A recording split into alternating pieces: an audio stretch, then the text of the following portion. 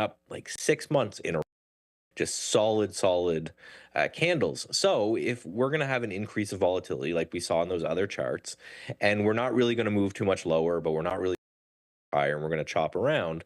In the grand scheme of things, I think it's healthy. And that leads me to the last comment I put there, which is said, if you're sweating, size down, maybe look to raise some cash. Those are the things that we can control. We can't control what happens to them. We can just control how big we are in our trades. And if you're feeling a little bit nervous, it makes sense to raise a little bit of cash, looking at the past data where it wasn't necessarily the low, but it was around a low. That makes me think that, hey, maybe we are going to chop around here for just a little bit longer. And I think that's fine. Yeah, and I always say, take a second, zoom out, zoom way out, go to a monthly chart, go to a weekly chart, and get some context. Yeah, this feels dramatic. It feels volatile. We have come back in a long way, but from the grander scheme, what is your time frame? If we're talking about months and years, then this is just a blip, in the overall move to the upside. But I want to rewind here and go back to your very first chart, and just from a technical standpoint, talk a little bit about exactly what it is we're talking about here from a technical standpoint. So the chart that you have up here, we get a huge gap to the upside, and it not only retakes the gap, but we retake a couple of days worth of price action before that.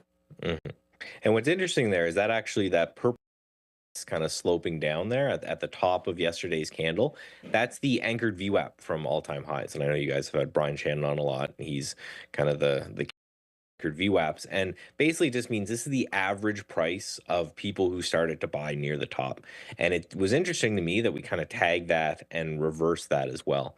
Now, you can look left a little bit on this chart. You can see the last time we had a dramatic what happened, and that was the the tariff tantrum 2.0 or whatever we're calling it, where he was gonna something with cooking oil and China, and dropped 3% that day. So yeah, we engulfed a lot of action. We're right back to a support zone and really have gone nowhere in 2 or 3 months. We've just done so in a really dramatic fashion. Now, I'll say this is the SPY, and the SPY is being held up a little bit by some of the sectors we've been talking about here, where energy did okay and healthcare did okay. A couple of these names, these sectors did fine. But yeah, we're right back at that level in which, we had that. I remember it was a Friday sell-off, and then he said, just joking, on the weekend, and then we gapped up from there. So it's definitely a bearish engulfing candle, right? We've done the numbers and we said it's not super bad over the long run, but in the short term, I'm expecting a lot more volatility as I look down, and we seem to be kind of lows. I just don't know how much I'm going to trust anything that's going to happen in the next 2 weeks based off that data that I showed you guys. Yeah, on track for the worst week since April here for the over. Something has definitely changed. Michael Noss, have a wonderful weekend. We'll speak again Monday. Have a good weekend. Yes, as always, thank you, Michael. Well, hopefully the markets will give us a good weekend, but you don't know. Like, what's crazy about this is, yeah, we're bouncing here, but when you put this in context of, the program aspect and the worst aspect before it got a little bit more structured was about 17, 18 bucks here on the Qs. And then this bounce off the lows about 7. So you're about 40% of just this part of the move for a bounce. It's not that significant. And when and I love that sober thought. I think some people need to hear the try not to panic thing. We had the discussion yesterday about how this doesn't resemble anything that we saw. This doesn't even resemble what we saw this year in April, let alone what we've seen in 08 and all that kind of stuff. You're a long ways away from that. That being said, in that short term, swing traders aren't going to be happy with it. I think we just have to have some perspective on this bounce, because you could technically bounce way back into the high 90s on the Qs and still be at a kind of spot which could catch you by surprise. The thing that I'm changing, it's maybe not a huge change, I guess, to say, but if there's a big trend break, if I'm in something, actually, the best example of this, I'm going to go to Joe in a quick second. The best example of this was yesterday. I was buying an Intel, and I didn't reverse when it broke the trend. I was like, oh, it's a long stock for me, so I'm just gonna hold long and go short something else. If I see the same thing on a 15 trend, then I'll just short. It's Intel, man. Like I shouldn't have. I don't know why I was unwilling to short that stock. It didn't even make any sense. So I wasn't shorting stuff until we were breaking down. Let's get some options plays though, because I would imagine it's going to be a wild day Friday after this week, Joe. Only time will tell, my friends. All right, good morning and happy Friday, everyone.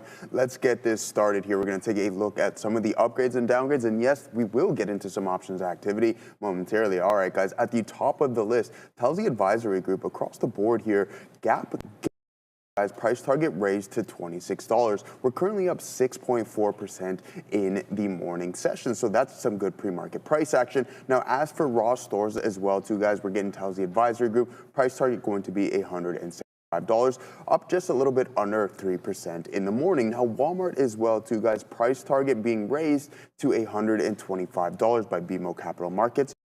0.4%, but we will take the green most definitely. XYZ, also known as Block, guys, here, Bank of America giving them the nod with $88 being that price target. You're up a little bit more than 1%. Now, AMD is still based off of an but reiterating their price target to $377, coming down drastically. Raymond James giving them that reiteration. Now, as for Broadcom, same price target being lowered to $420. You're still up 1% in the session. Now, Intel as well, too, guys, going from an outperform to a market perform. Across the board here, we're seeing a lot of Raymond James. You're up slightly here in the morning. Now, Intuit as well, guys, price target being lowered to $810 by BMO Capital Markets. Now, let's take a look at some of the options activity. And we have TLT here, the 20-year. At that 92 strike price, guys, we have open interest sitting around 94,000. So those might be going to expire. We can look at that as potential options writers, using that as a ceiling with volume at 6,220. That is going to be expiring today, once again. And then the VIX as well, too, guys, considering yesterday's intraday session. You see a massive spike in the VIX index, strike price at 23 with open interest sitting around 16,700 and the volume.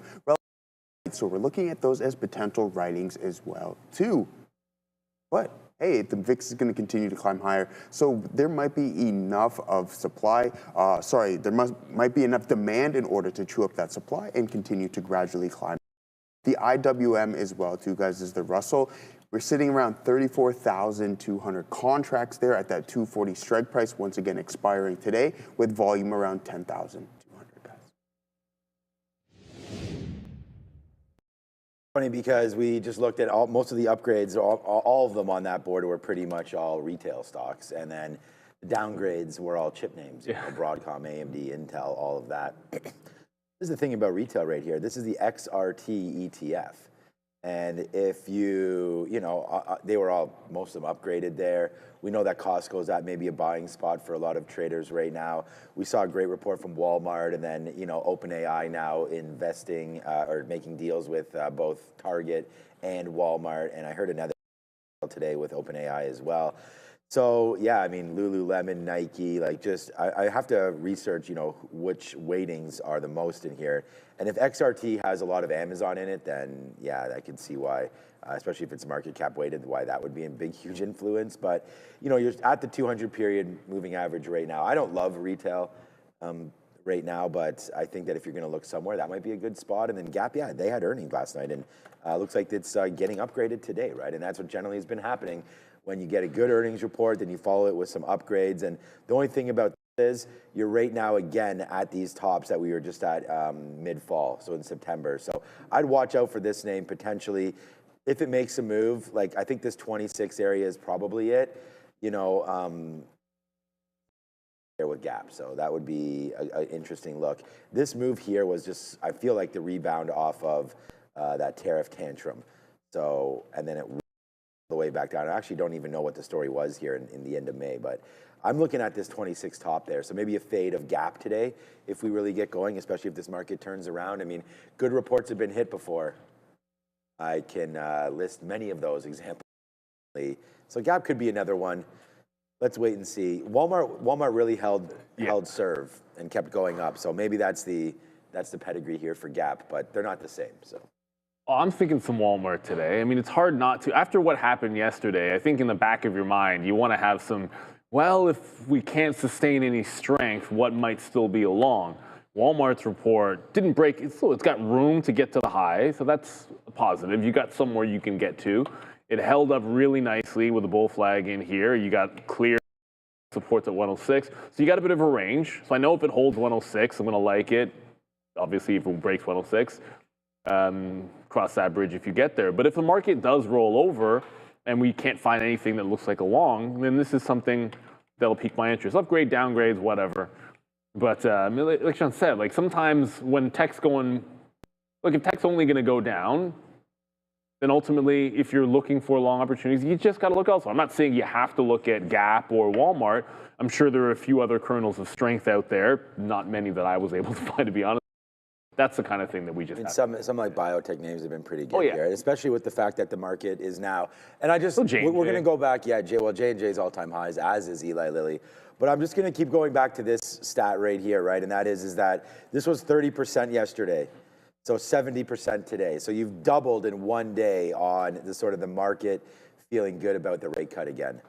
So I feel like that's, I mean, Adair and I were just looking at it last night, and as were we here on the show, and it was 29%, 30%. So now you're up to, so as that starts to happen, you're seeing the NASDAQ again with a nice little bump here overnight, and just in this AM 730 number there. So, all right, let's go back over to the desk. It's 9 o'clock. We'll start working on the rundown and look at some individual names. Seems to be a very fluid situation with that CME Fed Funds tool as well. I was just checking out some of the rates, guys, back to the upside right now with equities, which is kind of interesting. We'll keep an eye on that coming up this morning as well. But yeah, if you haven't done so yet, make sure you grab that. It's absolutely free. Link is below in the description. To the sign up page, and then all you need is your email address, and you get that right to your inbox every single day. Has everything you need to know on it. In the pre-market, let's talk about crypto to start things off here this morning. Left is the daily chart, right is the 15-minute chart of IBIT right now. So a little bit of a recovery underway, but we came right into this key area on the daily chart for Bitcoin, but 35% at the lows off the highs now. Yeah, that move this morning was quite something. I mean, you can see it in Ethereum broke below the 2,900 yesterday, Bitcoin breaking below the 88,000, and they did it around the same time. And then as they continue dropping, the market also continues dropping. Now, we've talked a lot about, especially with the shutdown, people are hoping that maybe Bitcoin could turn into this, play that's opposite equities. That hasn't really happened yet. They're now all still trading together. I think yesterday was a really, really good example of that. So if you're looking for crypto and Ethereum, or Bitcoin and Ethereum, their own play, I don't think you're getting that quite yet. They're still moving with the market. And remember, there's still more data to come this morning. Again, 10 o'clock, we'll get Michigan consumer sentiment. That's a final print as well, and there is inflation data within that, along with a long, long list, as we said, of Fed speak to come. So potentially more to come here, guys. But yeah, crypto seems to be kind of following equities right now. Oh, absolutely. And we're going to get rid of this on this chart. No, I'll leave volume up there. I don't know, the trading view chart sometimes, if you put volume on there to see the volume spike, figure out how to, it doesn't really matter. We bounced off 80. And if we hold 80 today, then at least want to be open to an early, as I said before, if I see us trend up for like 30 minutes, an hour, 90 minutes, whatever it is, and there's a clear trend break on a long in the open, or I think this time, like a little more aggressive. Like I was shorting things after the volume weighted average price. It's like short some things at the top if that happens. But if it's, and we've held 80, then maybe this move that I thought would probably lead us pretty quickly to 75, like this break, I thought we'd get there pretty quickly. I kind of felt like this breaking that way would have taken us to this point today or this weekend. It's still entirely possible, but if we're going to end up holding 80, then I have to have some notion of a bounce play. I'm looking at circle low is 64, I believe. It's hard. It's this wick, I don't remember. We just took the open print and went long the first day. It's a 4. It breaks at 64, I got to look short. But you know what? we're double bouncing off 65. So, what are you going to do? Like, this is a name that I think if we hold at 80,000, there's any relief in the crypto world, then this is going to be one that I think has a chance to even just fill this gap into 72. So I'll be looking at the prior close, 67, which is the prior close, and then there's some 66 support as well. So I'll be willing to play longs at least until we get up into like a 72. But really, I'm waiting for an opportunity to more than anything else because we're in an upward trend. So I want to be shorting trend breaks ideally, and I believe the same thing. It's this and Mara. It's the same two names I've been looking at. It's either Bitcoin, Mara, and then Circle. I feel the same way about Mara. The only difference that Mara has is there's a more distinct level where if it gets there, like this 10 area, if it gets there, reversion or not, I'll probably be taking a shot up there on Mara just because I like that price. But for Circle, I'll need it to actually break this upward trend to get the short that I want. Down here, and just on something different, like I was normally looking at IBIT, and I like to look at Mara there and everything else, but today I wrote down MSTZ times MSTR inverse, right? And so we're going to watch to see how this moves with Bitcoin today, and I've never even looked at it, but now we've charted it, and yesterday's move on this was amazing. $11 just as Bitcoin was getting cranked and as the market was as well. This made a move from 11 up to 14, up to 14.50. And right now it looks like we have some decent areas right here to pause going long. I wrote down 14 just to see if that wants to wind up holding right here. But 1340, 1350, like some good levels here where VWAP was yesterday and some of those lows into the afternoon. So again, if Bitcoin rallies back, this is an inverse long, sorry, an inverse short. So if Bitcoin rallies, then this is going to, right? So you have to sort of look at it the opposite way, and that's why we do TQQ versus SQQ and things like that. But yeah, MSTR is in a big world of, as the more levered you are, I mean, there's BITI and there's a whole bunch of different names that you can trade in this space. But MSTR just continues to bleed down and is down another 2.5% right now. So this is not only a play against Bitcoin, but also a play against strategy. So, Brendan just looked at the daily chart, the 15-minute chart. It doesn't look overly healthy right now.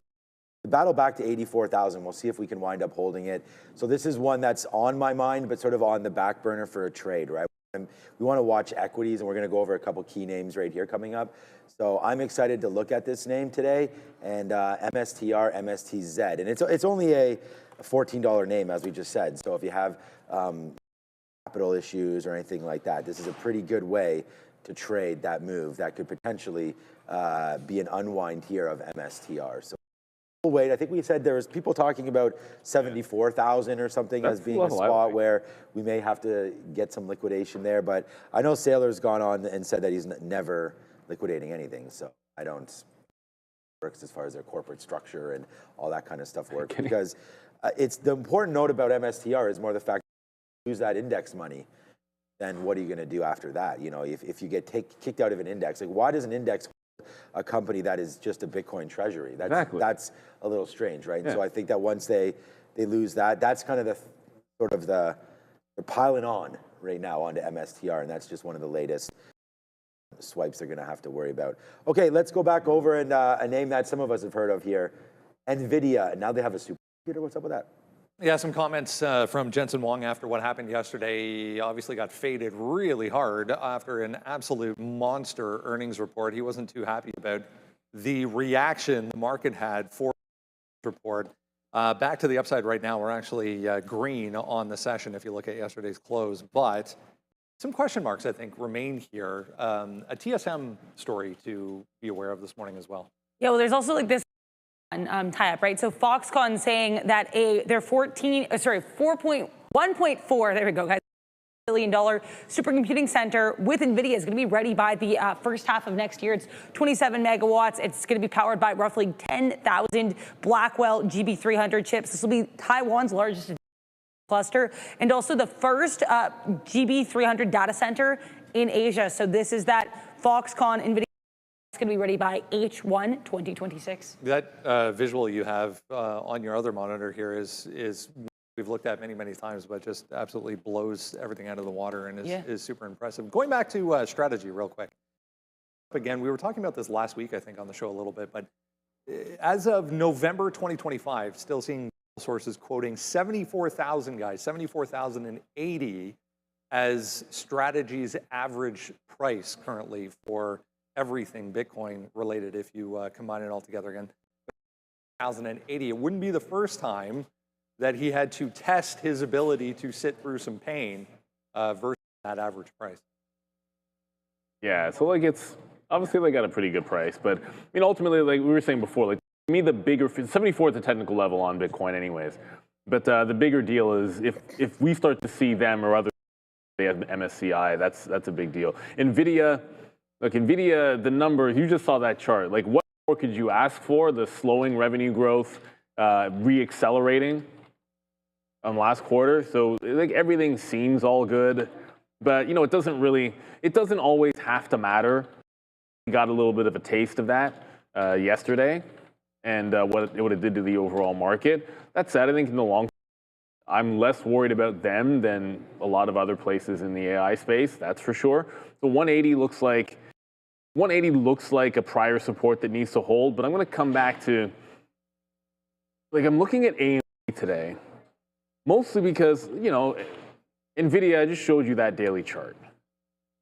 When you look at the daily chart of AMD, it's a little bit more distinct that we've broken something to the downside a little more harshly. Like there's just more volatility here and there's more action. If this, you get to 215 and you'd still be under the 50-period moving average today on AMD, which ultimately, I have 14, 15 written down. It's more 14.5 than anything else this level, but it's 215. And so you haven't convinced me that you're breaking away until you get to that price. You got to remember, of course, it's a Friday. That's a big thing because option desperation. Sometimes you get these brick type levels. So I know the 214, 215 area on AMD is what I'm looking for, curl. And I want to have some areas where if we pop up in reverse like yesterday, I'm like, okay, if this stock's near there, I'm going short that. If this stock's near there, I'm going short that. If I get a trend, just to be ready, because we've seen a couple of these in a row, so you want to be prepared for them. Back to NVIDIA, it's like the 180s over under here. You hold 180 in the open range on the 15-minute, and I think it's just, there's your support long. You fill in some of the gap. But I felt the same way about 195 yesterday. If you go back and play the tape, felt the same thing about 195 and didn't actually wait until closing above 195. Like there were no closes on the 15-minute above 195 in NVIDIA. On my note, that said I should have been looking short, and I wasn't. So that was a fail yesterday. I should have been only looking short because it was 5. So I feel the same way about the 180 today. Yeah, I mean, I wrote down NVIDIA today as a sort of AMD. I mean, I was just looking here at Advanced Micro Devices and really thinking that this name, like out of them all, it's been a rough ride, right? I mean, bouncing off that 200 is real nice, and that happened early today. So maybe there is some sort of a get up here in this name. But I'm actually looking right in this area, and I wrote down here for AMD between 212 to 213. So it's right where I'm indicating, right around here. The after sort of cliff that fell off. And this is not something that we're going to get involved in right away. I just want to see what happens around this area, right? So that's what I'm looking for right now. If you get the 50 period, the 200 on a 5-minute chart actually lines up with 220. Like if the market really gets going, this is an area that I want to short for sure. But I just didn't write down 220 because it's $12 away. Like I don't know if the market is that all the way up there. So the 180 on NVIDIA is obviously in sight. This 220 to me is pretty good as well. A really key level, just like we just bounced off 200. I mean, if you can go up there, $20 on 200, that's 10% rally from where we were this morning. So if that happens, then I think that's a short. I don't know, but I will try that. So AM right there, 220 is a no-brainer. But where I'm looking actively is between this 212. Basically 212 to, I don't know why I wrote 213. It's like 212 to 214-ish area, even up to 215, And I noticed yesterday, it's like you don't need to have a bunch of shares to make a bunch of money when the market does that, but you don't have that crystal ball to know if the market is going to run $10 against you or $10 for you.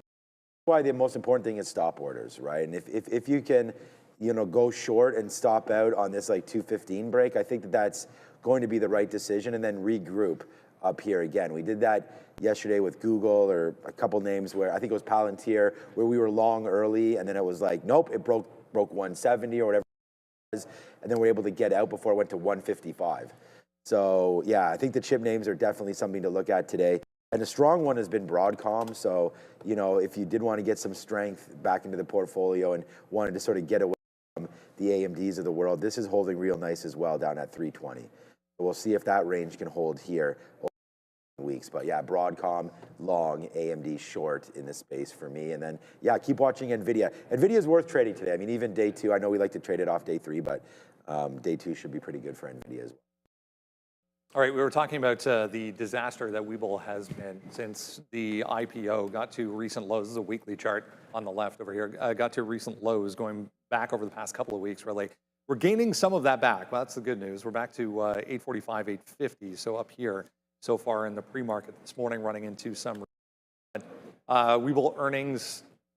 I mean, could be worse, I guess. Not overly bad. Not bad. I do think they maybe hurt from the fact that initially people were reporting this as an earnings miss. I initially saw it as a massive revenue beat on revenue, but sometimes that negative sentiment can unfortunately spiral forward. So sales were a beat. $156.936 million, up 55% year over year and above estimates of $135.57 million. Adjusted EPS, 7 cents profit, guys, versus estimate of 2 cents of profit, so better than expected earnings, 55% year-over-year revenue growth, customer assets up 84% year-over-year, net deposits up 31% year-over-year. I'm not seeing any year-over-year declines, guys, across this report. Yeah, and as you said, I think the market might have been a little bit confused initially as well. A little bit of, if you look at the price action, back and forth action on the numbers after the close yesterday, here we are again this morning, kind of back and forth again as well. But could be worse, I guess, here, guys, for Bull. I mean, it could always be worse. Yeah, look, it's great growth, but I think when you start to look at this relative to like the valuation, it gets a little. It's still a little bit ridiculous. So like they need to have that big growth. It's just disappointing on a day where you do get like. I mean, what are we talking about? Like deposits 31%. That's pretty good. You get to beat top and bottom. Held the $8 a couple of times. Like, really, you're not rallying more than this, especially with the market bouncing. So I think that's a huge disappointment for this. I'm only kicking myself for one thing over this, is that after it broke 10, remind yourself that it's a SPAC and that that's going to be a psychological level in both directions. So on the chance that this does happen, I don't think we get to that. On the off chance we do get to $10, I think that would be an obvious short. It just, I don't think the is in there today. And if it's got no juice, 8's like the only level to play off of right now. Triple bottom at $8. I can't. You come in thinking maybe that we would have been breaking this out and looking at $9 breakouts, but there's not a lot of volume. Doesn't seem like it wants to go. So I guess if I even trade it all, it's more like waiting for 8 for possible defend. Yeah, I mean, I think we saw the same sort of negativity hitting Webull, as Robinhood, as SoFi, as some names that really, if you look at Robinhood's report, it was very, very crypto heavy. They have very little trading in actual equity. I mean, you guys trade with it. I mean, you guys know it's a pretty good app. I know they've been down a couple minutes today and apparently yesterday as well. But if crypto is going to lose a little bit of steam here, so because people in Robinhood are trading crypto, and same as Webull. So if their accounts are now down 40%, it's tough to put more money in. And when things are going well, there tends to be more trading. Volatility like us, obviously here is great, but I'm not sure it's too great for the company to only move one way in a major asset class that they are famous for, and that's what people are using these all-for-one shopping sort of apps for, right, in the financials and the fintech space. But yeah, as soon as you broke 10 there, that name was. I would just say this: we saw Robinhood underneath 10 for the longest time. I think we looked at it as 8-9 months, even more than that, and then it ripped up to 150 on better news and better feelings. And then, of course, the move up in crypto. So I think Webull can withstand sort of this move. And I just to back there. Like if it breaks back above 10, maybe that's when you go back into it. Because right now we don't really know what the bottom is. That was a good quarter, as Adair reported, 7 cents versus 2 and 156 versus 135. So if you like the stock and you're not in it right now, I don't think there's anything wrong with getting involved.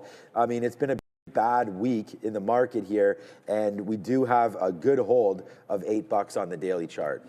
So for a trade today, I'd rather be long than short Webull, but I'm just not convinced of a direction on the market yet. A little nervous, and let alone my opinion on Bitcoin versus these apps. So that's why I do prefer SoFi, just because they do have their banking charter and offer loans, more traditional bank rather than just. But this was just as bad as Robinhood yesterday. Yeah, just trying to get as much sort of powder maybe as possible. Sell the names that aren't working and wait for the names that you believe will, and then get your money back into there. So I'm even just debating getting out if we have a really good weekend and we can get back up to 90,000. Just take what money we have in there, maybe half or something, and then wait to put it back into something that I really do think can work. And one of those names would be SoFi. So, okay, let's go back. What's up, Mike Peter Ryder? This guy's all over the chat. Thank you for joining us one more time. Make sure you do hit the like and subscribe to get involved. It's absolutely fantastic. Sign up for the free watch list that we're going through right now. Very important. And get ready to start asking us questions and all that once the market opens. We'll take questions on specific stocks that you guys want. But right now it's a curated list that you can grab. Yes. And we're trading with Real Trading. So scan that QR code on your screen to join us. Use the same software we're using and get involved with Real Trading. All right, let's go back over now and talk about another name in the retail space here. We haven't touched retail yet on this rundown, but Gap's interesting following yesterday. Gapping higher. Yeah, back to retail land here with just under 10 minutes to go before we get to the Friday here. Gap shares back to the upside. It's not all bad this morning. Better than expected results. Actually, very, very positive comments in this earnings call as well. Yeah, I mean, this was like a double beat we should talk about here. 3.91 here for revenue. As you can see here, these are the estimates going into the report. They actually reported revenue here of $3.942 billion. That was actually up year over year. Last quarter, we were flat year over year for revenue, so that's nice. We also had an EPS beat, 62 cents versus 58.59 expected. So certainly a lot better than last report where line sales and a very narrow EPS beat. Now, they also raised their guidance, Brendan, for fiscal 25. They're now seeing sales between 15.357 billion and 15.4 billion versus estimates of 15.324 billion. Leading sales guide here for the year. And they also mentioned their ad with Cat's Eye, which is like a girl pop, is really driving a lot of their comparable sales. So interesting look there. I guess they had a Sydney Sweeney moment and it paid off. Yeah, good for them. They've also been investing, I noticed, into their actual retail stores. The one on Queen Street here in Toronto, recent facelift looks so putting some effort back into making the actual shopping experience a little bit better, guys. So Gap, not a lot of volume here this morning, but thoughts on this one? I don't want to completely look. You're right. There isn't a lot of volume post earnings, and it's a Friday. That being said, I don't want to completely write this off. I'm not doing enough volume to be interesting because that would be a little bit lazy. I'm going to have it up on the side. It's a little too interesting if we're able to sort of hold 20 above 25 at the open. Like it's a pun.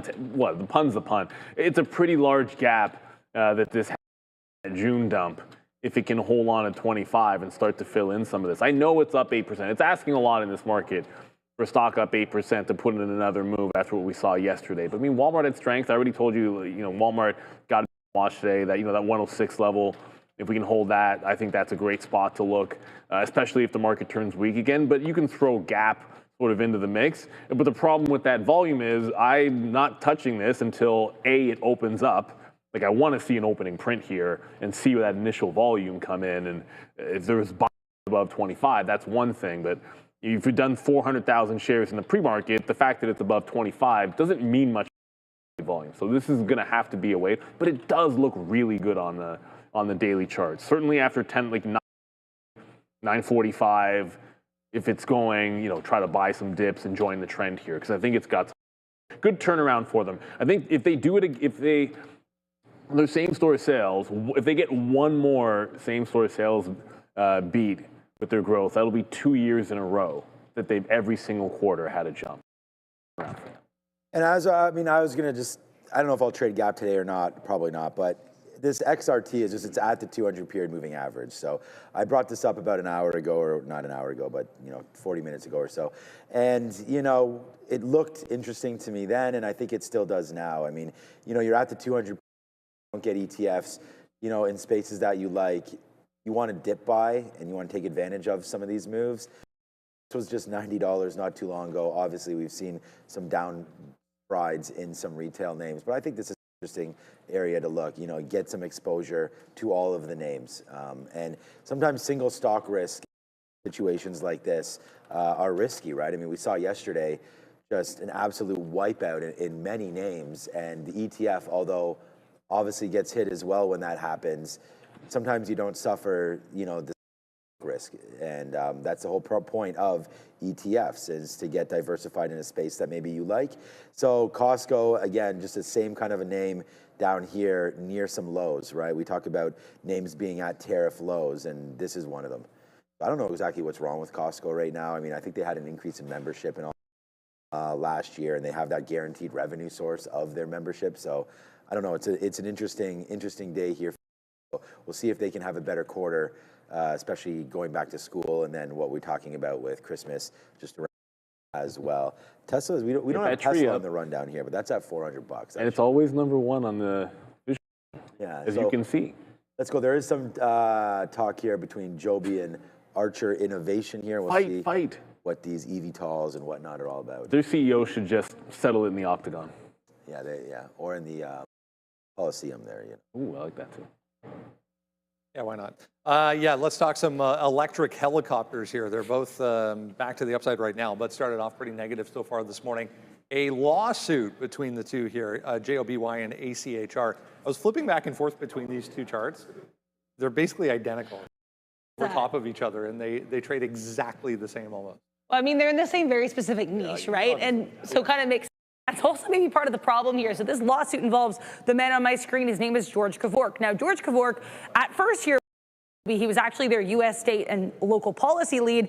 Basically, Joby's alleging that while he was there in July, right before he left at Archer, he downloaded a whole bunch of files. Then, apparently in August, so this would have been like, a month after he left for Archer, then we had a client formerly of Joby's calling them and saying, hey, Archer's approached us.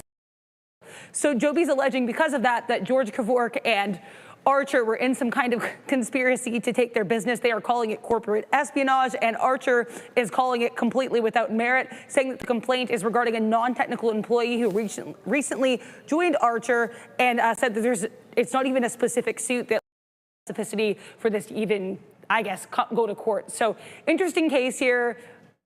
Not a lot of details beyond they think that because this guy works at Archer, he stole secrets, basically. It's so strange. Yeah, it's bizarre. If you zoom out here, back to this, I guess it was beginning of September low on the initial pullback after that huge move that both of these had. So key levels here, guys, for both. Yeah, I'd say Joby's holding up better than Archer on the chart, which, I think just maybe a little more volatility potentially in Archer because of that. So the have like 2 minutes to go here. That's plenty of time, actually. Yeah. Down to $6 if you look at the April low, just a little bit under that. Maybe you look for a bounce, but this $8 level, if there's any pullback, I think it's with prior support into resistance. This is a mess. There's been a couple of up days since we've been falling back down, but those fade this. So I think this feels like one that you're shorting on pops until proven otherwise. And Joby holding up just a little. The locator doesn't have much for a Friday. Oddly enough, TQs are in there for a buy of 600. Very often, Sox S, 370,000 sell, IBIT, 300,000 buy. There's really nothing on the locator. Imbalances aren't going to be a factor at the open, but it is a Friday, so we do expect, as usual, a little volatility. I'm willing to be a little bit more patient, especially after a day like yesterday. Like all of the best opportunities, literally, the opening trend broke. You had to wait like a half an hour, and that's when all the best chances are. And if we get something like that today, I want to be a little bit more ready for it and don't just capture like half the move. For sure. I'm looking at some of these names already, and you just went over the imbalances. Like there was just a 50 cent or $1 spread here on Apple. Like Apple just went down to 164 and then stopped again. So it's a level that I'm looking at for some potential strength. But the market right now, you know, here's a high, there's another lower high. So I don't know, man. The trend right now early, to me, I'm getting a feeling of a potential sell-off here early. And if that's the case, I don't think 264 will hold here for Apple. But that's another name that I'm looking at. Google, Apple, AMD, and MS. We want to go for the AMD short here. With only 8 seconds to go, I want to thank everybody for watching and make sure to subscribe. And good luck to everybody and all of your positions, and may all of your trades, or at least 70% of them, be profitable here today. Yeah, there goes Apple shooting right up to the top side again. So there, we wrote down 265 to 264, but you know, in being with the theme, I don't want to get in too early there. So there goes Apple right to 267 straight up. And we nailed the right pricing for it, but again, too early to worry about stocks right this second and the prices that we've missed because it's climb. Watch out for 300 here on Google. That looks like that's going to take it out immediately. Yeah, it's funny. That's actually the first thing I'm going to say. And I will not make the same mistake as every other day where we don't look at Tesla for a while. Tesla immediately is quick bounce off of 400, but it is testing lower. So market's going higher. Tesla seems to be testing a little bit lower in here. I'm also tracking AMD. And of course, you got to look at Bitcoin and you got to look at the crypto names. Right now, Circle holding underneath the volume weighted average price. Bitcoin's bouncing. You know, we're at 80,000, but looking weak over here on Circle. All-time low, 64 is the break. But if it's closed under VWAP, I take the first shot at this one fading under the volume weighted average price. So Tesla looking a little bit opposite to the market, but nothing extreme so far at the open, at least there. Yeah, no, I was going to say Meta for 590 right now. Bounce just hovering around green right now for Meta. So that's a name to look at. Apple just went on a nice little run there, debating even shorting it right now. The only stock that we had written down for a short, which as the market rips up, down. So we were pretty convinced on that as being a good little look there. What about like a 204 something rated to here if it gets real nasty? But we are dancing around and just bounced off of right now VWAP and the 200 period moving average. Those are generally decent areas there for advanced. Let's look at NVIDIA quickly. So they're breaking through as well through 80. That could be a good little look there, breaking through 80. But it's a nice bounce, 183 short for NVIDIA. I mean, the market's choppy, right? Going up and down, deciding what it wants to do right now. So that's a good little bounce. I mean, did we just, I don't want to say see the bottom because it's 2 minutes in, but that's a nice VWAP hold there. We may look back and wonder about that 180 later on. So Google broke.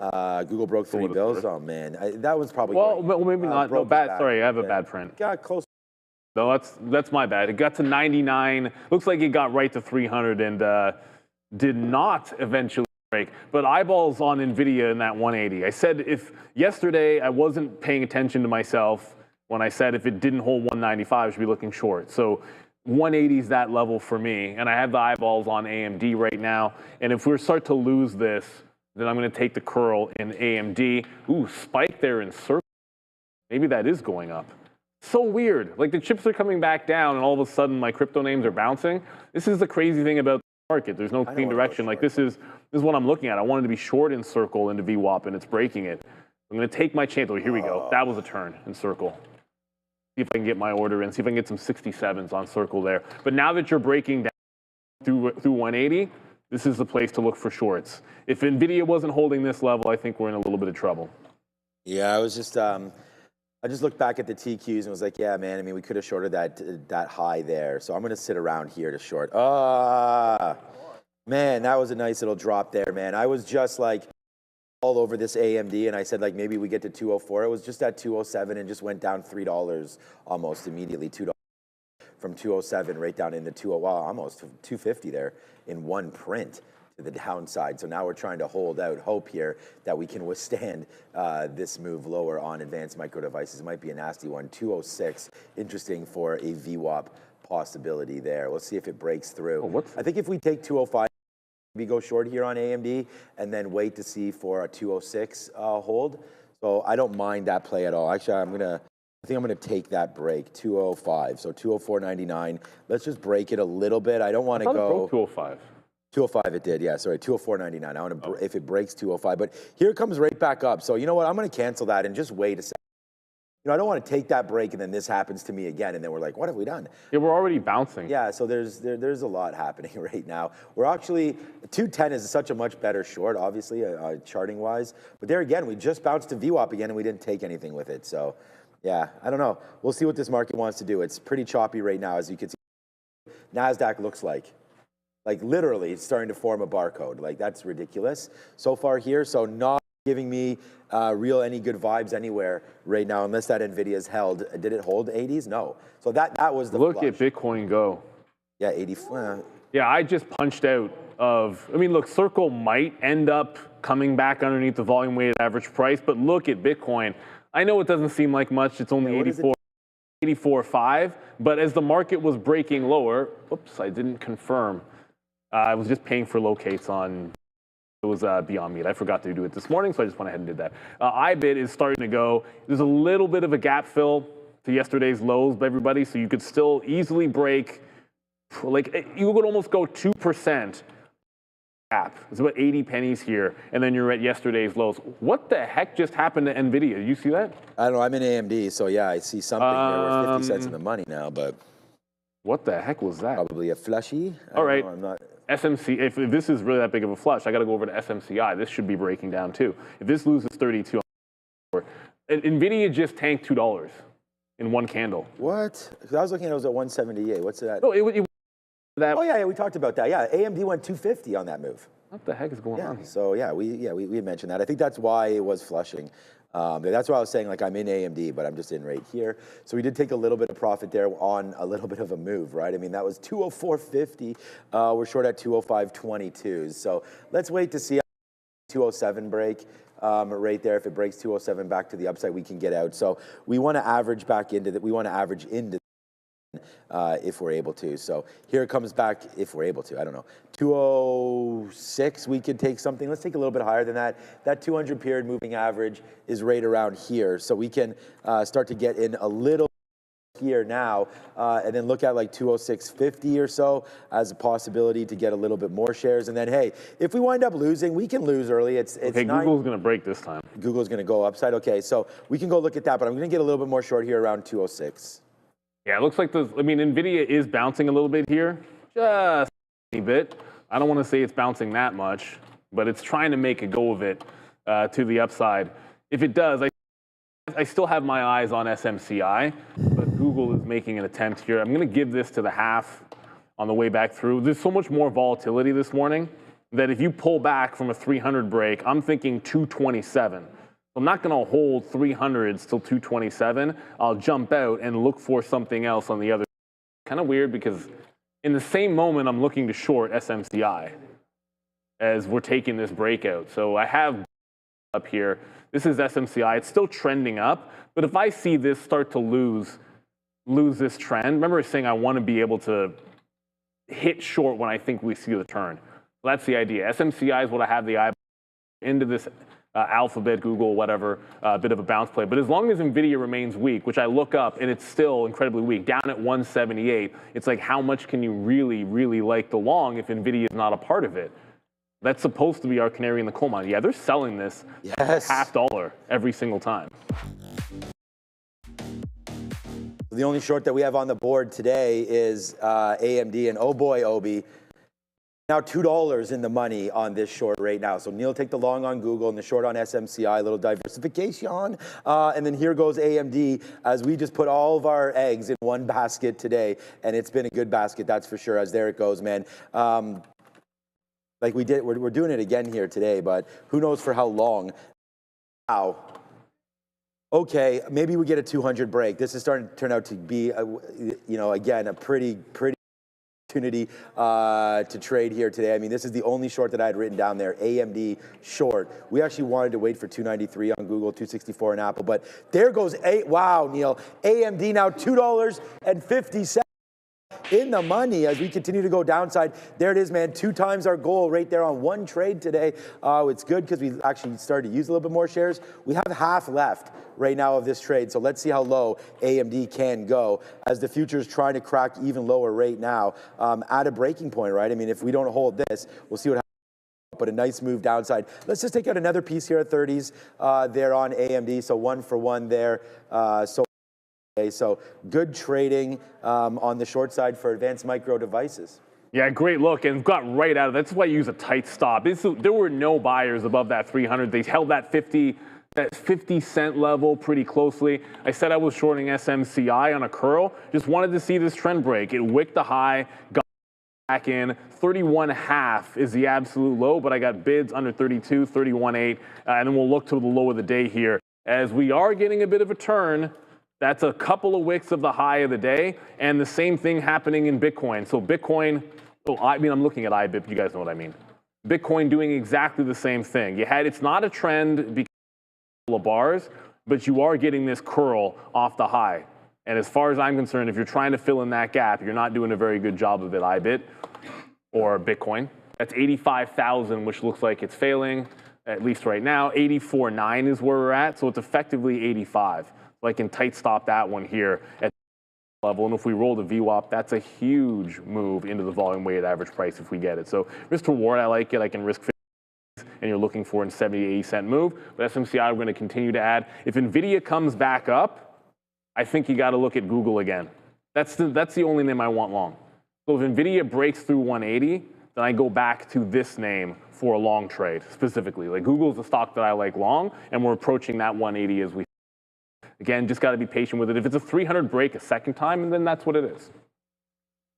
All right, yeah, we'll look at Google if it does come into some of those levels as well that we like. We are, not there yet. Okay, so AMD, like, again, using levels, we got to use some kind of levels. Like that 203 was good. So a lot of clips emptied out right there. It does break back a PMI coming out pretty soon. Yes. We have lots of action, and I'll just speak. Yeah, call it up for you right now. We have, excuse me, I'm going to sneeze soon.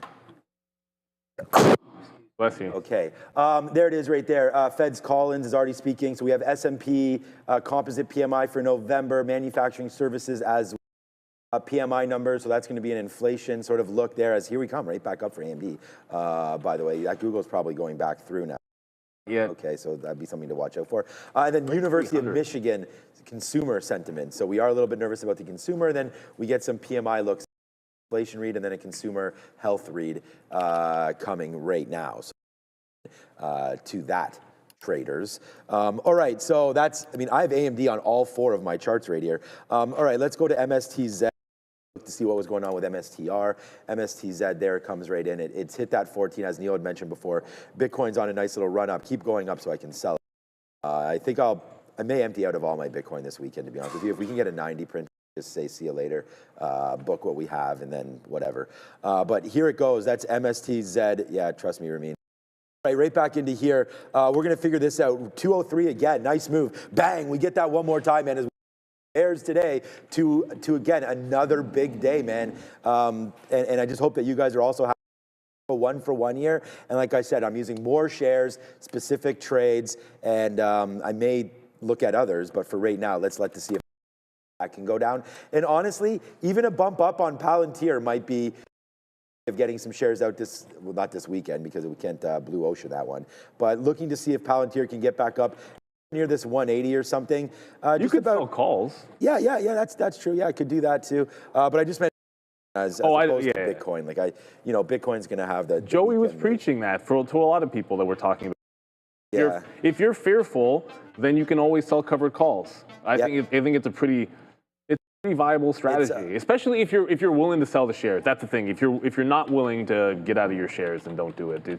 How's that SMCI short working? Because it's bouncing higher lows though. This is every single time I get back in on the curl, I'm only taking when it goes up, breaks trend, comes down. I'm shorting it on the way back down because that was effective. It was more like Intel. If I showed you an Intel chart, that's what Intel did yesterday. And SMCI well underneath only resistance in the afternoon at 33. So at no point have I gotten out more than 10% of it. until we break down in the volume weighted average price. So I want to make sure if it stays on trend, or sorry, underneath here, and stays on this higher low, I'm waiting, getting some out on the way up. When it breaks a little bit higher, just get it on the way back down. Add to it only on the way. Google is determined maybe not to break that 300 again. So there's a chance, that we get through 300. Remember, it's a Friday, big options level, so there could just be a brick wall on the 300 for Alphabet. And yeah, let us know what other names you're looking at. The only other name that I haven't paid attention to is Walmart. Walmart's not going anywhere near what we're looking for. We wanted 106 for a potential dip buy. Walmart hasn't moved at all, which is good if the market goes down that it's not moving. So yeah, nothing yet on Walmart, nothing yet on Gap. Saying Oracle not looking. We have numbers. Oh yeah, numbers at 9:45. Let's go to Adair. Are we? Andre? No. Oh. Oh, my bad. No, so here we go. PMI numbers are now out. PMI, so 51 first two. So we have them all right now. I said I thought we were going to Adara, but she'll have them in a second, I guess. PMI rate here, 51.9 versus 52. What's up, Adara? And the market's go AMD, go. Yeah, I have all the numbers here, guys. So 55 here, higher than expected S&P Services PMI versus 54.6. S&P Manufacturing PMI slightly lower than expected, 51.9 versus 52 expected, and higher than expected S&P PMI 54.8 versus 54.5 expected. So composite and services higher than expected, S&P just barely lower than expected, guys. Let's take a look at what the market's doing. It is dropping a little bit lower, though NASDAQ currently holding its low of the day for now, as we send you back to Neil and Sean. We're now almost $5 in the money. I mean, Neil, yesterday we were doing it with Tesla, with AMD and NVIDIA and Google and all of that. And then now today it's just like boom, right? We have the 200 period. We have showing you guys key levels, things that we like. And there it goes to the downside, man. It's trade, right? That book, One Good Trade. I think that we got one right here. So, I hope that some of you are, but yeah, it is a nice little downside push for now. Hoping for a little bit more, of course. So we'll hold on as we get into 200. There it goes, man. It's now 5 and change in the money over here.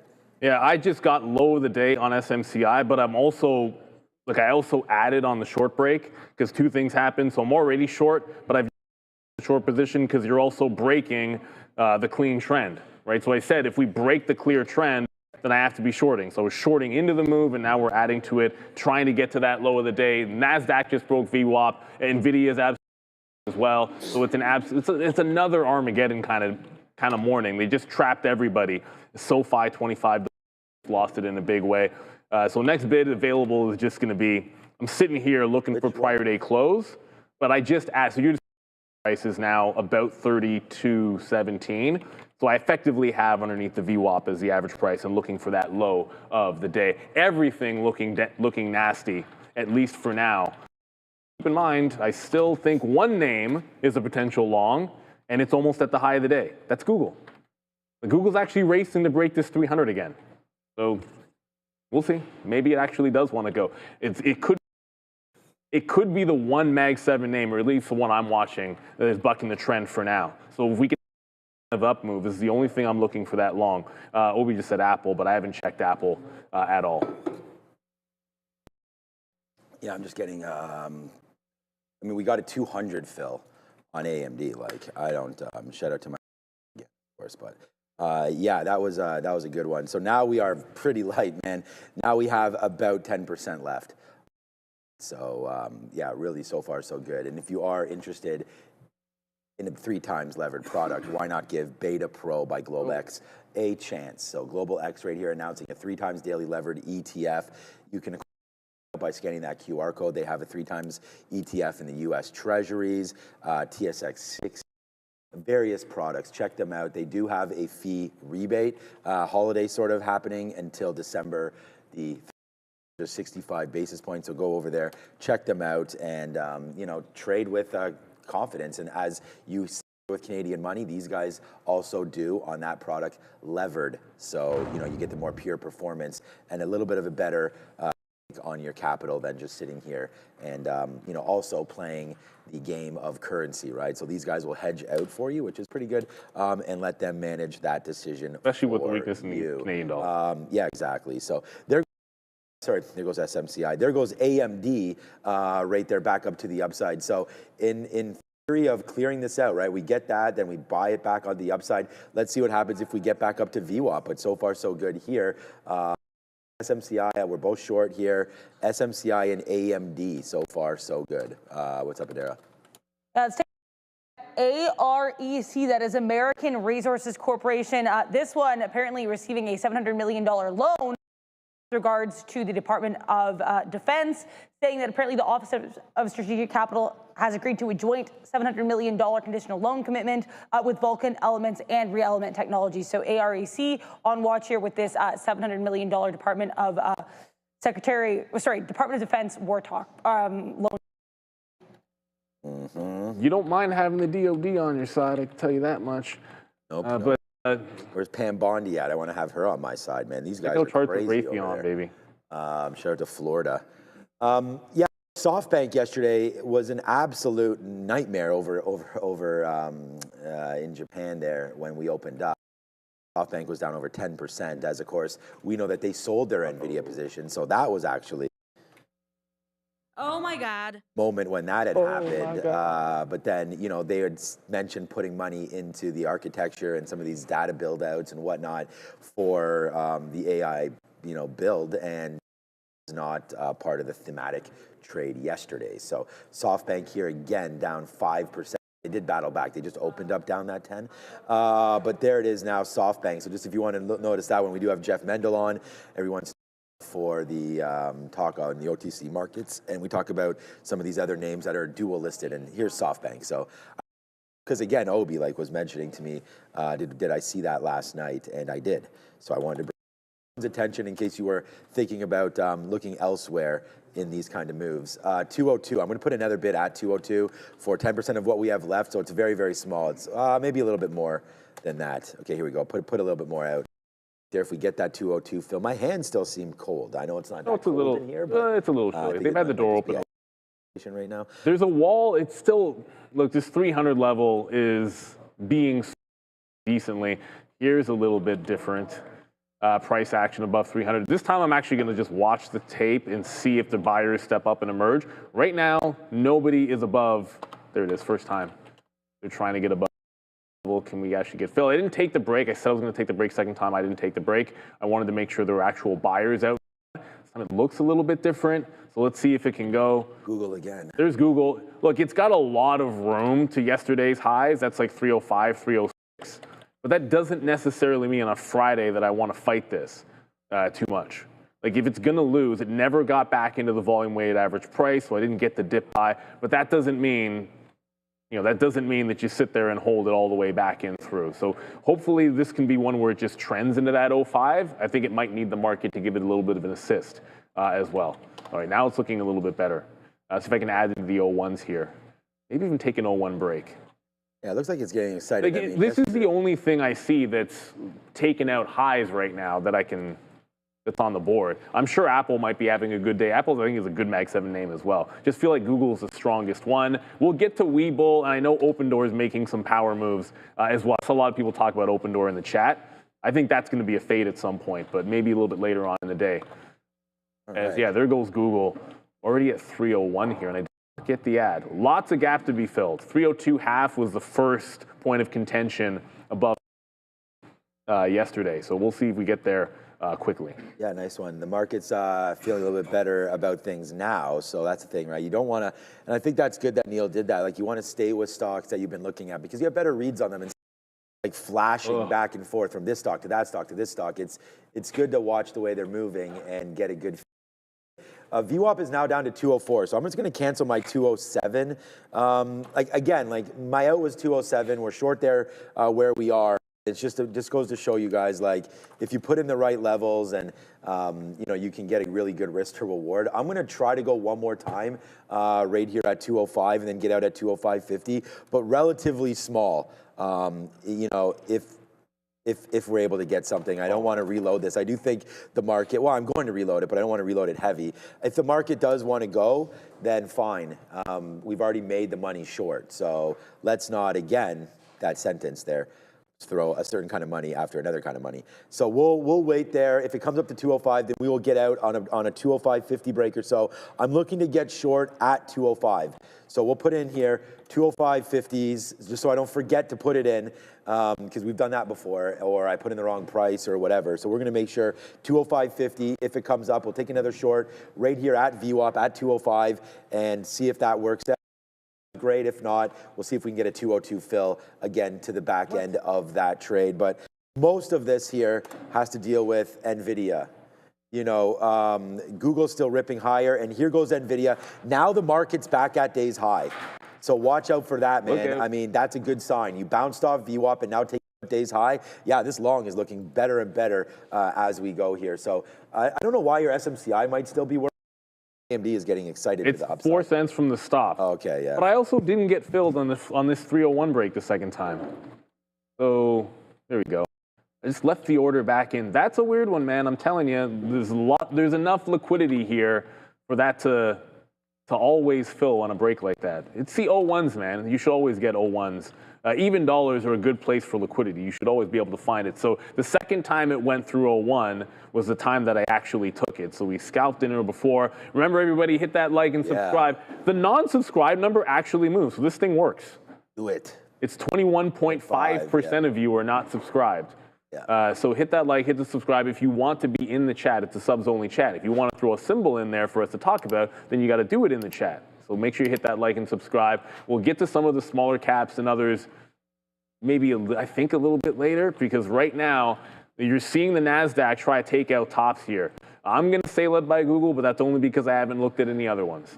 But we're still wicking that high. And if we can't in the NASDAQ, eventually you could reverse this move. Like, I still have SMCI on here. Got to watch Google here, because if I've said all day long, if you break trends, you've got to jump out. Not auto shorts, but when you break trends, and SMCI just did it again, so I'm going to get more short there. But if you break a trend, you've got to jump out of things. I didn't reverse trend breaks in yesterday's trade. I don't know that I want to on Google, because I felt that was only going to be a long today. But certainly, I just added the SMCI as well. But if we lose this trend line, bye-bye, everybody. We saw this happen yesterday, and it was nastiness. I should have just trusted thyself. Wow, AMD just collapsed all. I'm sure you watch out for your Google, because AMD. It just broke back under 300. Right, I was going to say, because AMD right now is cracking lower, and it's not good right there. I misjudged where VWAP was at. I thought it was at 205. Like, gotta watch out for your charts.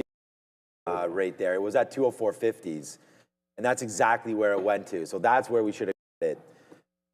Anyways, it doesn't really matter. We don't have it there, but good recovery back to the downside. Like I break that, then we did want to watch out for 202 again. So bang, bang, bang, bang, bang, bang, bang, bang, bang, bang, bang, bang. Downside. Obi mentioned Apple. We can have a quick look at that. 268. I mean, we love some Apple. This is the mega cap name that I bought the most recently here on Apple. It's basically not in the money, I don't think, since we bought it. I was like around 270 on that Google. I mean, not much of anything is in the money. No, not much of anything. Yesterday I did buy some Uber. But it's a better name. I didn't check Uber out today, and it's down. So that's the only name I bought yesterday. Or did I buy another one? Uber and shorting this. That might have been it. I double checked, but I know we talked about Uber yesterday, so I just was like, wow, that move just happened there. So I don't know if you guys like Uber in the chat at these values, but down here to $82. So we're getting it right back to some of these levels. I like the business. I think it continues to work, but I know that there are some headwinds as far as that is concerned. And then I do want to sell some more Palantir, but I do really like the stock, and I like Alex Karp and the business there. So, but yeah, obviously, as we continue to worry sometimes about valuation in this market, Palantir will continue to get hit. So this is pretty bar-coded right now. We do have housing start. We do have Michigan consumer sentiment coming up. So who's over there? It's Andre. So we got to get ready to throw to Adara. So she's ready to go. So we don't know if it's not going to move everything. No. Move anything, but something to look at. This feels like it's a distinctly different turn. So I'll show you. I'm only looking at two things both at once is the best way I can. So the lower high got put in SMCI. Was adding only on the red candles on the way down, but I'm also looking at this trend break. Like, I know what I didn't do yesterday. I was unwilling to reverse in something that was a long. So these are only two stocks we're looking at right now, but this 300 is potentially holding underneath the trend. The only downside to this is it's almost 10 o'clock. So you might simultaneously get the number exactly when we're going to have confirmation of what this candle is doing. So we've seen it spike before. If the initial spike is down, I wouldn't chase it. Ideally, it does like some kind of false break of 300 in that moment. So this is I'm looking to short Google. Want to make sure it's a curl. I felt like this was going to be a long, so much so that I wanted to be adding into 300, 301 on the way to the upside. So we'll see what happens. SMCI, you can see where my bids are. Just waiting for that low of the day to start cracking. I still have I have like 70% of this, only now starting to get more. Let's get that number, Adara. Time for happening now, and hopefully a little action. We're waiting on that University of Michigan consumer sentiment print. This could be the final print of this kind for November. 50.6 is the forecast. Prior here, 50.3. 5-year inflation, we're looking for 3.6%. 1-year inflation, 0.7%. So again, keep an eye on these near-term and longer-term inflation prints, as well as that sentiment print. Coming out here, I'm just waiting for this to populate. Consumer sentiment 51, so higher than expected. Again, we were expecting 50.6. It's also higher than the previous print of 50.3. Now, when we see these higher sentiment prints, we're also maybe looking for lower inflation expectations. We got those too. 4.5% is the new 1-year inflation expectation. That is below the previous and forecast of 4.7%. 5-year inflation expectation, we're now seeing 3.4%, below estimates of 3.6%. So lower inflation than we were previously seeing, and now we're also getting, again, better than expected consumer sentiment. A little bit of a pop in this market now. We did have some pre-market weakness, but a lot of that started to turn around near 7:30 when we start getting comments from Feds Williams. Now, Feds Williams basically said, contrary to some of his colleagues at the Fed, that he actually does see the case for a near-term rate reduction. And he thinks that even though there has been some stalled progress, they could still get to that 2% goal of inflation by 2027. Let's talk TSM, NVIDIA, but the story here is Taiwan Semi CEO's CC Wei vowing a massive push here into the U.S. to meet AI demand. We also know NVIDIA and Foxconn's $1.4 billion data center, that's apparently set to go live by, that's going to be first half of 2026. We also had some earnings on watch here as INTU, which has held up relatively well. Big gap up for Intuit. Some other earnings plays on watch include Webull and Gap. Now we're going to send you back to Sean and Neil. Thank you, Adara. And, you know, we're still doing this, man. We're still $4.50 now, almost $5 in the money on this AMD short. It's the only trade that we've had all day. And, yeah, we've hit our goals. It's a good Friday. It's a good way to end the week here. I don't think we have, I may have been red on Monday, but definitely four really big days in a row now. I feel like this is such a great to trade right now. Like big wins, you know, and small losses is the key, right? Have those stop orders and just look down at your net, and that's how you can tell how you're trading, right? I mean, that's the best part about this business. But you could check out Alibaba as this is a name that is getting crushed as of the last couple of days. Watch out for 150 as a possible break. Okay, here we go, man. Now we're getting excited. AMD nearing that $2 billion mark one more time. So we just get out there at 201. I'm just going to put another bid down here in case a pretty epic crush back in. Let's go to $20.33 or so. Here it comes in. Wow. What a banger here today. You don't have to put on a bunch of trades, just good ones. And there it goes. Nice move down for AMD, but everything is absolutely cracking. I mean, NVIDIA through those levels as well. Google's had a little bit of a problem there at $3 billion. Neil's on it. I'm not looking at it right now, but NVIDIA. Oh, it's got a problem at $3 billion. Does it still? Okay, so. It just tanked $4. Okay, I know it's been a rough move there for Google, but yeah, we still like stock. I mean, I want to buy that name. No, I mean, like, ultimately, this is what I say. Like, make sure you keep you just said it, make sure you keep your losses tight. Yeah, exactly. So is moving $4 or $5 at a time in those candles. If you limit your losses to 50 cents to $1, then if it works, you're going 4 to 1, 3 to 1, 2 to 1. That's the way you have to do it. Like, compare apples to apples, right? Like, that's the way I see it. Ultimately, all right, SMCI, I'll get to Google back in a second. I have one more bid, and then I'll hold the last quarter on SMCI. But what's happening is Bitcoin. I know we got to talk about crypto here. Took one shot on Bitcoin. I always want to say crypto Bitcoin is the leader, but I also said I'm taking trend breaks. So there's the upward trend, and it's reversing on Bitcoin. We shorted it once at a level. This time I'm shorting it on the break of the trend line. So this is what happened yesterday. You had an upward trend on things, and then we rolled over. In this case, yesterday's case, the biggest one on my board was Intel, but it was based on thing. So a little bit of an upward trend break. I don't think we see anything resembling what we had yesterday. Let me get that out of the way. The odds of it the way that we did yesterday is extremely low. Like that was as Michael said, it's an incredibly rare event. I don't remember him saying how many times we've had that kind of, but suffice to say, it doesn't happen very often. So I would temper expectations as to how far we could fall. I'm still going to use things like into VWAP for the base case. So back into IBIT, and we're still in SMCI. Google, I did miss, but I kind of told you the problem with that was the number was going to hit. And when the number hit, the book goes crazy, and you couldn't I couldn't get short between 99 and 300 unless I took it before the number hit. So we'll see if we get back up there, maybe a chance to short that price again. But it's still up 2.5%. The only Mag 7, well, I shouldn't say that. Apple's up 1%. Apple's up a point as well, so it's doing just as well. All right.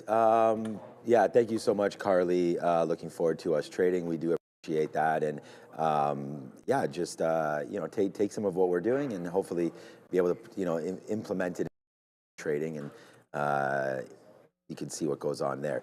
But okay, 5% left now of AMD. We didn't get that. Oh, sorry, Dad.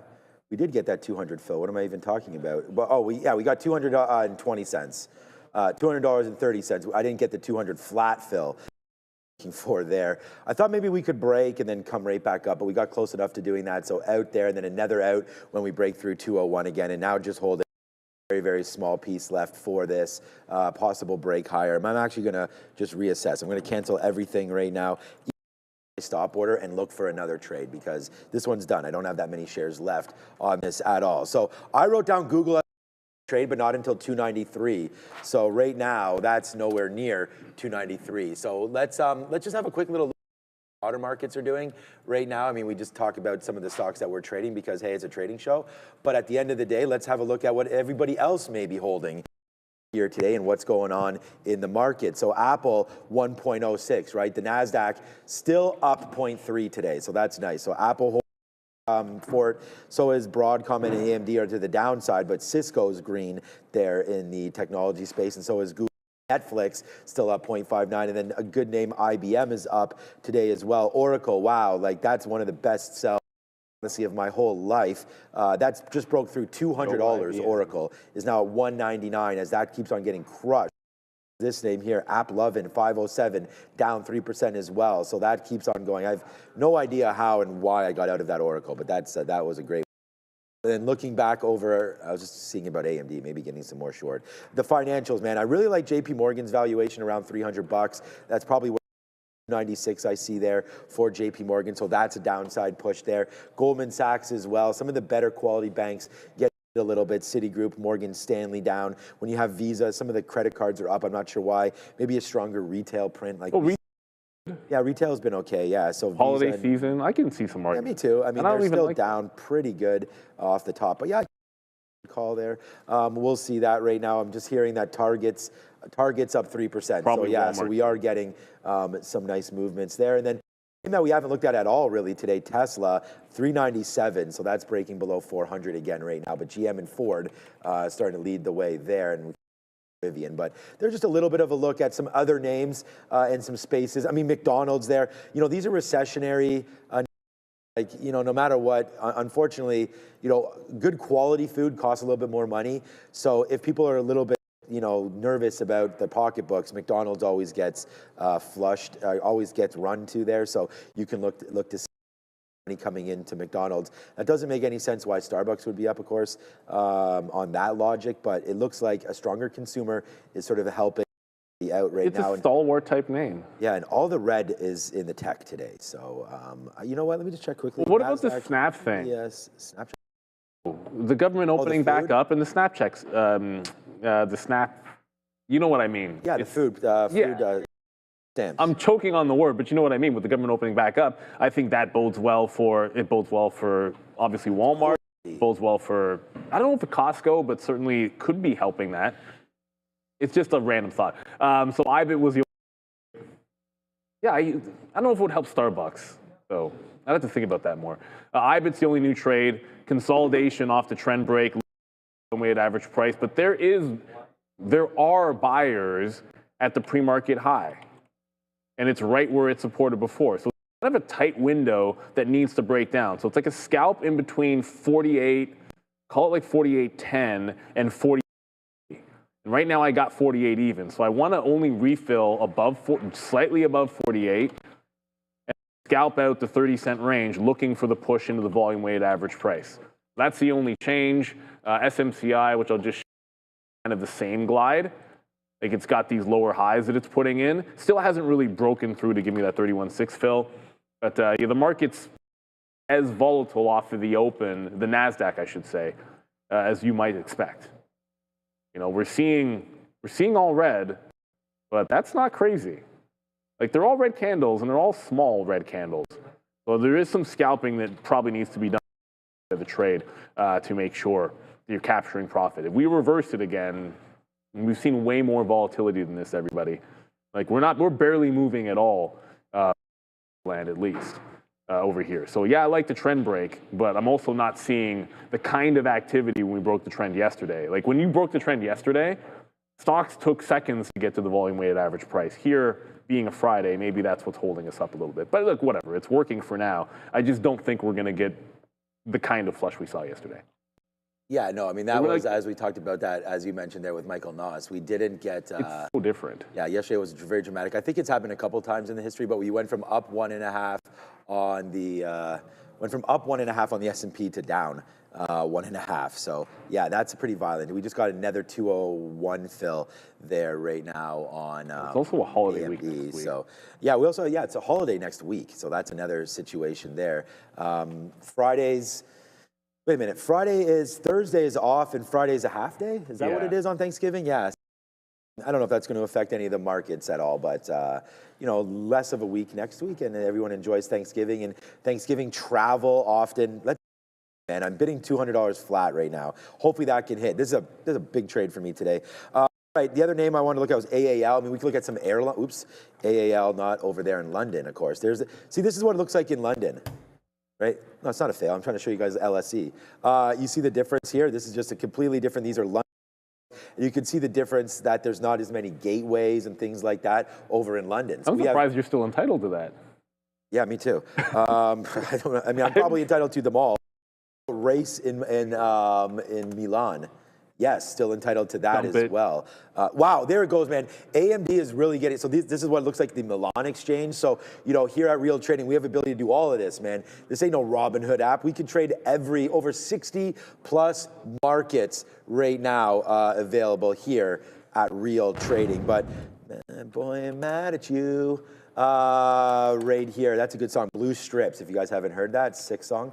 All right, so right now 12 and change here for AAL. Just want to look at some of these. You can look at the Jets ETF if you were interested in something right now as far as you know, potential holiday, you know, with FAA back and all the government reopening. You know, we did have some flights grounded and whatnot. So maybe looking at the Jets ETF, nicely up 2% today. So yeah, thank you, King.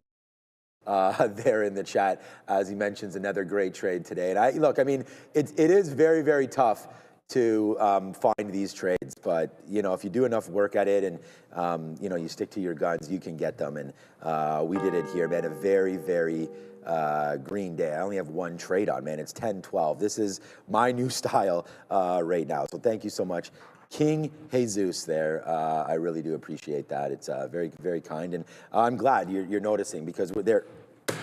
Money, just got $200. No. I just don't want to risk. I mean, it's good call there, Obi. Obi asking me, should we add through this low? Maybe a break of 200. I don't know. I mean, the market is going lower right now. That's probably not a horrible look. But there it goes now. $6 now in the money on that one. I'm glad you got IBIT and SMCI. I mean, this has been epic collapse down there today. So again, thanks everybody for all your support and everything, and very, very kind words. So thank you. Yeah, we're just going to the lows again, but we're not really following. Look, it's not following through, everybody. Just going to show you. This is not what we saw yesterday, and it's only 10.13. So we still have a lot of time to go. I think you can obviously target 100 to 150 points lower in here, but I do think there's some profit taking to be had. Like, if we're not breaking view up on IBIT, I'll just take what we can get. If this is only going to move like 1 to 1.5 points here, you know, it is what it is. SMCI still have, like I said, at this point, I would have a quarter of it holding for the low. It's on trend. But here's the other thing. I got to think about the other side. Yeah, it's working down, but that's now 3 points on a downtrend. So what do we do if it reverses? I have to be able to get out of this trade. So I'm not giving this to the high of the day anymore. If this breaks trend, that last 20%, it comes out. And so it is what it is. It might still come out for a profit, but it's coming out if we break this trend line.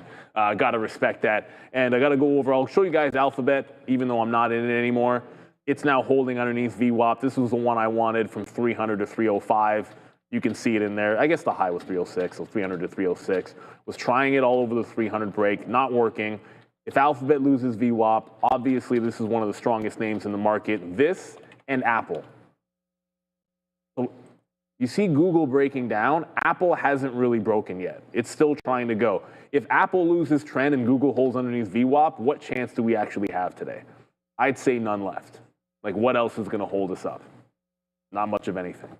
So if these happen, I think that's a place to look at shorts as well. So that's what I'm going to be looking for. Only the two names, we'll hold on to them, but I'll look for a third or to add to some things if I see a breakdown start to come in these strong names, Apple and Google. This is some good tunes over here. Yeah, so we're just right here, $200, man. We just got another piece out. So very, very light now on AMD. Let's check out what Meta's doing. Probably getting its teeth kicked in. No, only down 0.2. I only say that because I know Oracle continues to get hit on data center and overspend and all this kind of stuff. And there goes Oracle, man. What a flush on this statement. Another 5%. We did not pull the trigger on this one. I'm frozen. I might have got... No, I'm good. PC is just like going, hey, did you see that? All my screens just went black there. I saw that. I saw that. So both stayed up. All right. Yeah, I looked over immediately at your screen. Saw you were fine. So at least I know it's PC related here. I'm just gonna. Wow, that was nerve wracking there for a little bit. But okay. So Oracle still continues to go lower. The futures are pushing lower. There goes AMD, and Neil is now $7 now as it just continues to go. Man, welcome to the jungle. The water is indeed quite warm today. If you are long, it's been a disaster of a day again. I mean, there has been too much strength. We did see Walmart yesterday there as well. That's still holding up nicely. And then we saw Target. You know, we talked about getting diverse. Target yesterday got crushed, as many names did, of course. And it doesn't look like it's any better here today. But there goes Target. Boom, right there, up 3 and a bit percentage points. So take that. Take that, AMD, man. This was, again, one of our it's the only down on here. So as soon as that market turned early, man, I just went right into the work that we did. AMD short, and there it goes. Again, an absolute... So silly, just keep on talking about this trade, but like it's the only one I have on. It's now $7. And I mean, you know, if you guys put on any kind of shares, you'd probably be having a decent kind of day right there. So, so far so good there. I think GameStop is probably going to get, it's a great short there on IBIT, obviously. Too late. GameStop's already been hit. Bitcoin, what? Yeah. So, I was looking at, I didn't see it today. No, yeah, GameStop today a little bit up, but yeah, getting hit there as MSTR and as we worry a little bit about some of these companies that hold Bitcoins. GameStop right now bouncing today because it's really up today, right? It's starting where to break it was down. yesterday. No, I don't mean it's up today. It was up since this low. Who knows where we're going to last, but we're starting to break lower. Wow, this is just getting nasty out here, guys. Yeah, once again, the market does not want to hold these greens. The second top is up, I'm thinking maybe that could be a third opportunity. But I wouldn't take it if we don't completely fall apart here in BTC. Like remember, like this move has only gone 48 and 47.6. Like it's not even a full percentage point from when it broke the trend. Like it's down from the highs, but if you don't break down through here, there's actually a chance for not for IBIT, but also for GameStop to hold on to that trend. And why am I comparing it to crypto? Well, sentiment thing. B, that's what they decided. They also wanted to go into holding Bitcoin. So I think it can be a proxy. It's worth watching, but I don't know that that's something I necessarily want to trade. I'm down to the last salvo in SPCE. It hasn't gone to the pre-market low yet, and it's really holding on to this trend very cleanly. So I'll give it one more chance. I did miss shorts the third time through on that trend line. The fourth time, if I see it failed with topping tail, do a better job of adding back into here. But that's when I took the IBIT trade, right? So at the moment that this was here, I was shorting IBIT, and you can only really do one thing at a time. Even if you trade, for me, even if I trade like 10 names, I'm only really executing into one every single time. But right now I'm watching SMCI on this trend line, just connected on the 3-minute chart. Make sure, everybody out there, the visualizer is exactly the same names as it's been all morning long. Tesla, Palantir, Open Door, buy an absolute long shot. So make sure you're using that $sign MJ News. You want us to talk about $sign NVDA. Easy way for us to keep track of it with this visualizer. You can see it right behind me, where also is Adara.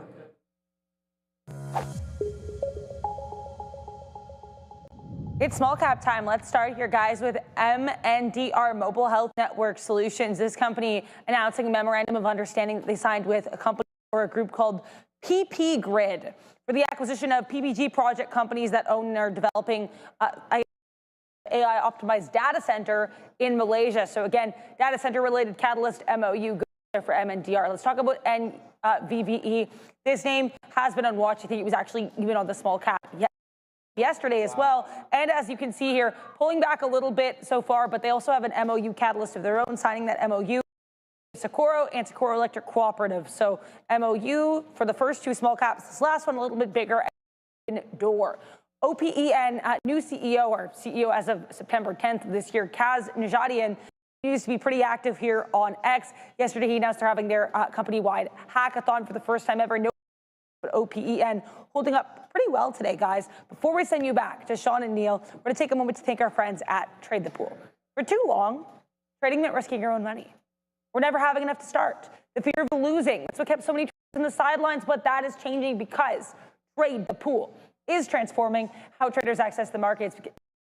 Risk trading model. Traders use funded capital while Trade the Pool absorbs the downside. This allows traders to focus on what truly matters: discipline, consistency, and growth. When you hit that profit target, you can profits. No fear, no barriers, real opportunity. This is the revolution of Trade the Pool, or limited risk trading powered by Trade the Pool. Visit tradethepool.com QR code now. Get 10% off your first evaluation. Back to you. All right. Still lower.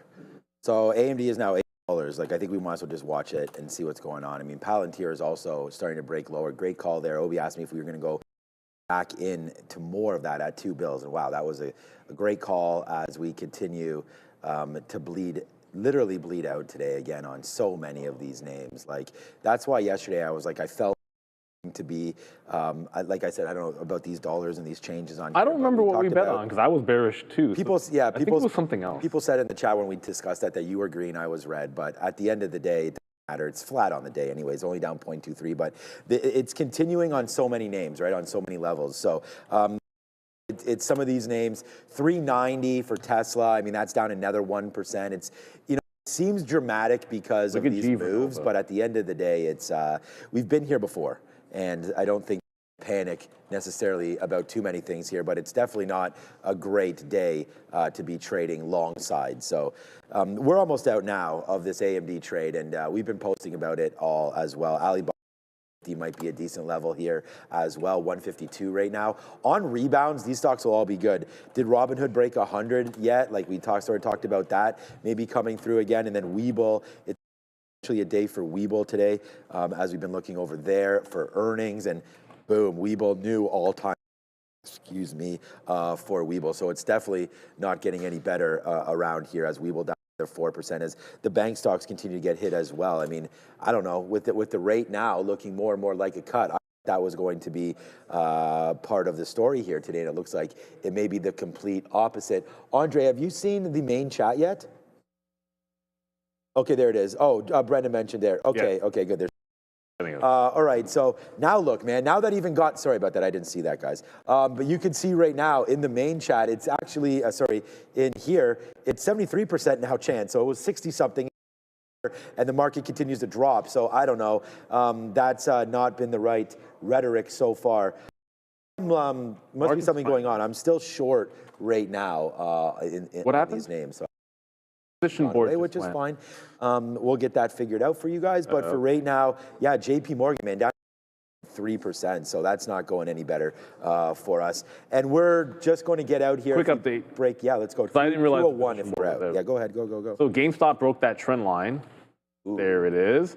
There's the break of the trend line. I could show you 15-minute, but no need here. It's also into that prior resistance spot. So stop at the prior bar. This is not a VWAP play. This is if we head low. Like, I'll take some of the VWAP, but I'm thinking like the $20 level for sure as well. IBIT, no reload. It's at the volume weighted average price, very slowly trending down. It's like, my theory is if this loses the volume weighted average, stop follows, right? Like, pretty simple. I don't think that's an entry point on IBIT because I don't know where I'd get out. And SM reloaded that one on the trend line, but it's threatening to break. So it's probably held this trend 4 times, and I've traded it 3. But it's the all-morning trend that breaks if it breaks the volume weight. Yeah, sure, sticking with it's one thing. But if we break this out to the upside, this is an easy out on that bad boy. So looking like it's going to go. There it is. So the last salvo in SM now, we'll take it out. If you short it a million times, eventually if the trend breaks, you're going to lose on the last one. I don't mind getting back into this, but it has to be fail high of day or regain. One of those 2 things has to happen. And then that brings me back over to the 2 strong names. Apple just broke 2. Ooh, yes. Remember, we're like, if Apple doesn't come down, I don't know if the NASDAQ will. And look at Google. This is back on a retracement in Alphabet. So Alphabet all of a sudden holding the volume weighted average. This was the only name that I was looking for the long. I think they're set up. Yeah, so I saw us tweet this out or post this on Instagram. It's up on my Instagram as well. This is one of the better funny moments here that we had. I want to thank Ramin and Fabian and Andre and whoever put this together. But listen to the audio here. It's actually, I hope we can hear it in our ear. Do we hear it? What? Oh, come on now. Whoa, hold on. I'm nice to this cockroach. Wear an Apple Watch on your wrist when you're being a fashionista. That's forbidden. If you really want to go to hell because you happen to have your Apple Watch, do not do that. Only when you're working out is permitted. The going to hell might be a little. You lose your soul and you go to hell. I'd like to say thank you to Kevin O'Leary, but no. Yeah. Lose your soul is like, that's what. Yeah, that was really funny. Like, he doubled down on that. We had Kevin in there, and I was like, whoa, and you were like, whoa. No, but my whole thing was in the moment. But you literally go to the gym every day. So he said only if you're going, but like you were going to the gym. Oh, no, and I know I told him exactly. No, I said, I mean, that's why I told him. I said, like, for everyone that doesn't know, if you're only hearing that part of the clip. That's why I didn't know immediately like that. I would have liked to build the clip up a little bit, but there it goes. For those of you that were on, we'd love to have Kevin on. Maybe I'll message today and see if we can. You guys want Kevin O'Leary back on? Oddly enough, my favorite, like if you look at the clips that we have. Just like when we do like short video, obviously, we haven't done any like meme stuff. Yeah. A lot of people were doing that whole like convert to baby thing. So there's a bunch of them on YouTube. Yeah, no, I know. Yeah. It was a good look. Yeah, it's kind of funny, I guess. Yeah. So, anyways, we'll see. Maybe we'll reach out to Kevin today and see if he wants to come back on and talk all about everything else happening there in Washington. He's a very, very opinionated. He can tell us if that WonderFi deal is going to close or not. Yeah, that's right. He'll tell you everything about WonderFi. But yeah, there it is, man. AMD really.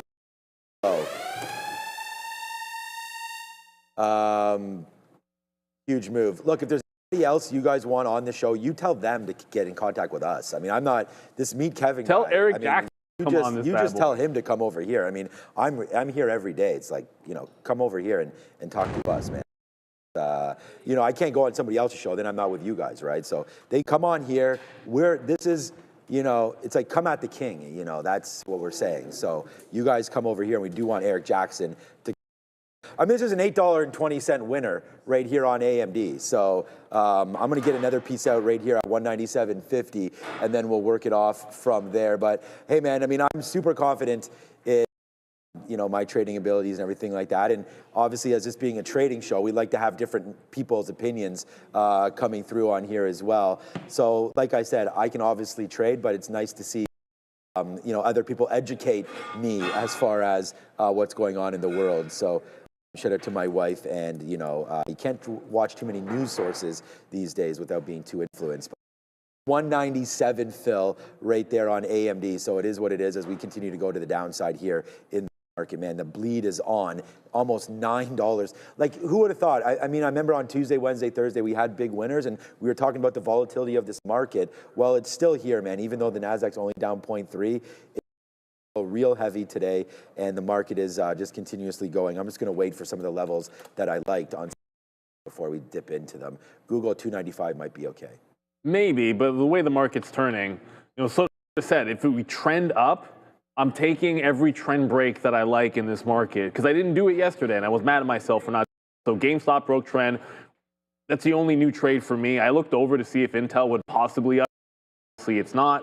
Well, maybe not obviously, but it is not. So I don't know if I see a setup there. We're going to go to Darren in a little second. Some people are saying put a poll up. It doesn't matter whether we put a poll up.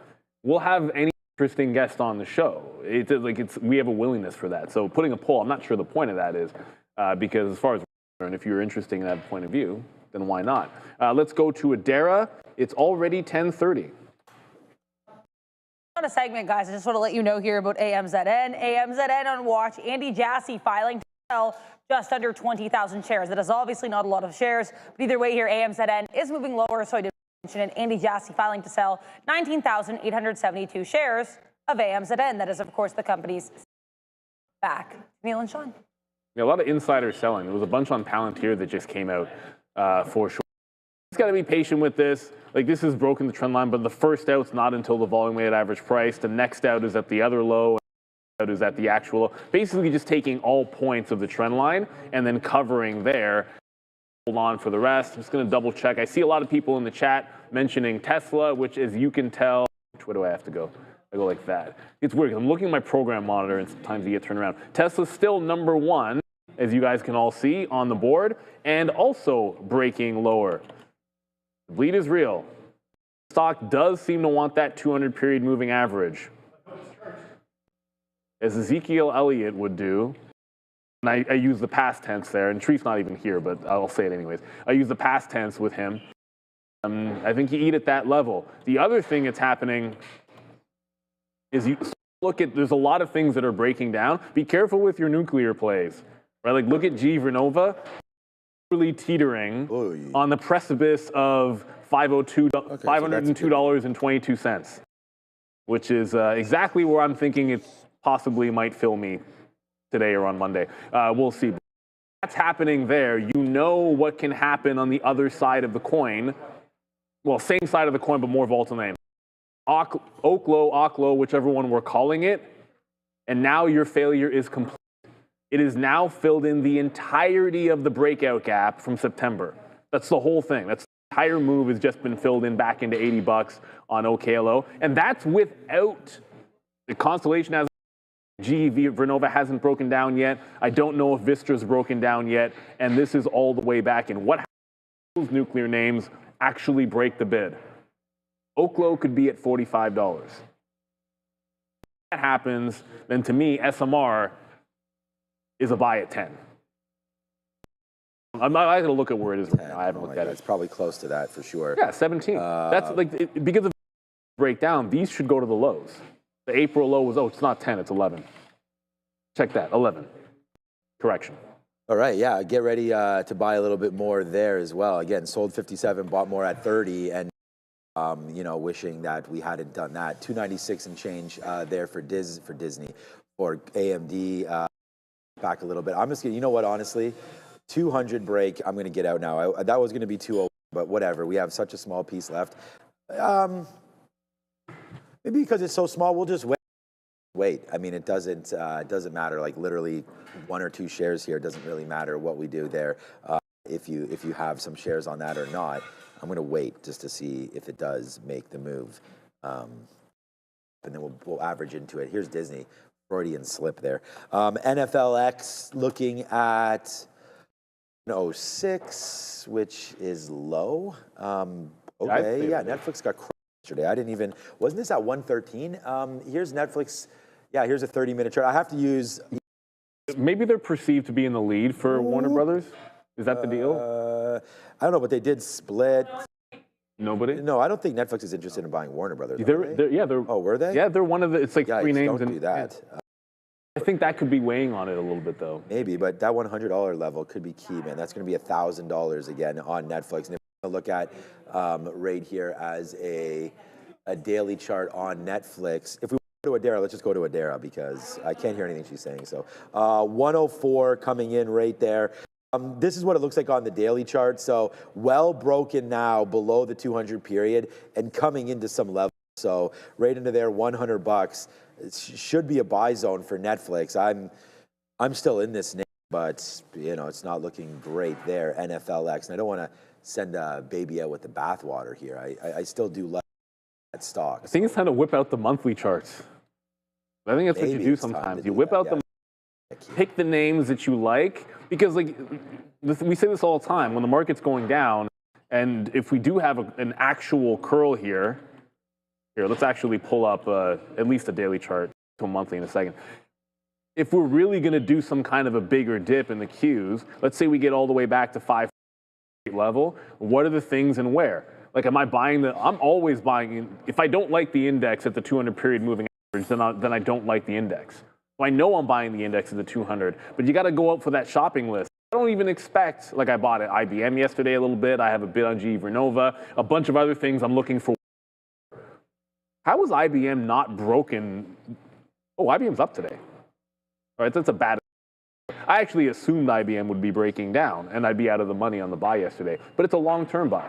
So I like IBM. I'm going to like it. I already know the prices because I like the 50 and the 200 period moving average. But other names like Meta, I don't really love this thing at any particular price. I just like the valuation. I'm just going to look to buy it quarterly.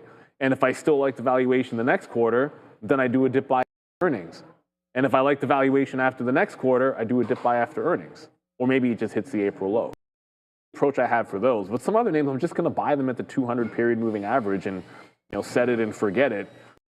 These moves aren't, you don't get an 08 very often. You don't get a dot-com bubble burst. More often than not, you should be doing your standard dip buying, and it works out for you. We got a super chat from Chris. I don't have the page up. Let's see if you can get it up faster than I can. Can't. Boom. Faster, Andre.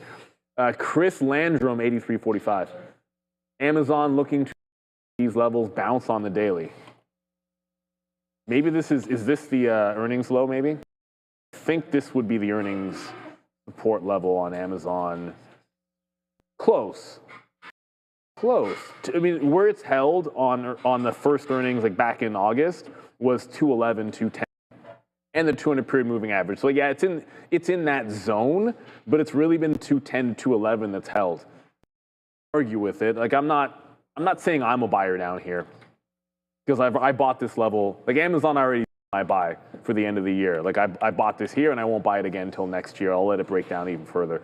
But 15 to 210 does look like a reasonable level. Continuing flush as, yeah, the floodgates just opened up on the just now. So we got to go back over to the Qs for everybody. This just happened.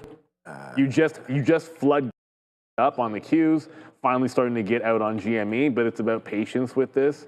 Like it's not, it goes here, it goes here, it goes here. And if this is happening to the futures, and if this is happening to IBIT, like IBIT's finally starting to break down, then GME should hit all those targets. Right? It's not going to hold up if crypto's going down. All right, nearly $10 now on AMD. Good talk by Neil there, but here it is right here. Yeah, I don't know what's up, Jack Bupkis, right now with Boeing, because Boeing is getting crushed. I bought some at $2. So as what you were saying in the wake of good news, Boeing still does not make any money. So this name continues to get hit lower and lower. That was one that I bought recently. Apple and Boeing, I think, and Baba are the three that I dipped into at these levels, which I'm completely fine with. But now the NASDAQ down 0.73, and there goes Advanced Micro Devices. And what you could do to help yourself with all of this is scan that QR code right there. I actually got to get that thing off the screen. Let me get rid of it. There it goes. Yeah, scan this QR code right there and grab your first free month free here signal. That's right, we are waiving freeze. Trade smarter, not harder. Use those 5-second charts, those monthly charts, upgrade, analyze. This platform has it all, man. Back testing, all these hot lists that Neil and I talk about, all these preset scans that you can use. You can put your own data in there, your own parameters in to get that back testing, get that scanning going as well. And the global markets at your fingertips. So you want to check out SoftBank, you want to trade some of that blue ocean, you want to do whatever you want to. Signal platform, it's entitlement based. So if you want a certain, market, get these guys, great customer service. Also a big repository of algos and whatnot that you can input into your charts to help you. I know Joe's working on something like that for himself, and those are all available for free as well on eSignal. So scan that QR code right there. We want to thank them. And we had ICE, Mark from Intercontinental Exchange there visit yesterday, and that is eSignal is one of their products. So we want to thank them for visiting yesterday, and thank you to Mark bringing all of those donuts, which I didn't have any. I broke off half of one of those cookies, which were pretty good there yesterday. I had a score yesterday. Oh, that's what that was, score. Yeah. Good one. Okay, so. My daughter didn't like it, so I got to eat it. Okay, good one. She took a bite and she's like, I don't like this, Daddy. I'm like, okay. Well, that's a shame, sweetheart. Picky. Here we go, 196, like just now. There it is, man, $10 now to the downside here for Advanced Micro Devices. Hey, man, it's one trade, and it's just a monster one here today. So should have hit that 200 short with all you guys, but I didn't, and whatever, man. We just rest on our laurels here. Now it's more than 10 as we continue to go lower and lower and lower and looking for some more opportunities. I mean, even Palantir breaking 150. It was a great one as well. That broke about 5 minutes ago and still going lower here for PLTR. So yeah, man, Michael Burry or whoever really was looking at some of these shorts printing right now. Wow, Palantir, AMD, just everything getting absolutely cracked, man. I hope you guys are having a green day. It's been a good one here. Just got to make sure you're trading the right names. And there's some longs in this market too. Target's been going up. We didn't look at Gap, but I'm going to say that maybe it's fallen back right there.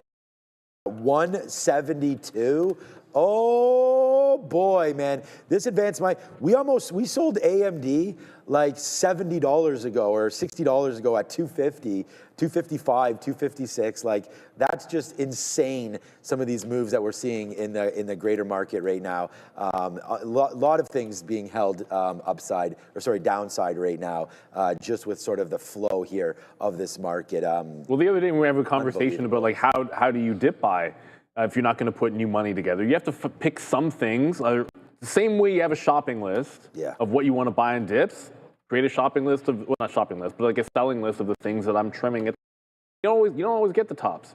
Like I said, like I didn't get the tops. I sold almost all of my AMD because I was not intending on selling any NVIDIA.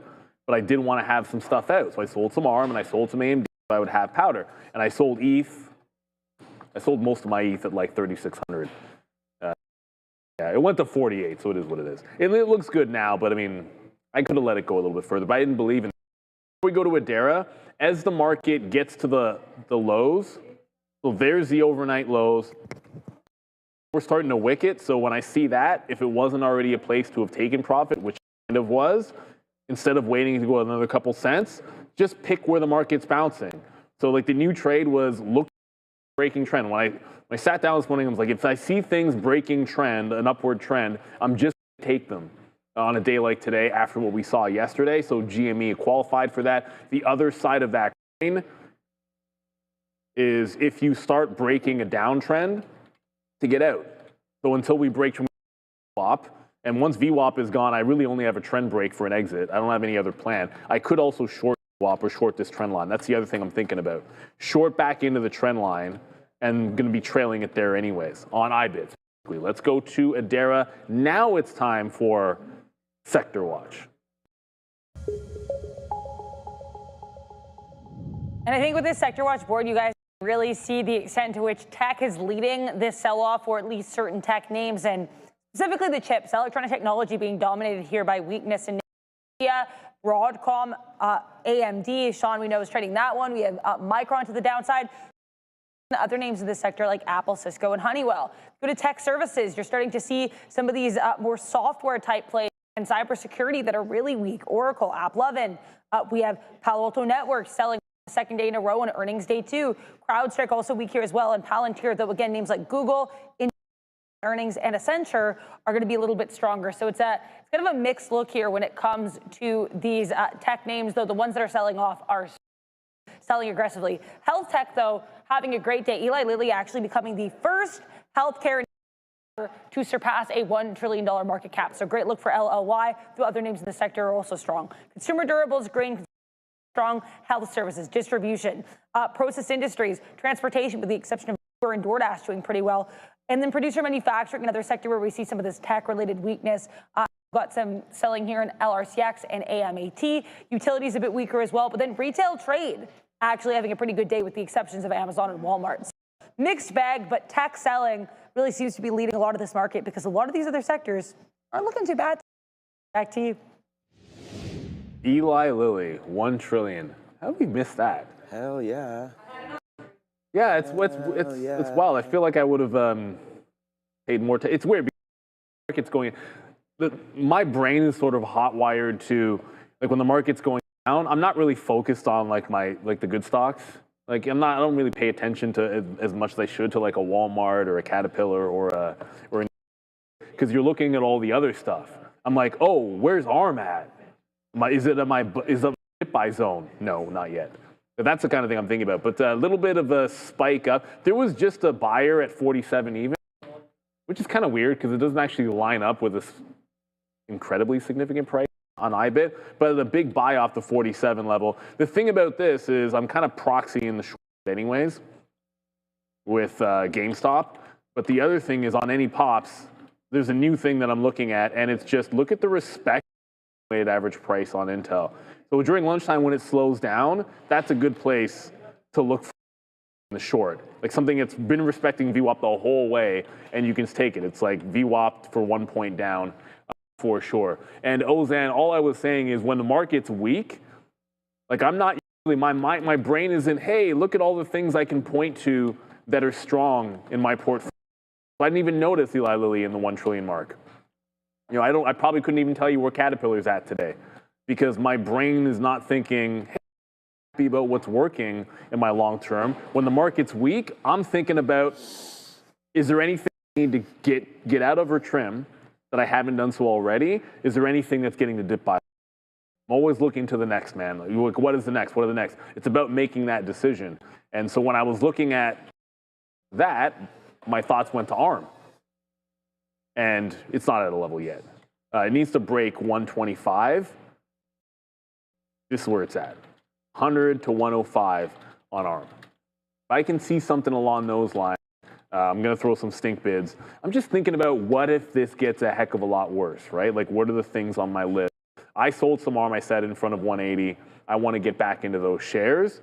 I don't want to come the opportunity, obviously, but I'm still thinking a little bit lower, right? Like, it's all for naught if you get back in, you know? Yeah, that's the thing, right? So we're trying to pick some levels, and yeah, maybe a little early, but we might have just turned a little bit there, so that's nice.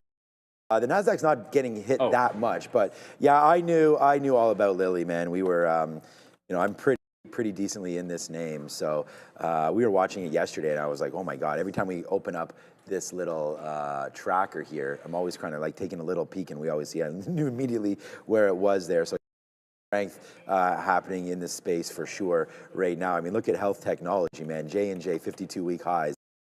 Up 3%, Merck up 3%, like all these names starting to go again here today. Even Pfizer trying to catch a bid now, $25.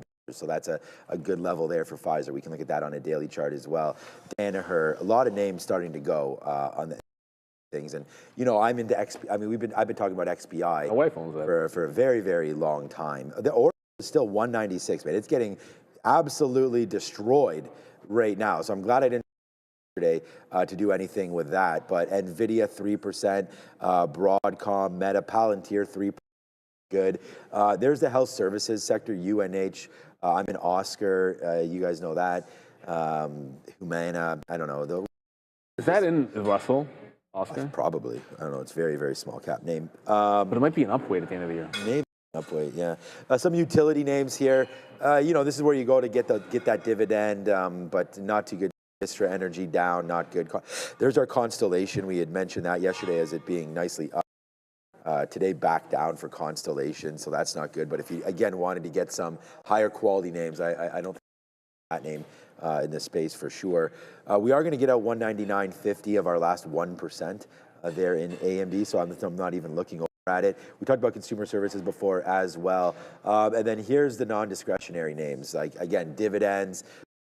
If you're looking at a weak US dollar, right, so a lot of these names are international names. So they can bring money back into a weak US dollar. So Procter & Gamble, Coke, Pepsi, all nicely up. And these big multinational names starting to go upside, and they're not tech related. So they're not spending any money into a pit right now like other names are. But yeah, that's good. That's why, like, sometimes I look over and I always say to you guys, like, I own 40 names, and it's good to be diversified when stuff like this happens, and have been getting more into the SPY, NASDAQ. I think my next buy, though, would be SPY, not NASDAQ. And, you know, if you look at the daily chart, broken below the 50-period moving average, and just waiting to see how low can we go. That's 610. We talked about this, I think it was either with Brian or maybe Adair and I did it yesterday, but there still is a little bit of movement here. Oh, yeah, we looked at it at, it was the Japan carry trade, which was August of 24. Yeah, we looked at the move that had about 7 or 8% downside, and there was some talk about that's what carried us yesterday down a little bit. So we'll have to wait to see if 600 to 620, which is a 5 or 6 more % down on the ES, I think, gives me a buy zone there. So we'll to get some more indexes into the account moving very, very soon. Yeah, waiting for that, like, big time rug pull that happens in a capitulated bottom. So, you know, the NASDAQ being down 2.5 yesterday and relatively flat today, not name wise, but I think we're not seeing that huge flush that maybe many thought, but it is too much pain depending on the names that you're in. So what goes up does come down. So all of August, from August to November, pretty much all those profits are wiped out. And in those stocks that have absolute things, man, you're all the way back, like almost back in through April lows now. So we have, it's 10:50, so 10 more minutes left in our show, but that means it's time for Adair. It used to be Money Talks. I'm not sure what it is now, but it still is. It still is. So there we go. Money Talks with Adair. I can confirm we will still be talking about money and, like, what a look for here for this US dollar. Higher highs, higher continuing. I've talked a lot about that September 17th bounce, which is, of course, the day of the FOMC meeting in September. Continuing to push. We had a little bit of that double top yesterday. Let's see if we can continue to push above that. We're 100s here, but can we continue this move up? Only time will tell. And it is worth noting, as talked about this uptrend being very specific here for the US dollar. We'll have a couple days of selling, a couple days of selling. So even if you do get a couple days of weakness here, this DXY does seem to be able to recover relatively quickly from a technical standpoint at the very least. Let's talk here about the CME. I've discussed this ad nauseum, but I do think it's really key because in addition to any, potential, again, carry trades, concerns about the AI, I think the biggest thing here that I'm seeing a lot of people attribute to this weakness in the market is concerns over whether or not we'll get a rate cut in December.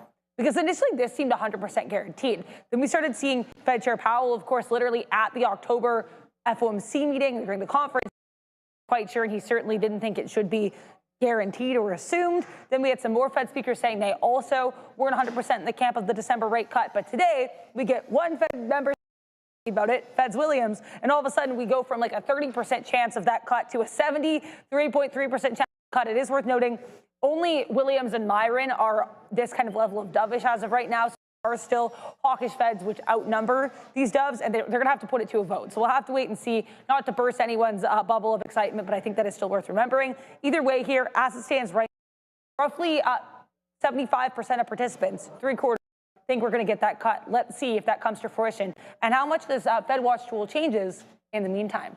Back to you. It is the thing to watch for, one of the things to watch for an indicator. The other might be the VIX, right? Like what could be happening, at least potentially, I don't know if it will get there. It's Friday after all. 28, the prior high in the VIX. Just go back, mid-October, like that prior high. We're still putting that in. This is a 2-hour chart, by the way. I just wanted to be able to. I don't usually use a 2-hour chart, but in case you're curious.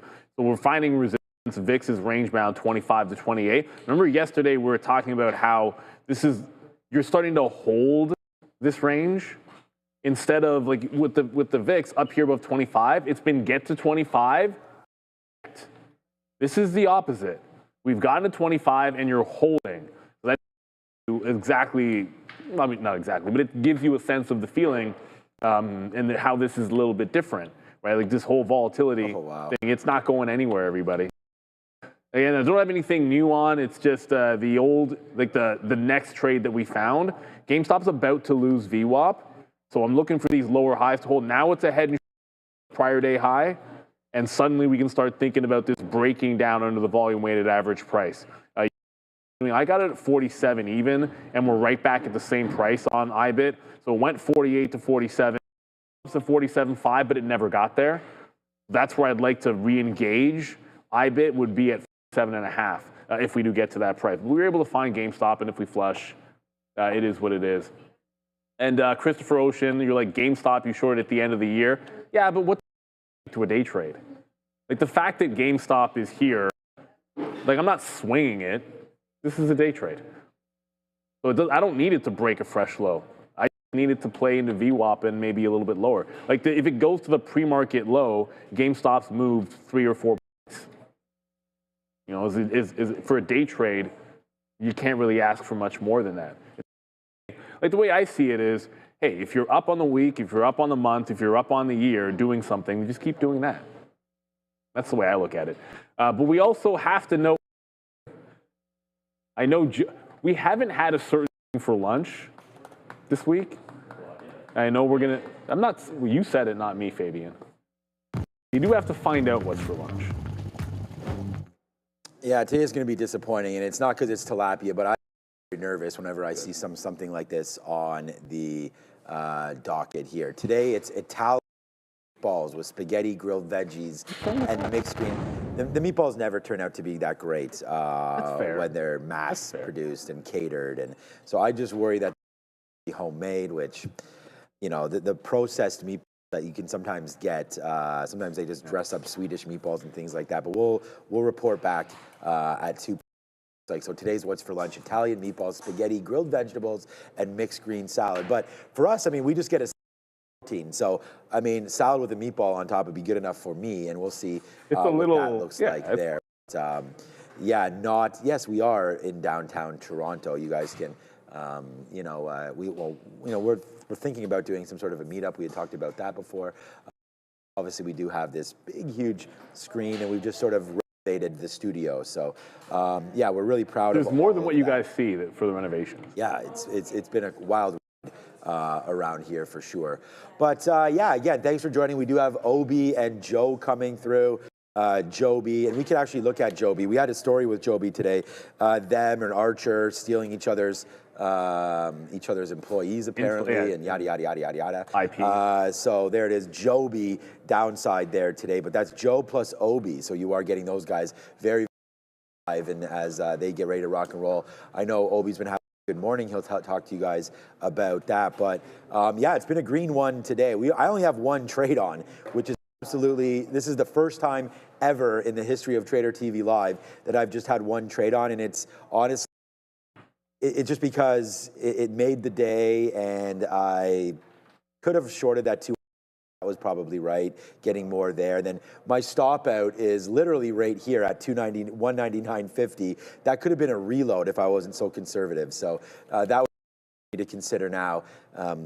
As a potential short reload right there. But look at the 50-period moving average coming back in as well. So, it's just been good. 2.5 minutes left. Us again at 2 for Neil and I, and then Joe and Obi right now. And, it's been a great thing to the show with that new desk with Brendan and Adara.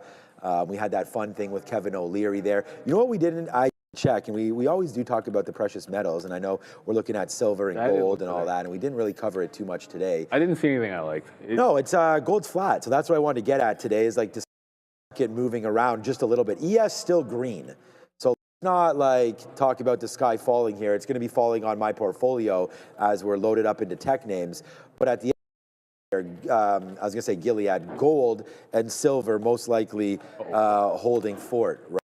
I'm going to check silver out. Yeah, so silver's down 1.5%, but their level's still above the 50-period moving average. And with Andy Jassy selling some Amazon shares there, what was it, 19 million shares or something I saw? Or I don't know what it was. Maybe not 19 million. That's too big of a trade. Maybe 19,000 shares, 190,000. I have no idea, but that's going to weigh on Amazon. I remember that Obi will remember this, when we sat there and we talked about selling Amazon against Bezos was selling that 200.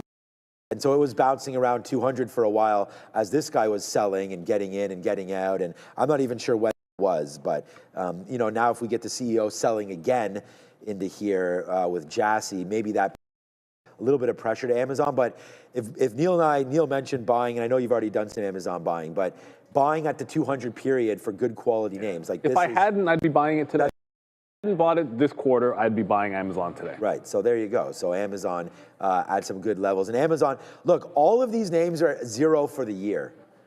So it's you've done nothing all year except for hold names that don't pay dividends. Like this is November of 24. So if you bought in November of 24 Amazon and sat on your hands, well, you have that same right now with no appreciation, which, sometimes flat isn't bad, considering some of the moves that we've seen there today. So, AMD, some of them are getting near bottoms right now. So I don't know. I'm almost debating flipping longer on some of this. Maybe a little overdone here, considering that the ES is still at 0. The only reason I'm not, I mentioned Apple trending up and what would happen if Apple broke trend. Apple is really, it's breaking away, but it keeps threatening to break the trend. And if I feel like if this name out here, just looking at some others, not really anything else, if the strongest name out here, or one of the strongest names out here in tech land, breaks this trend line, then that could cause another push down. Remember, if you look at the clock, but whatever, this isn't network television. We can kind of go over whenever we want to. Yes. If you look at what happened when things went absolutely ham, it was a range-bound day in the Qs, and then when did it finally break down? Like it broke down at pretty much this time. So range-bound day down here, and you could make the argument that this really didn't even break trend till it lost VWAP. So both these things can happen. You can do this, break this trend up, and then I think it's time to go long, or we can hold through the low, in which case I think it'd be led by an Apple trend break. So I've got eyeballs. That's my next trade. It's exactly the same setup as a bunch of stuff yesterday. So 11 o'clock, we'll be back at 2. You've got a special treat because Sharif, the professor, is off in Cabo, and Obi is in form. So Joe, which we like to call Joby. Hopefully, I had better luck than the Bills, you guys. Oh, that was unnecessary. Yeah, we're both in gray here. We're like referees over here. We support the Bills right here, man. Right here. All right, let's go back over. Joby, ready to roll. Thanks, everybody. Ciao.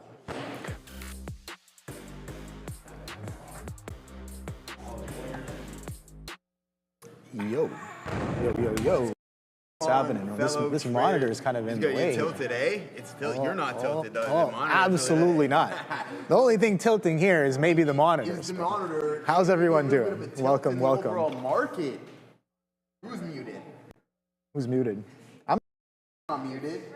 Okay. I'm on. Am I live now? Are we live? Are we doing this live? All right, I think we're doing this live. I think so. Oh, it's not. It's just a practice session. It's not, it's not live. End it right now. No, what's going on, everyone? Hope everyone's having a fantastic morning. And what we were talking about earlier was saying, oh, Obi said my monitor's tilted. I said, are you tilted? No, because look, you can see it as part of the screen there. Look at it. Oh, there it is. Got to get that. Yeah. Maybe we can get that out of there. But okay. It's been like that. Never noticed we'll it. Get on that soon. All right. But aside from this, guys, let me pull up the chart. What a stock market. Yes, I know a lot of people's portfolios are getting destroyed, are losing a lot of capital or unrealized gains. Unfortunately, it is. Yeah, well, Obi, we went over this yesterday. I know. In order more, you need to have cash, and if your cash is all tied up within the market, then how are you going to buy more? So, Jody, what's going on? Everyone, let's go through some of these names. I don't know why YouTube's doing this once again. So, change our names doing the ads. Okay, Jody can hear us. Joey, you tilted? No, I'm not tilted at all. Surprisingly so, I got a couple of the longs to work this morning, but first things first, why not? What's going on? Chunk of all trades, Grant Radcliffe, Andrew Chow, Oker, what's going on? Bright Awakening, Eric Butch, Gone Rappy, what's up? Roger Noonan, and we'll go over a couple more because I'm hearing we're going over to Adara. We said hello, Jody. I'm going to say it one more time. And Joseph Brown, how are you, my friend, this morning? I hope everyone's having a fantastic day. Adara, talk to us. Yeah, let's talk here about Cloudflare. NET on watch because it looks like we might have some more outage problems. You know, earlier this week, there was an outage here with Cloudflare. It impacted a host of platforms, including but not limited to OpenAI. I was having some issues with X. It looks like this has just been confirmed as of a couple of minutes ago. Down Detector saying that users are reporting problems with Cloudflare. So again, keep an eye here in NET. Continue to move lower, guys. Back to you. So yeah, okay, guys, let's go over our trades here on the day. Surprisingly so, we had the ability to catch a couple of longs. You're cooking over there, says Ryan O'Day. Hope you're doing good. I hope you're doing even better, my friend. Not too bad so far. So surprisingly, we get this move up here on TSLL. That one's working relatively nice for us. And then also Google longs as well too, guys, but the second opportunity was most definitely the better one. Up here at the highs, we piece it out, and then as soon as I seen an inverted hammer candle above the volume weighted average price, I was out of there like no tomorrow. So there is what we got going on. Attempt here on IBIT to the long, but it's so unfortunate what's going on in the crypto space. Taking that for a potential rebound, considering I think we're short-term oversold. More people are just getting liquidated at this point, so it's not a good look whatsoever. And I'm not even going to say poor Michael Saylor at all. I don't feel any way towards that guy. But, all right, KC 526.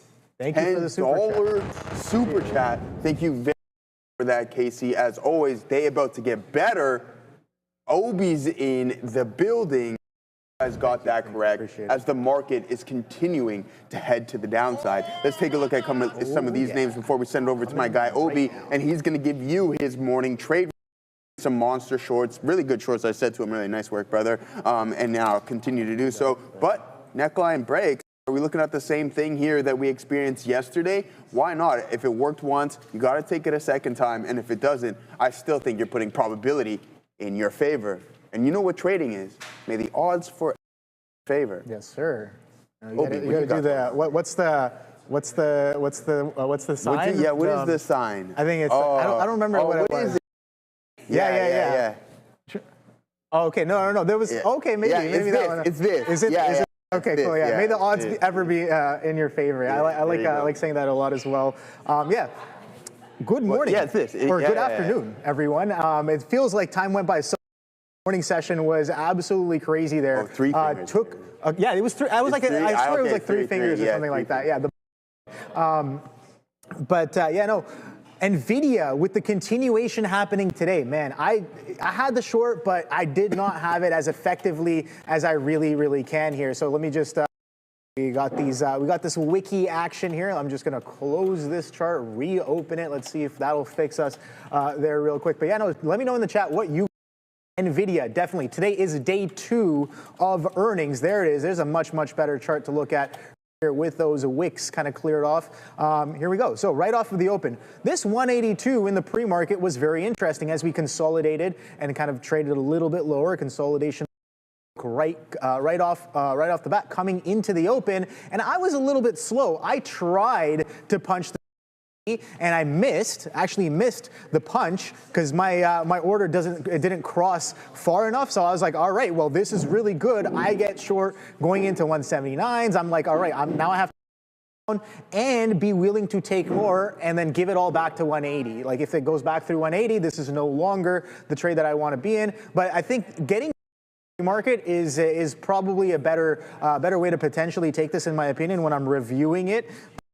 What it is, still got a piece of the momentum, still got aggressively sized through the 180 break, and then pushed right into that failure to follow of the lows. We kind of push back in, the buyers kind of step back in, the bid step back in, go sideways. I see that happening, covering right away. 177s, thank you, come again. I am no longer involved in that one, but The re-engage happened at VWAP. You can see that 180. It attempts that 180 again. I already kind of, in the morning, right off of the open, that 180 is a very key area. It attempts to push, and sellers step back in, and we get a lower high with VWAP confluence. This better trade, in my opinion, for the continuation, because when sellers step in and it's really, really confident, that head and shoulders pattern, we talked about this a couple of shows ago, I think, where buyers step in, we attempt to break those highs, buyers step in again, and we make it. So there's only a couple ways left to go, sideways and down we definitely picked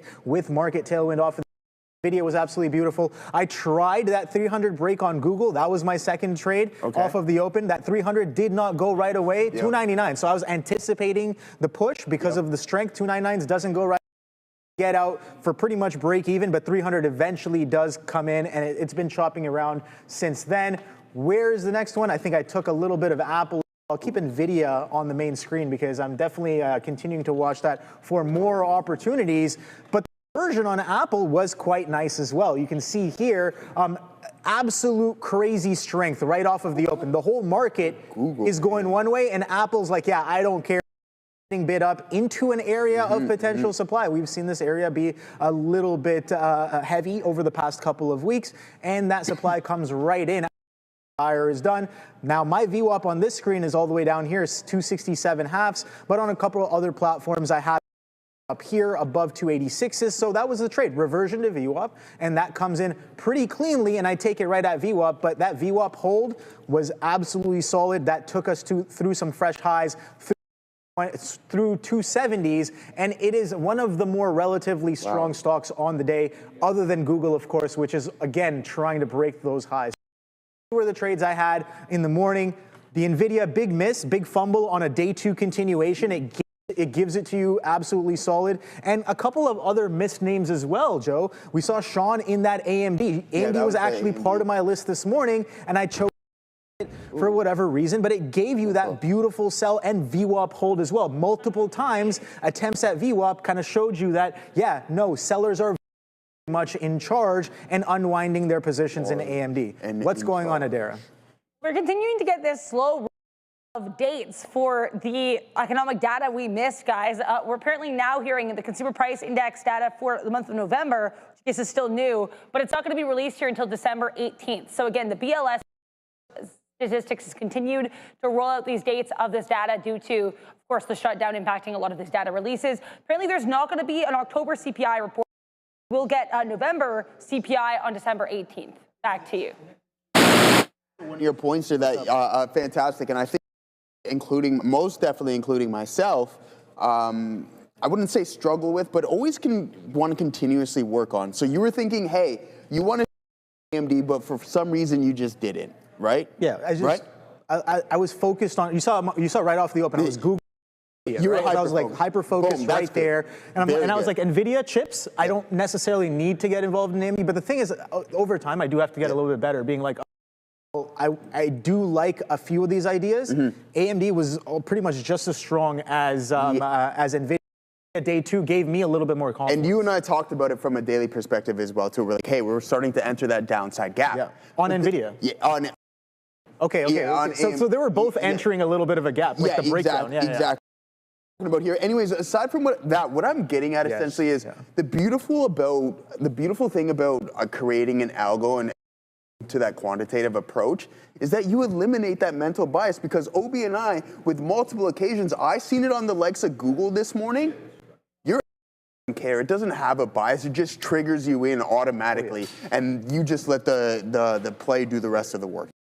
Do the rest of the work. It's either it's going to work or it's not. It's literally that simple. So that's the beauty about it. But guys, was I not talking about AMD over the past couple of days?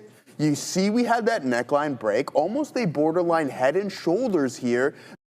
Officially breached this upside gap to downside, and we're going to start to fill it. So I think that one of the next key levels that we need to keep an eye out for here is around 86.25 level on AMD. Now, I'm not going to be surprised if we head to that area, because you can see the momentum and the volume stair step higher as we are heading into that, or as we have breached that gap and heading towards a previous pivot high. Now, also, what were we talking about yesterday as well, too, is just the overall market and opportunities to get back in.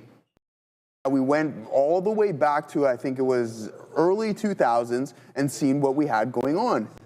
It's, again, we don't hate it, but a previous high, you break down, you construct a new high. Where is that current pullback to the previous high?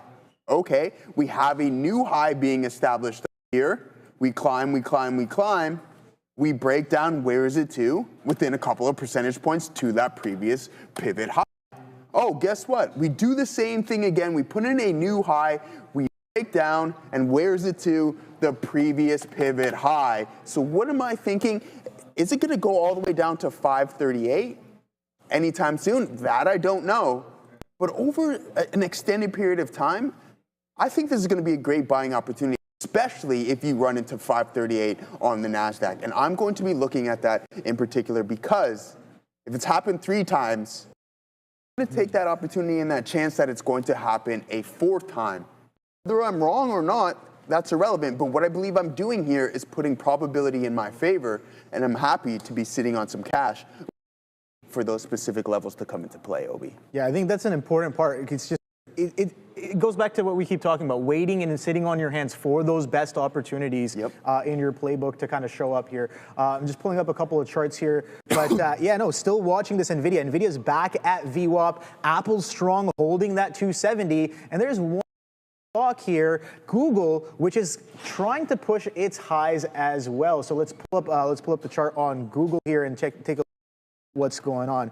Absolute strength, V-shaped recovery, pretty much. You see that selling kind of come in here in step with the market, but that bid steps right back in with a day low right here of shy of 294. It's 293.85s here, day low, and then just chopping. We just attempted a push of the high right there. You can see supply maybe potentially coming right back in here. So the question becomes, do we range? Yesterday was a very strong leg down. And a lot of the times when I see strong legs, the question I ask is like, okay, one of the possible iterations could be leg consolidation leg. The 3-bar pattern, if you want to call it that, sure, it's not clean, it's engulfing, it's kind of there. But like, do we get a consolidation day? Long days? That's the question generally that I'm asking. And it seems like so far on Google, yes, it's given you the leg to the upside. It's given you the leg to the downside. It's also given you the reversion of the reversion back up through that. Now the question becomes, will Google lead the way to the market here? You can see here, even though we've been pretty choppy, the market is a little bit consolidative coming into the open.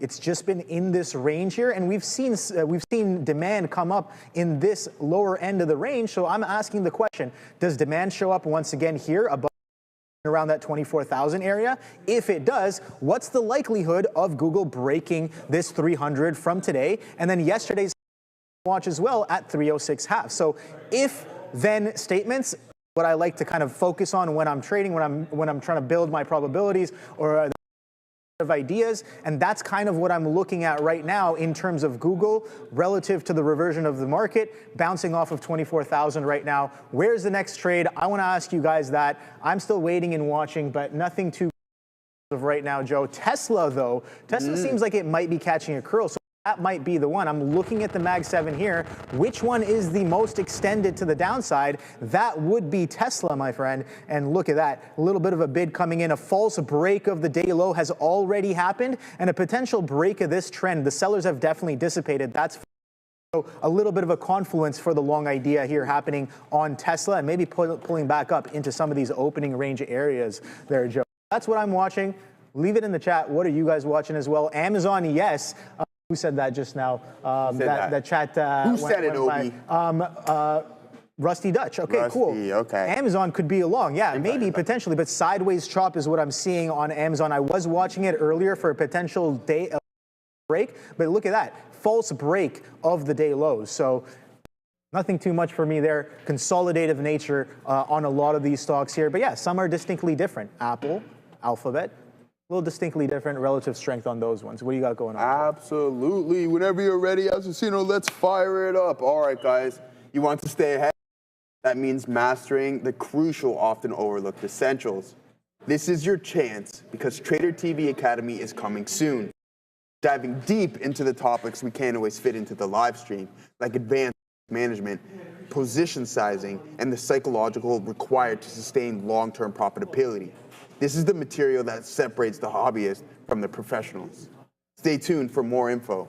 Make sure you are subscribed and follow so you won't miss when we officially launch. Beautiful as always. All right, guys, so there it is. I mean, we were starting to cook up a little bit there, but you can see the sellers fully engaged, pushing price right back down. So we are at 25s. I was looking for 50s, but my risk is defined. If we crack this low of the day, which looks like we're heading towards it, then that's fine. We did breach this downtrend that in which I had drawn out earlier.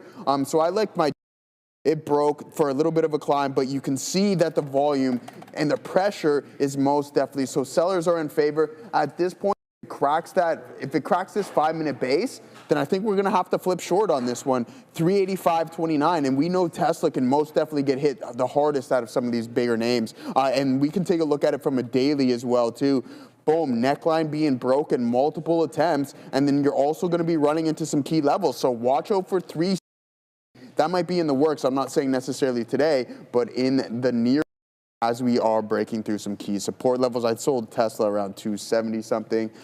So yeah, I mean, there it is, guys. Not too bad of a look. Failed to break this high. I thought when we were up here at 468, this was going to be the green light for that breakout, Obi, but a fail that, and sure enough, we are starting to head significantly lower. Now, from a percentage metric, we're down 20% off of this pivot high. Not the greatest look. We can go through a couple more of the bigger names, these mega caps, and see how much of a we could potentially be getting. 16% on NVDA, but keep an eye out on this, guys. There might be some more potential downside. Obviously, I wish for a rebound, but at the same time, I don't mind loading the boat on NVDA, considering I have an amazing average price. Portfolio, so just adding. So I sold over 50% of my IBIT position in the long term at 53. So that was going to be putting us around 93,000 US dollars on Bitcoin. You can buy it back significantly cheaper now. Do I want to? I don't know. I'm going to take some chances. I will increase my exposure once again to that. But I think there's going to be some pretty good opportunities. And what other opportunities may I be talking about, Joseph? Well, here, let me tell you. I like Robinhood. I like NVDA. And there's another name on my list. You may be aware of it. And it goes by the name of META, ran by Mr. Mark Zuckerberg. So I'm going to these names. I think we're going to get a fantastic discount on a lot of them. And I'm just going to be sitting patient because I have cash now. I have cash. Wow, this thing is getting slack. And I mean, we took Gorv and I took this swing up to 34s. We thought this was going to be the bounce. Sure enough, you're down 26%, a little bit more from this previous pivot high. This isn't the first time we've seen that in the likes of Meta. Aggressive selling earlier in the year in February into those April lows. You dropped 35%. Are we going to drop that low? Time will tell. But nothing wrong with slowly starting to grab. Well, everybody else has talked about this before. You obviously have to be sitting on cash in order to buy some more. And if you're willing to give up some of your unrealized gains, sit on that cash and wait for better prices, then I don't think there's anything wrong with that. Is the bleeding stopped? I don't obviously punch right at the extreme lows. But if you've gotten out a little earlier, then sure enough, you're sitting in a solid position, in my opinion. Obi, what do you got? Yeah, man, for sure. I think I want to point out here, when we're talking about bigger time frames here, NVIDIA is a bell of the ball right now, with this being earnings week and earnings day 2. So let's at a higher time frame and see where this is really sitting here. And something interesting to me on the weekly here. We're starting to look a little bit weaker here. 200. You can see a little bit of a chop, an attempt to push. Maybe if you want time frame, a failure to follow through, but that buying has definitely dissipated. That's what I'm seeing right now. Potential for reversion, maybe. 150s is that prior level here, and we're only about $25 away from in a range of a couple days price action, a few days of price action, I would say, if we get aggressive selling. But yeah, no, I'm going to be watching this area, this consolidation on NVIDIA, because I think it will be very determinant of going into the end of the year. You can see compared to SPY here on the weekly, SPY is a little bit different. more within range, but similar action here as we are looking to break this short-term trend. So where is that prior resistance, maybe looking for support? That's all the way down here at 609. If we're going to quadunk all the way down there, we did have a strong sell-off already at the beginning of the week. I talked about this, about a 17% sell-off. So are we going to get more of the same? I don't know, man. End of the year, this is starting to look like the year is panning out to look like a bit of a doji. At the beginning of the year, and maybe setting up for a top wick going into the end of the year as well. Very good. Bigger picture on the 12-month chart, you can see here, Joe, we're perfectly fine. We are squeezing. We're squeezing. We're squeezing through this 480. But yeah, interesting stuff nonetheless. Hey man, at the end of the day, what is it, Obi? Stonks only go up, baby. Oh yeah, that's definitely the case for SPY. Excuse me. Oh, sorry. Here, this is what I mentioned. Sorry. No, but in all seriousness, there it goes. There goes Tesla. Of a rebound right there, guys. Joe, day's been flat, couple scalps here and there. Nice, nice work there. Gorb, there it goes. Bang, a new high in Tesla. Let's see if we can. We're gonna post up here at 30s to see if we can catch a fill in that neck of the woods there. Obi, a little bit more off. I still have position, so there it is, bang, 30s. Let's see if we can catch that. Oh boy, am I ever slow on this. All right, boom, let's see if we can catch it on this bid up. Come on, hit the bid, we can do it. We're at the ask, there it is. Another fill on that one, so not too bad.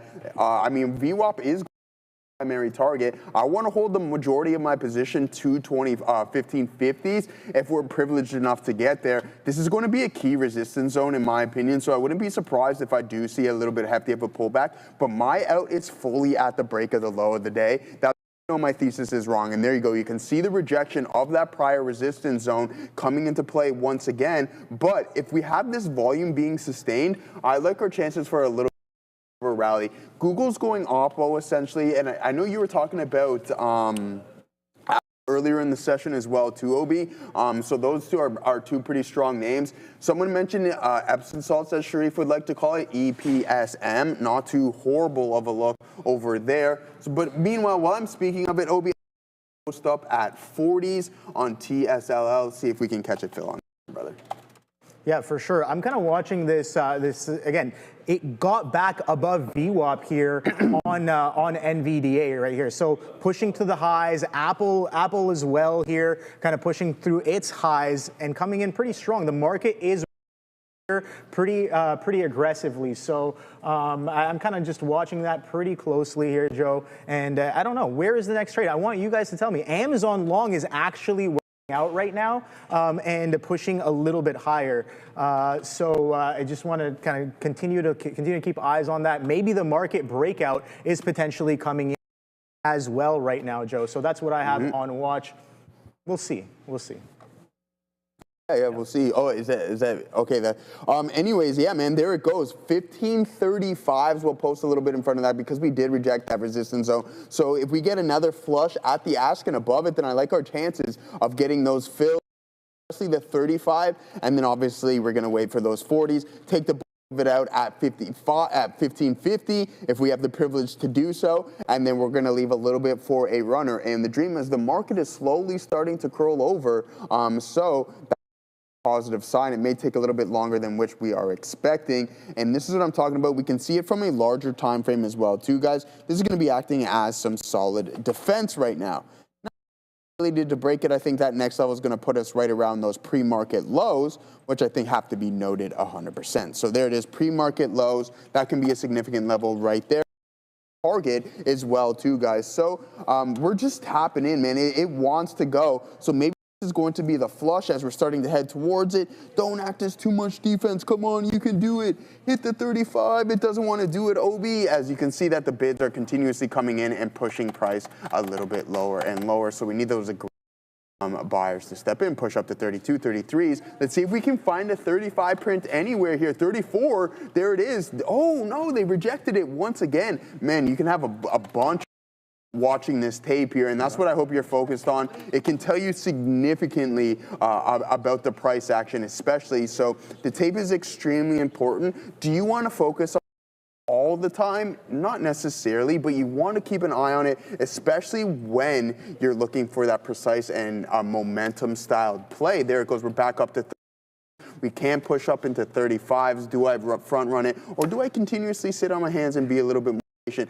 and wait for that fill? But the defense definitely has to be noted. One more strong push up here. I like our chances if the NASDAQ can catch one of them. I got to change this chart from Epson to AMD because I think that's just a little bit more heavily weighted. Captain Obvious, Mr. Wilson. But other than that, guys, come on. Let's go. One more push. One more push. Okay, we're seeing. Okay, no, there we go. Bang. Just like that, we caught an additional fill. In a day where the long is harder to come by, I've literally put on 4 trades today, and they're all to the top side, and I've lost on 1. So it's just about precision and what Obi and I were talking about yesterday, knowing when to get in.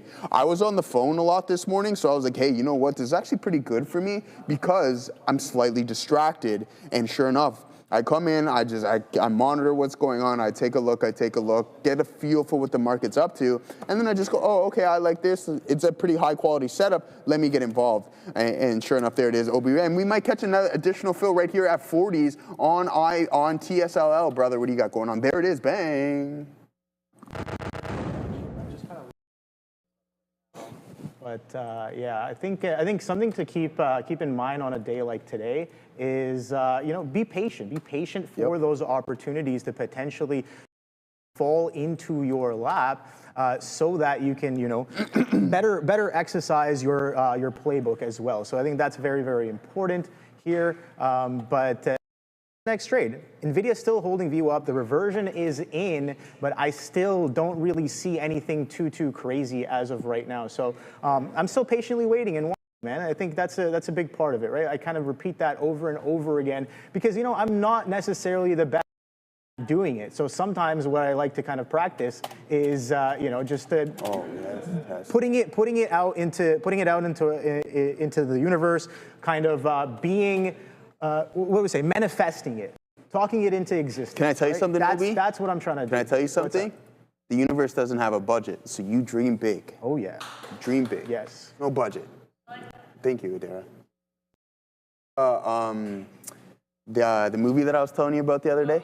No, it's so good, man. You gotta watch it. Oh, okay. Yeah, it's those classic movies as we were talking about before. Dara and I have similar tastes in the films that we like. I'm a big film guy. I mentioned A24. I know Assassino, Fabian, and all those individuals love A24. It's just one of my things. Even though I don't think it's made by them, but are produced, whatever it may be. There it is, Obi. A nice little. We caught that 50 level, so TSLL working out relatively good for us today, Obi. Do you have anything on right now? You're just out hunting right now? No, I'm just hunting. I'm watching that 180. So that 180 is coming in, right? That really strong right now. So I'm waiting and watching that. VWAP continuation was nice. 270 is still holding right here on Apple. So yeah, let's do a little bit of a market scan here. So let me pull it up. I'm looking for the next opportunity. It's not always going to be there, right? So emphasis on sitting on your hands. This market its high, so that could very well pose a bit of an entry there, a bit of an opportunity as well. So I'm just kind of waiting and watching for that. Let's see what market leader today. Volume gainers, of course, it's NVIDIA. NVIDIA catching a bit of a bid back to its VWAP as of right now. Open as well. Okay, open. This one, it was looking like it was opening up for some fresh highs here. 948, still couldn't get past that $10 level, and then pulling back as well. Swing short on that one after this trend breaks back through that $9. That 850 on Friday, what is this, November 14th, was very telling, and then the next rate bleeding out, and then yesterday as well, strong confluence with the rest of the market selling off. So maybe catching a bit of a relief rally there, back into the upper end of the range down. So that's what I have on watch on open, but didn't really get involved on an intraday kind of time frame there on that one. So see what else is next. SoFi, potential continuation on a day like today. It was doing relative in the pre-market, but sideways chop as well. Tesla, of course, I'm watching this one as well. The reversion actually did come in, and we pretty much got all the way back to VWAP here. Sure, we're in that area. We didn't quite clip it, but pretty much got back to VWAP. So interesting stuff there as well. Here comes the 180. Here we go, Joe. This might be a interesting area. So 179.60s here watching. Let's see if anybody shows up on the offer. Let me just put that sizing filter for you guys here as well. So let's see if significant shows up on the offer, or do we just kind of push through it like it's absolutely nothing? Again, piece of information. This was that sell-off area right off of the open there, and then a as well of this area showed us some supply. We're getting a grinding bid all the way up back into this area. So now the question becomes, do we see more of, do we see that, you know, does NVIDIA catch some more selling in and around this area? Now this could be a bit of an over-under, right? If we sustain and hold above this area of supply, then, okay, maybe the selling is done. Then you got to reassess, probabilities change, and then maybe we can take a trek towards that 182, 183 and change market highs as well. Blue Ocean, man, last night, I don't know if you traded it, but it was absolutely solid. Another one of those nights where Blue Ocean is giving us opportunities both ways, long and short. A few different kind of ways you can kind of take it there. 180 right back through here on NVDA as it pulls in. So interesting stuff. Didn't really hold it.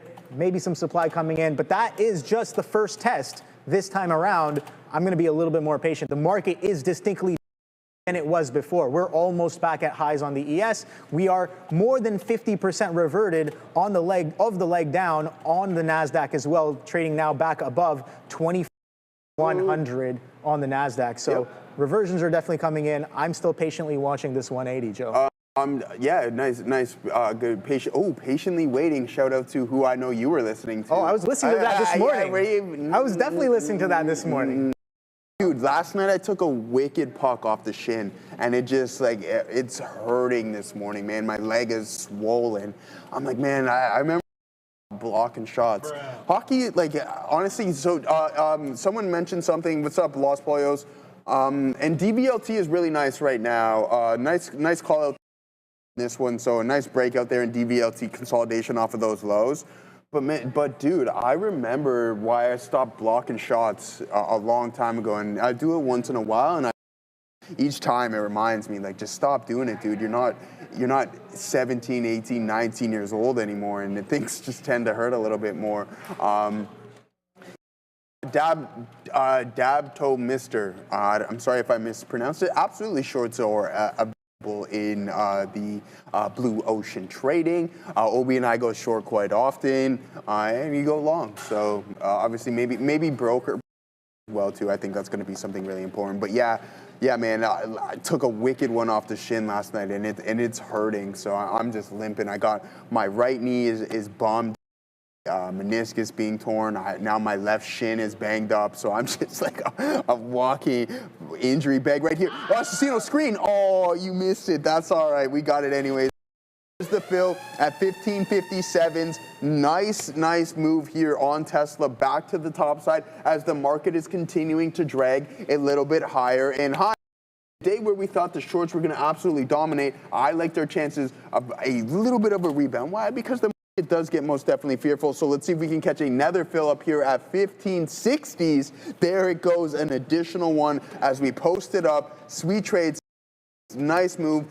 Joe is cooking. Yes, sir, we are, as we're going off of these lows, guys. Walt, really nice call out on this DVLT as well. This is a prime here, brother. Beautiful bull flag. I know we were talking about this earlier, so that's what we got going on. And look at the recovery in which we are experiencing in the market.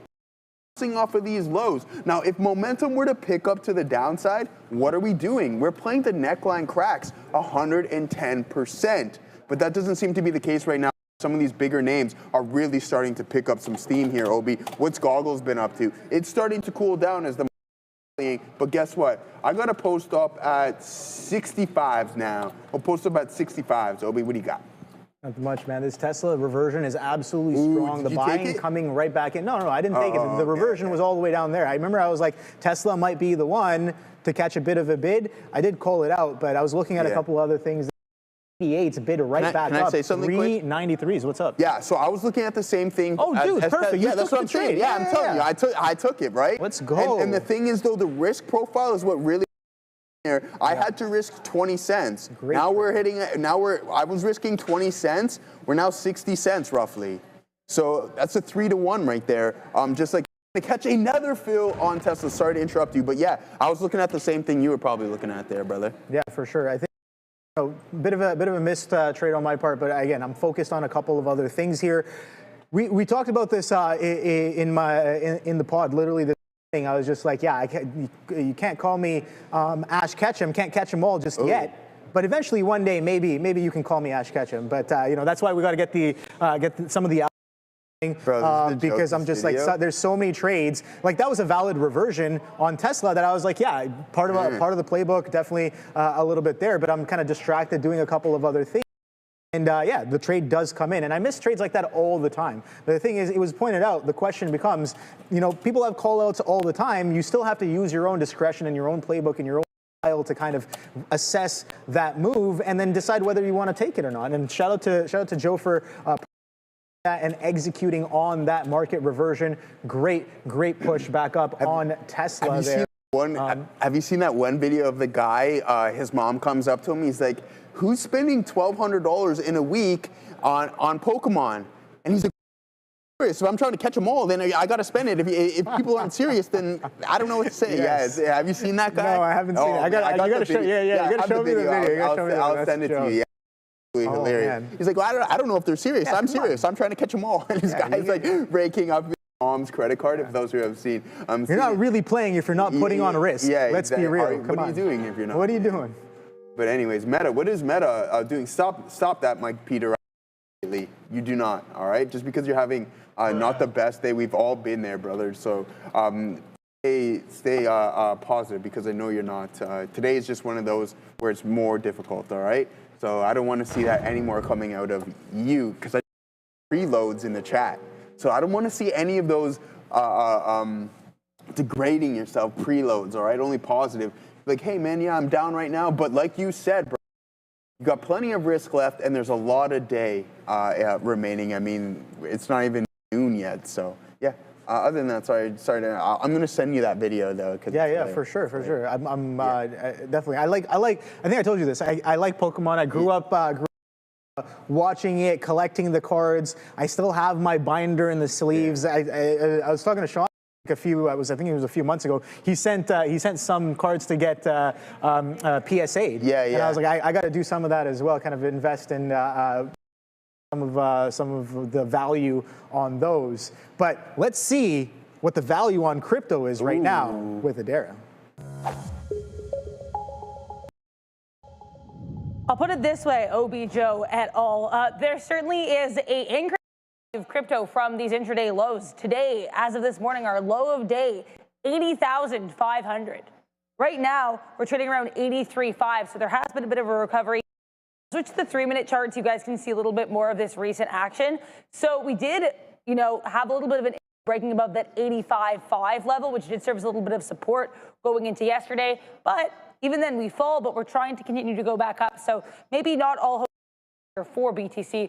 Ethereum looking almost identical here to Bitcoin. The level at which it struggled, much like Bitcoin here, going to be a level of support yesterday for Ethereum. That's going to be 20.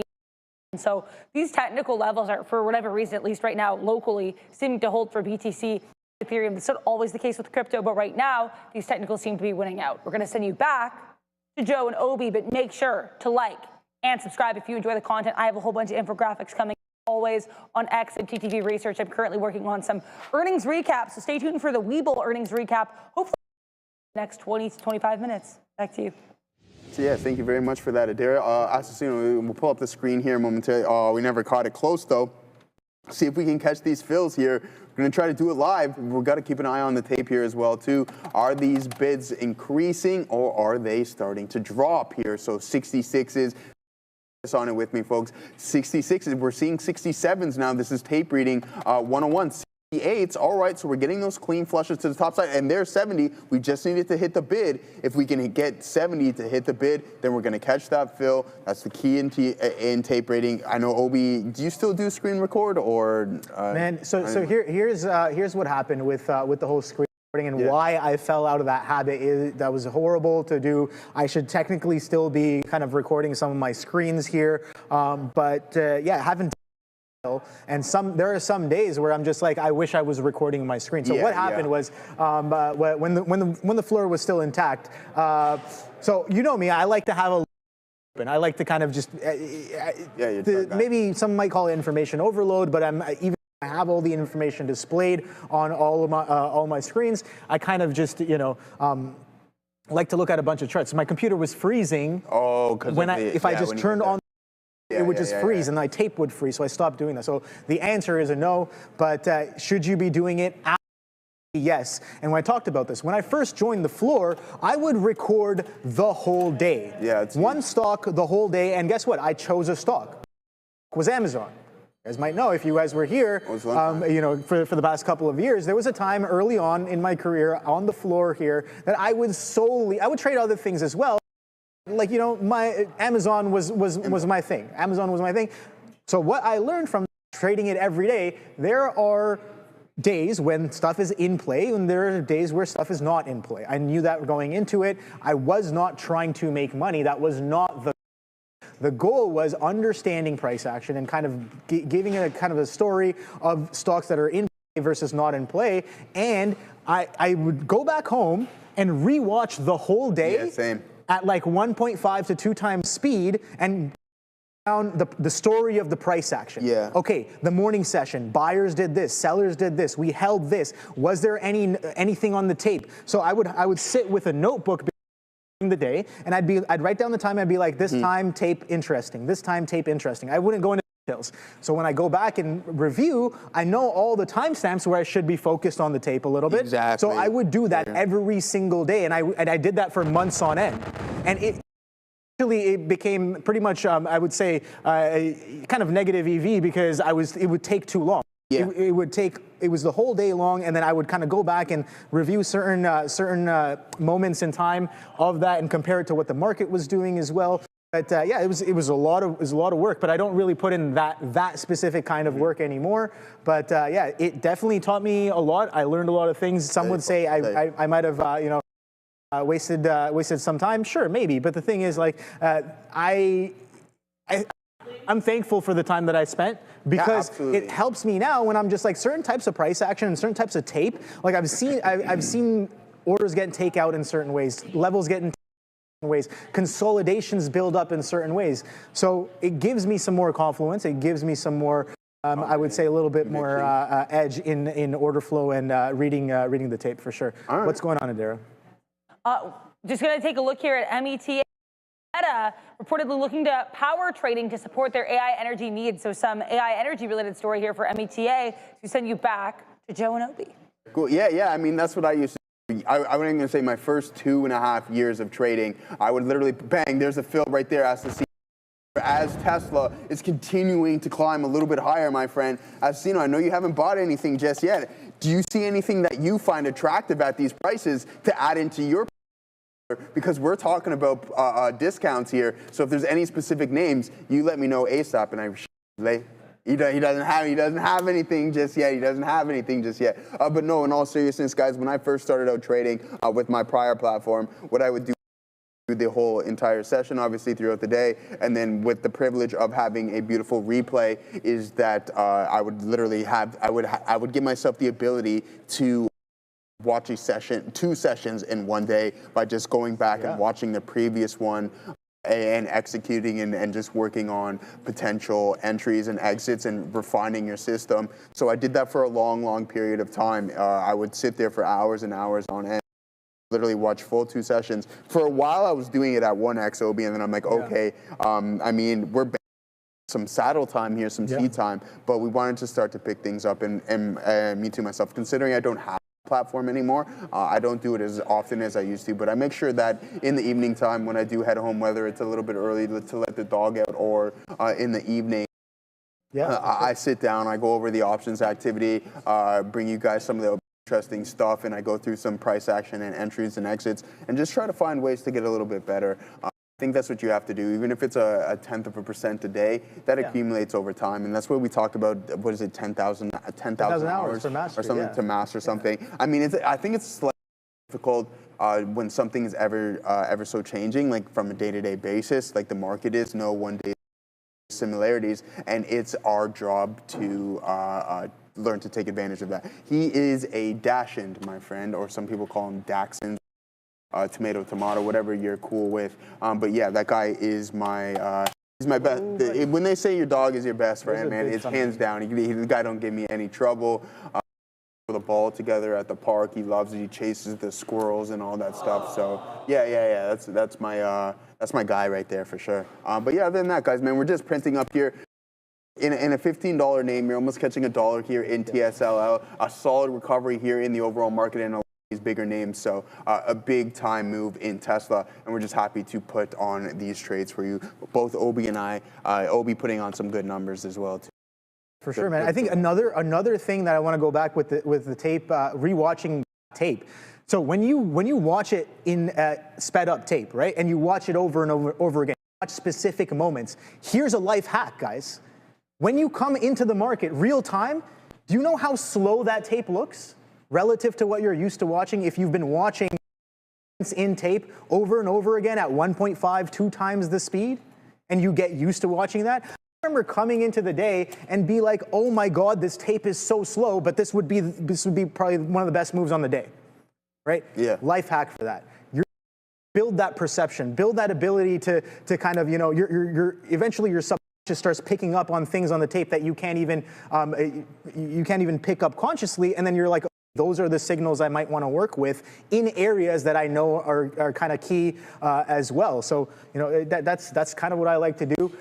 Sometimes I'm just like, trust in the power of the subconscious, because it definitely has the ability to evaluate a lot more data real time than you can consciously. So building that gut feel over time is definitely something that I've been working on, and I will continue to work on until the end of my days for sure. But and with a little bit of a wick shimmy dance of that 180, that came in real hot, slams right. Like, all right, if you're going to pull back into 180 like that, I'm taking a little bit more here. So price action, let's see if we can get that 179 VWAP I have here at 178. I don't know if we're down there. The market has been reverting pretty nicely, but again, supply. I called out before. We've been having a little bit of demand in this area, and demand we did have all the way back into the top of the range. Now the question becomes, are we ready to break out? The kind of pushing, but the NASDAQ.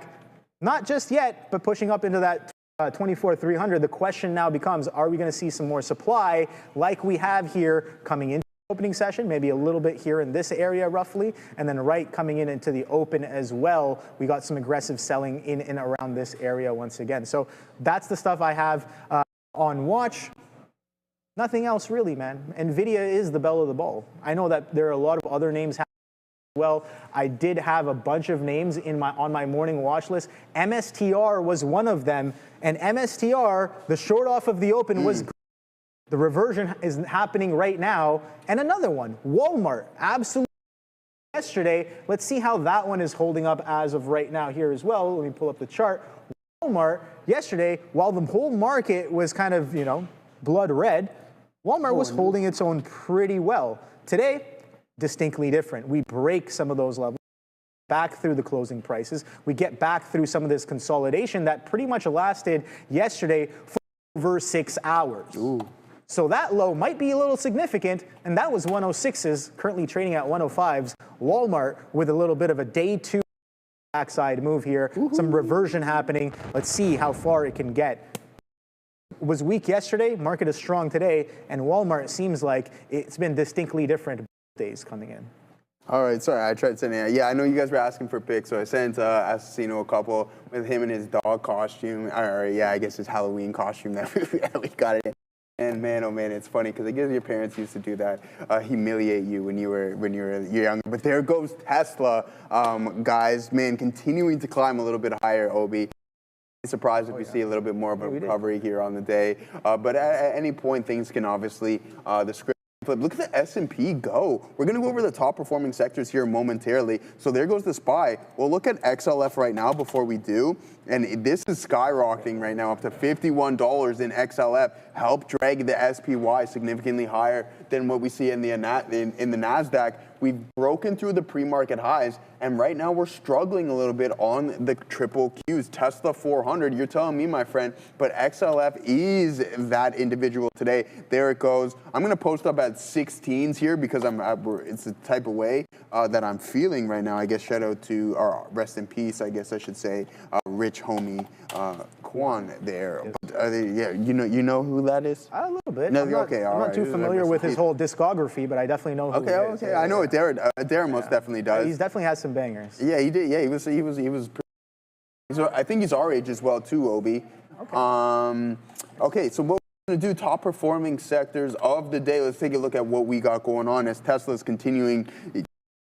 So happy to put that one on for you folks. Wow, look at across the board, a whole lot of green. The inverse of the Playboy Cardi album there, Adara as well too. So 5% in the materials up today. Leading the way in second place, we have the healthcare as up 2 1/5, and then the consumer discretionary just a little bit under 2%, 1.99 to be exact, and then we have the communication service up 1.6%.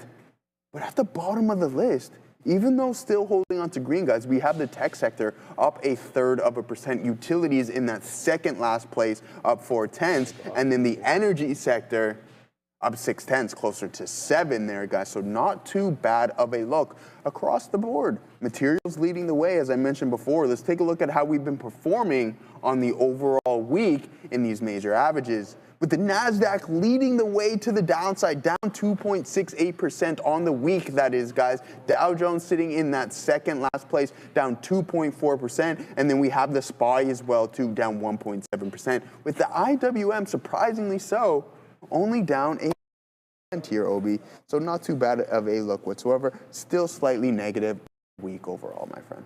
Yeah, I'm watching this 180, man. The consolidation and a churn here in 180 is rightfully so. It's a bit of a key level from the morning session, and we're getting some crazy tape action both ways. Buyers and sellers definitely churning it around as the market pushes here. There's the NASDAQ catching up to the ES, so we might actually get this push here on NV.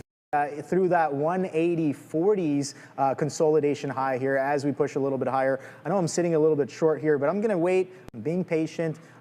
Definitely, again, we talk about having more shots in the mag, more shots in the chamber for a potential move here. We're pulling up into this supply zone as the market kind of pushes up. So I'm just waiting and watching. More than willing to kind of lose on this trade. But where's the next trade? That's what I'm asking after this one's done. Right now I'm very, very focused here in and around this 180 as we chop and churn. A little bit of a 20, 30, 40 penny chop both ways on NVIDIA in and around this 180. There's some top wick action happening here. 4 minutes left on the 15-minute candle to print. What is the open on NVIDIA for this 15-minute candle? It's 179.66. Okay, cool. Seems like we're probably going to close green then. Very, very likely. We've been reverting pretty nicely off of the lows. Prior bar high break has given us strength and only strength all the way back to VWAP, now back to 180. The question becomes, are we still strong enough that we push through those 182s, through those 183s, 184? Of turbulence from yesterday that is going to be standing in our way here, but the market is stupid strong right now. Absolutely aggressive, breaking through the consolidation highs. So the question becomes, are you guys long? There's the break of that 40-50s incoming now here on NVIDIA, so definitely going to be wrong on this one. What do you got going on? Tesla. Oh my days. Yeah, I mean, there it goes, man. We're posted up at 16s. We're almost going to catch that fill right there. Let's get this out of the way. And boom, another move up there. A couple more pennies, guys. We'll keep an eye on the tape to see what it is. And look at the clean flushes to the downside. So some aggressive moves right there. And they're not overly reactive when we get those flushes on the bid. We can do quote highlight, but considering it's a lower price stock, we have to significantly increase this. So let's get that going. We'll start off with 5,000. So yeah, that's not even enough right there, guys. Let's whoa, we don't want that many. Let's go 10,000 just to see what we got. Bang, and there an additional fill. So you see it clear up a little bit, but still, you want to focus. Tesla is actually up to. XLF is on an absolute monster tear, and there goes the NASDAQ punching 90, heading towards 590.56, and there it goes. A big time move in the overall market being led by the likes of NVDA, heading a little bit higher. There, guys. What's Microsoft up to? Did I get anything in my ear there, Assassino? Sorry, I didn't hear anything. Good to go? Okay, cool. No worries. What's Microsoft been up to here on the day, Obi? It's not quite where the NASDAQ is, but not too bad whatsoever as you're continuing to slowly grind back towards the volume-weighted average price, my friend. I'm almost out of shares there on, I have one out left essentially on TSLA. We'll hold on to this, but not too bad of a trade whatsoever as we're continuing to grind higher here in the overall market, guys. Yeah, this straight bids, man. Absolute strength here. So yeah, NVIDIA definitely pulling up into some prior levels here. This was that consolidation high from yesterday as well.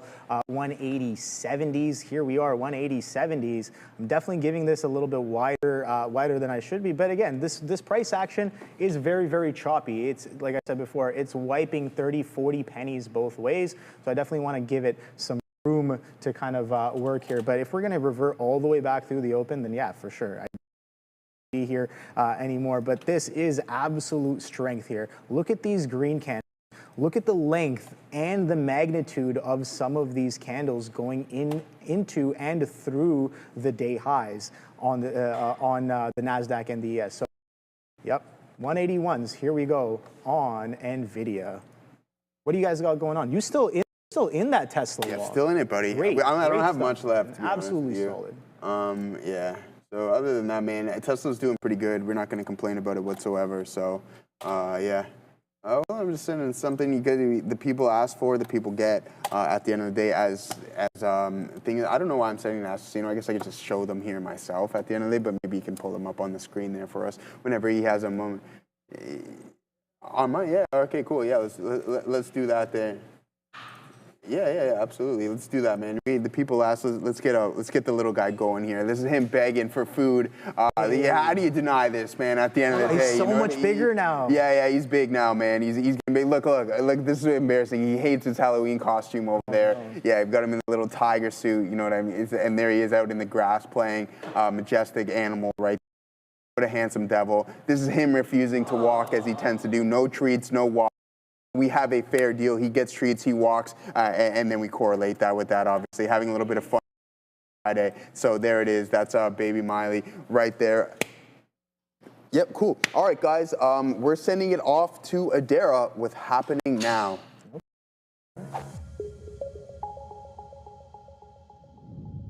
Let's take a look here at what the market's so far today, guys. Here is the NASDAQ. This one making a nice base around that 581 level and just pushing higher. We're up 1% right now today. Doing a nice reversion of the reversion action we had happening yesterday. Of course, with this, yesterday we had that buying to selling action. Today, some selling early on pre-market and also in the morning, and then now some buying. I do have to talk about some strength in these health sectors, especially Eli Lilly today becoming the first healthcare name to surpass $1 trillion market cap. This one trading at all-time highs, even as other stocks do tend to dwindle, specifically in the tech space. Now, what led to this recovery starting pre-market? Let's talk about it because it does have to do with the Fed, specifically Fed's Williams. He is bottom row center here. He's been talking quite a lot lately, Fed's Williams. Fed's Williams this morning saying, contrary to a lot of what his Fed colleagues have been saying, that he actually does see get a near-term rate cut. And he said that actually, despite some stalling of late, the way that we're progressing with inflation improvements, we could potentially get that cut in 2020, or sorry, not that cut, 2% interest rate inflation goal by 2027. Let's talk here about Gap. GAP has been on watch. Earnings day one. Here's a look at what we were expecting from this report. They did have a double beat here, and net sales growing on a year-over-year basis. Comp sales, so it was a strong report there from GAP. You can find out the recap of this report on our X at TTV Research, where you can find a lot of fun infographics related to the market. Webull is another one to keep an eye on here for earnings day one. INTU, ESTC, VFS, so tons of earnings day one plays on watch, guys. Before we send you back to, or over to Neil, in his lesson of the day, we're going to take a moment to thank our friends at Origenics because, guys, Each year, 3.8 million concussions are reported in the U.S., but there's still no FDA-approved treatment. NYSE listed Oragenics, OGEN, is changing that with its first in-class intranasal drug, designed for rapid brain access. With the concussion treatment market projected to reach $8.9 billion by 2027, Oragenics is uniquely positioned to lead the way. Learn more. Schedule a meeting today. Thank you to Oragenics and Neil and his lesson. Welcome, everybody. Learn from yesterday. That's what you should always do, and that's the lesson of the day.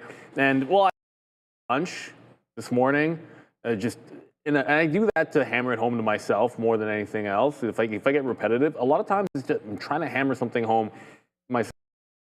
There was some opportunities yesterday that I did not take for some trend breaks. Like the long early on was pretty good in yesterday's morning. Like you could have had some really good scalp trades, but you see what happened when the trend broke. So I came in with the mentality that if there were distinct trends that broke, I was just going to take them because ultimately that would lead to the bigger moves. And as you can see, like look what happens when the down trend breaks. Like I can do it either way. I can make it a channel, I can do whatever. But when it breaks, look at the up move. It's the same thing as it was a good short this morning. But that turns,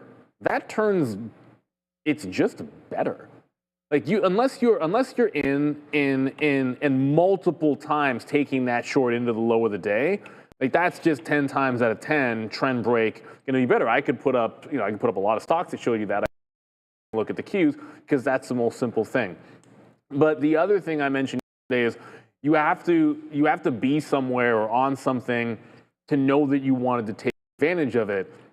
And there were 2 points. Like one of them, someone was like, Neil, why would you short GameStop? It's at the lows. And on the higher time frame, I agreed with that. Like, yeah, GameStop's at the lows, but the market was trending down. It broke a trend to the upside. So to me, I'm taking all trend breaks. Like Bitcoin was falling at the moment, so I'm taking all trend breaks, looking for the follow through. And if we fall for the rest of the day, then we get a trend down. But this plays both ways. Because what happened after 11 o'clock? The mistake I made yesterday, and you heard me say it loud and clear, was I was unwilling, if I was short something, in the case of yesterday, if I was long something, I wasn't just going to take that trend break after 11 o'clock during lunchtime. Like I just got out of longs and was too late to get into the short. So today, what I said was, that's not going to be the case. Even if I'm in a trade that's working and a trend that's working and I favor that direction, if we get a distinct break of the trend, I'm reversing it because that was better. Like longs were yesterday, that reverse was better. So in my mind was, even if I'm in a short that I believe in, if that same thing looks like it's happening, the long could be better.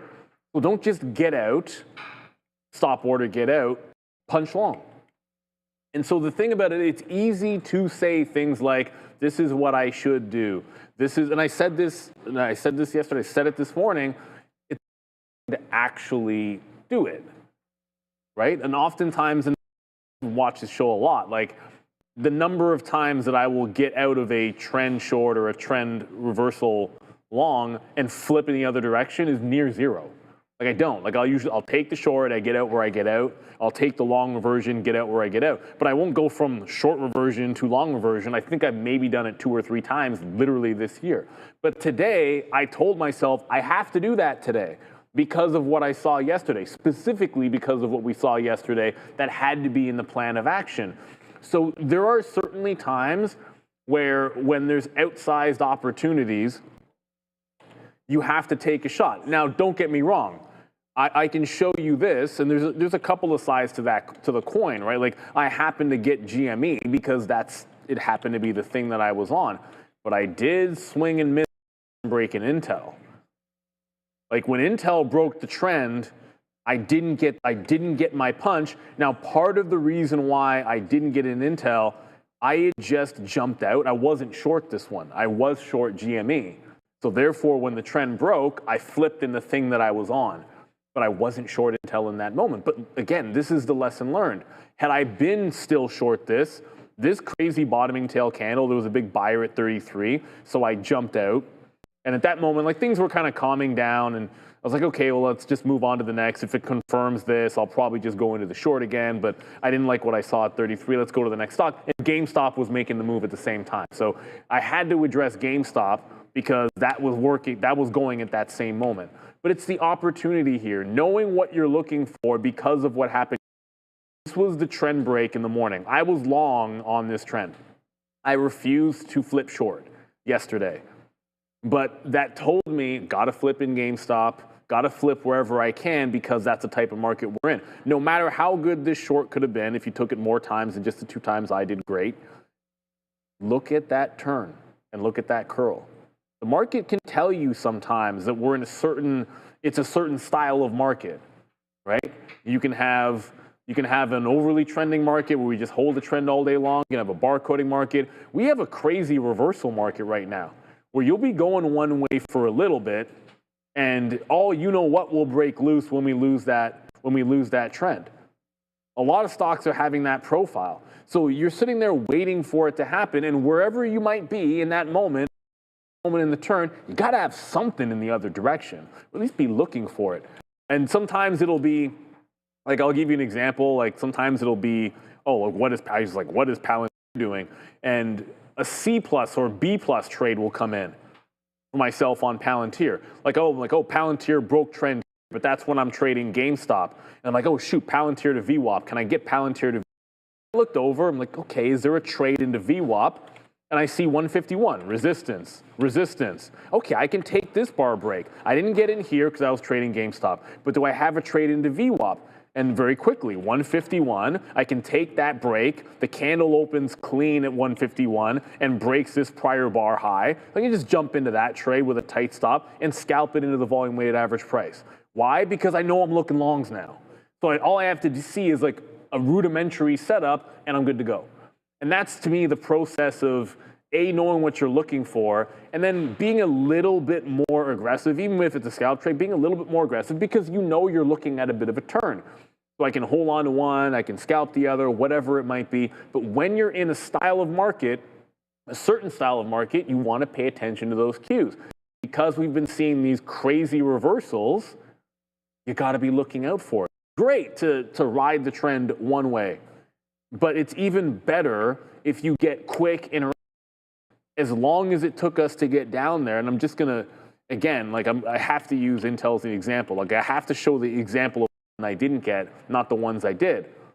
Because as good as it might have been in one direction, when it flips and it's shown you how crazy it can be in the other, in the back of your mind, you have to be looking for that kind of a move today. And, you know, if you're not, that's not your style.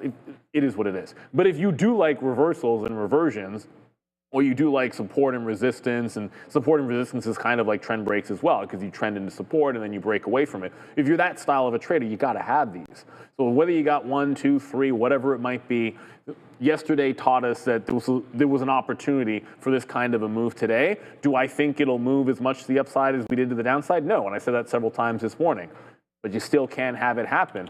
And for those that were loving GameStop this morning, congrats to all of you. To me, it was just a technical trade on the reversal. Can't say I'm a believer, but there were some that's at a support level.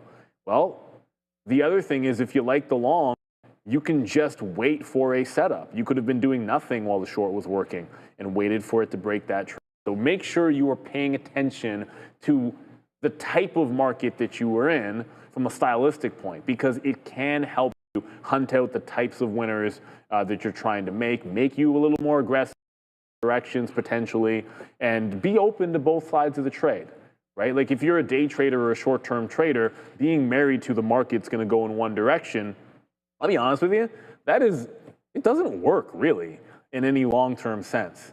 Like, before we go back, I just thought of something that I don't think I've ever said this, but it's actually a really good point. I've been trading for like over 20 years. And what I can tell you is this. I cannot remember a single trader who was consistently profitable in the morning being like, this is the direction the market is going to go, and then only trading in that direction.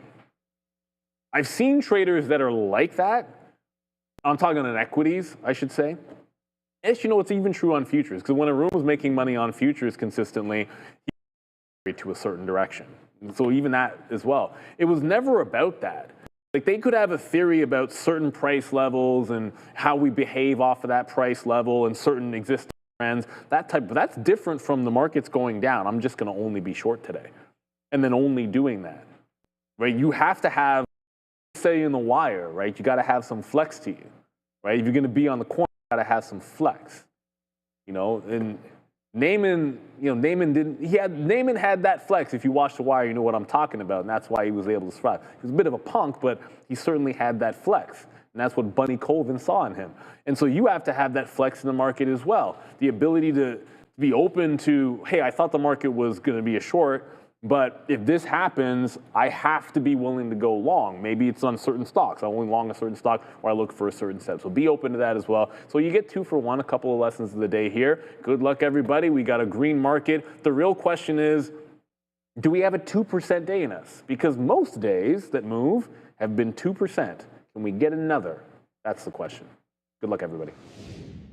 Thank you very much, Neil. Great lesson there. And yeah, flexibility for sure, man. You got to be able to go, both ways, long and short. And I saw some people in the chat talking about that as well. I love that conversation. We can continue that right after we get back from Madeira. Keep an eye here on some of these healthcare names, including Pfizer and Merck. Here is PFE, MRK looking almost identical. FDA, Keytruda, and Pfizer's Padcev combo for the cisplatin ineligible muscle-invasive bladder cancer treatment. So again, cisplatin ineligible MIBC getting 2 more treatments cleared from MRK and PFE from the FDA. Back to you. Good stuff. Let's press. Oh, okay. I was going to read something, right? Party P, man. I was going to read that out loud, but I cannot do that here. Let's see, wearing red today. Oh, yeah, I know, Gorev. Yeah, I mean, it started out the day red, but a nice reversal. She's playing that reverse psychology on the market, so it's just wear the red and then it goes green at the end of the day, right? This is basic. Sometimes you gotta mix it up a little bit. It's all about the. Sometimes you gotta mix it up. I was gonna say, mental warfare. The Adara indicators worked pretty well. So that's just like, okay, well, I'm just asking, who are the whales that are watching the show here? Who are the whales? Who are the market movers? I was talking about this earlier. I was like, yeah, maybe end goal is to be of all market volume and just trade from your basement. That's the biggest flex. What is that? What'd you say? I said be 15% of all market volume, but just be trading from your basement. That's the flex, right? Imagine just being that type of Imagine whale. Being that guy. I don't know. I'm sure there's guys that move significant portions of the market that are not like they work their own business, right? They're not necessarily tied up to a firm or any sort of kind of entity like that. But it's interesting to think about. Some of the best players, obviously, they're not going to show face, right? It doesn't make sense to do that. But do you remember we were talking about it the other day? I think Sharif and I. Do you remember the movie V for Vendetta? Yes, I do. Great movie. What was I about to do here? Oh yeah. Oh, we want to take a look at the options chain here and see what we got going on. That 180? Yeah. What do you want? What name do you want? I'll let you pick. Well, we'll go 180. I want to see how 180s are going to close. On AMD. On AMD. On AMD. You want specifically AMD? No, I was asking you what ticker do you want? Okay, yeah, cool. And that's what I was thinking about as well too. So. 80. Here we go. There is a little bit of a supply zone there, Opie, with 42,300 contracts, almost a quarter million traded on that specific level as well too. But what we do have is this call wall still sitting up at that 200, slightly starting to grow in size as well too, guys. So 200. You're not collecting anything right now. Obviously, it's 0 DTE. It's the only way you can trade 0 DTE on some names is on Fridays. So there's 137 contracts with 19,000 traded. But what we can do is head over to that next expiration cycle to see if that size has dwindled or started to slowly become smaller, but that doesn't seem to be the case whatsoever. So 121,000 contracts still on the November 28th expiration cycle. So I'm going to be looking at this as a potential supply zone and a resistance, aka a ceiling here in NVDA. Now, can we see anything from a definitive floor base? Look how much substantially larger the open interest is on the call side than what it is on the put side. And you'll typically see that unless there's an insane imbalance in which we experienced over the past couple of days. But volume and OI on the puts have really started to cool off. Now, I think, so what is it? We're trading at 179 right now, so 180 OB roughly. What is it? What are these cash secured puts paying over here? 170. I mean, this is my language right here. If you have the capital available, guys, writing these 170s, collecting $200 combination, and if you're looking to go in a little bit more size, I know someone was asking me about going NVDA, and I know Neil and Sean were talking about this yesterday, but I was on the phone dealing with the bloody airlines around here. But pardon me, yeah, I was on the phone with the airlines. Yeah. Oh, so we thought you might have been liquidating your crypto portfolio because you were just like Lima.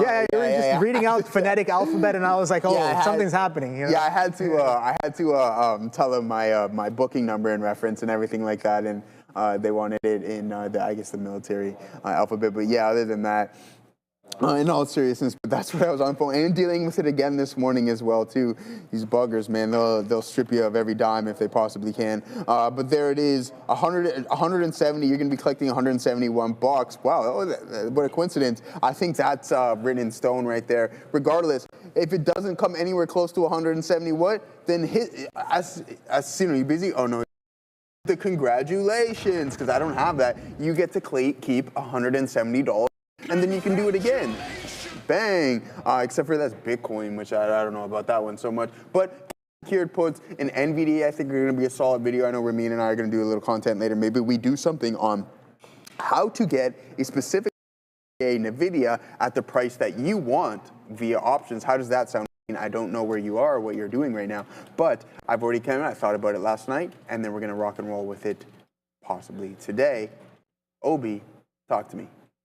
Yes, sir. So, guys, I got some special news, some exciting news, and it's coming out of Canada for those of you who are sophisticated traders on this stream. Beta Pro by Global X Canada, Canada's largest provider of leveraged inverse and inverse leveraged ETFs, has just launched 6 triple leveraged ETFs offering 3 times bull and bear exposure to the S&P TSX 60, semiconductors, and on U.S. Treasuries. Even better, they're offering a special fee rebate, dropping management fees to just 65 basis points until December 31st of 2025. That's only a month away, guys. Plus, the U.S.-focused strategies use a currency which offers the potential for pure performance and exposure. So if you are a tactical trader looking to amplify your performance, check out betapro.ca/3xdaily. More. All right, so this NVIDIA, this 180, thank you for pointing that out. Some no supply problem. Sitting at that 180 NVIDIA.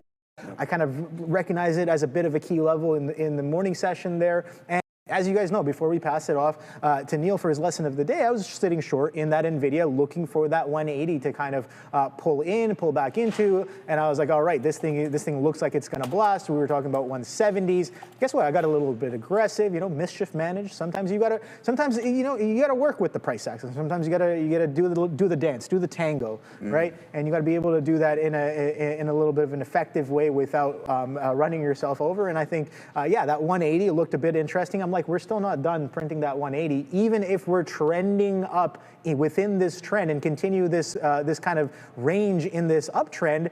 I thought the probability of printing 180s was pretty high again.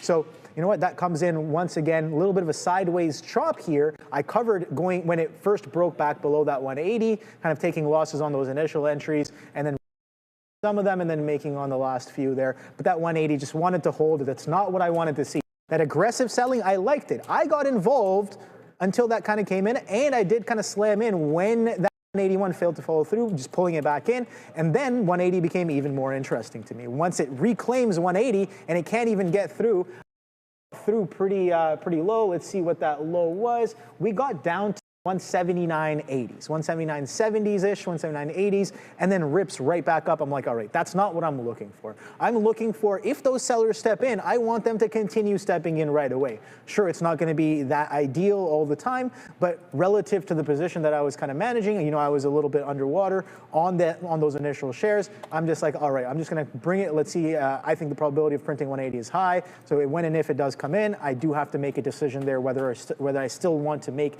or still want to keep that position or not. The market is still consolidating at its highs here. That last 15-minute candle was about, what, 7.5 minutes ago, because we have about half of this candle left to print, but that was a doji on both markets. So a little bit of indecisiveness after 1, 2, 3 aggressively strong bars, which have been expanding in range relative down here. You can see sellers step in, step in, step in. Look at how tight those open and closes of some of those 15-minute candles get. That indicates to me that, yeah, selling participating, maybe buyers are meeting up with some of those sellers. That momentum is definitely slowing down for the moment, for that specific candle. We're seeing maybe some more of the same happening here, as that is an aggressive slowdown. You have the long bar, maybe a shorter bar, maybe a 3-bar pattern there. You get that long leg, maybe tighter consolidation leg again that breaks through those highs, and then now we're consolidating once again. So don't know what to do with that information, but I'm kind of waiting and patient for the next trade. And the 180 still interesting to me here on NVIDIA. Amazon, we were talking about Amazon being a potential mover, and that's pushing up through as of right now as well. So Amazon, I forget who it was in the chat, they were saying they like the Amazon long as it was kind of chopping sideways. You know what? Maybe that was a good idea. Maybe that was a good idea because relative to everything else, Amazon was pretty tight in its range. So it gave you the ability to go either way. You could have had either bias, long or short.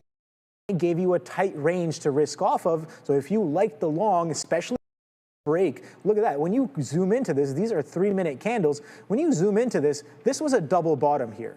Double bottom, 215.30s, 215s and some change. We get a false break of that double bottom, and that is where that bid steps right back in. So if you were watching this for a potential long, we talk about, you know, recording the tape as well. I'm pretty sure, I can probably bet on it, that around here was distinctly different than that of here and here, maybe, or kind of coming into that area. So stepping right back in. So that demand comes right back in, and then being different such that it takes us to VWAP, takes us through the highs, and then continuation through pre-market highs as well on Amazon. So that's kind of the story that I saw there, or that I can see there that panned out on Amazon. What do you got going on for us, Joe? All right, brother. For too long, trading meant risking your own money or never having enough to start. The fear of losing, that's what kept so many traders on the sidelines. But that's changing. Trade the Pool is transforming how traders access the market. With its limited risk trading model, traders use funded capital while Trade the Pool absorbs the downside. This allows traders to focus on what truly matters: discipline, consistency, and growth. When you hit the profit target, you keep 70% of the profits. No fear, no barriers, just real opportunity. This is the revolution of limited risk trading, powered by Trade the Pool. Visit tradethepool.com or scan the QR code now to get 10% off your valuation. All right, guys. Well, I posted up here OB at 1580 for a potential pullback and a retest of the volume weighted average price in Tesla, but we're not getting that right now. We're taking that additional leg higher.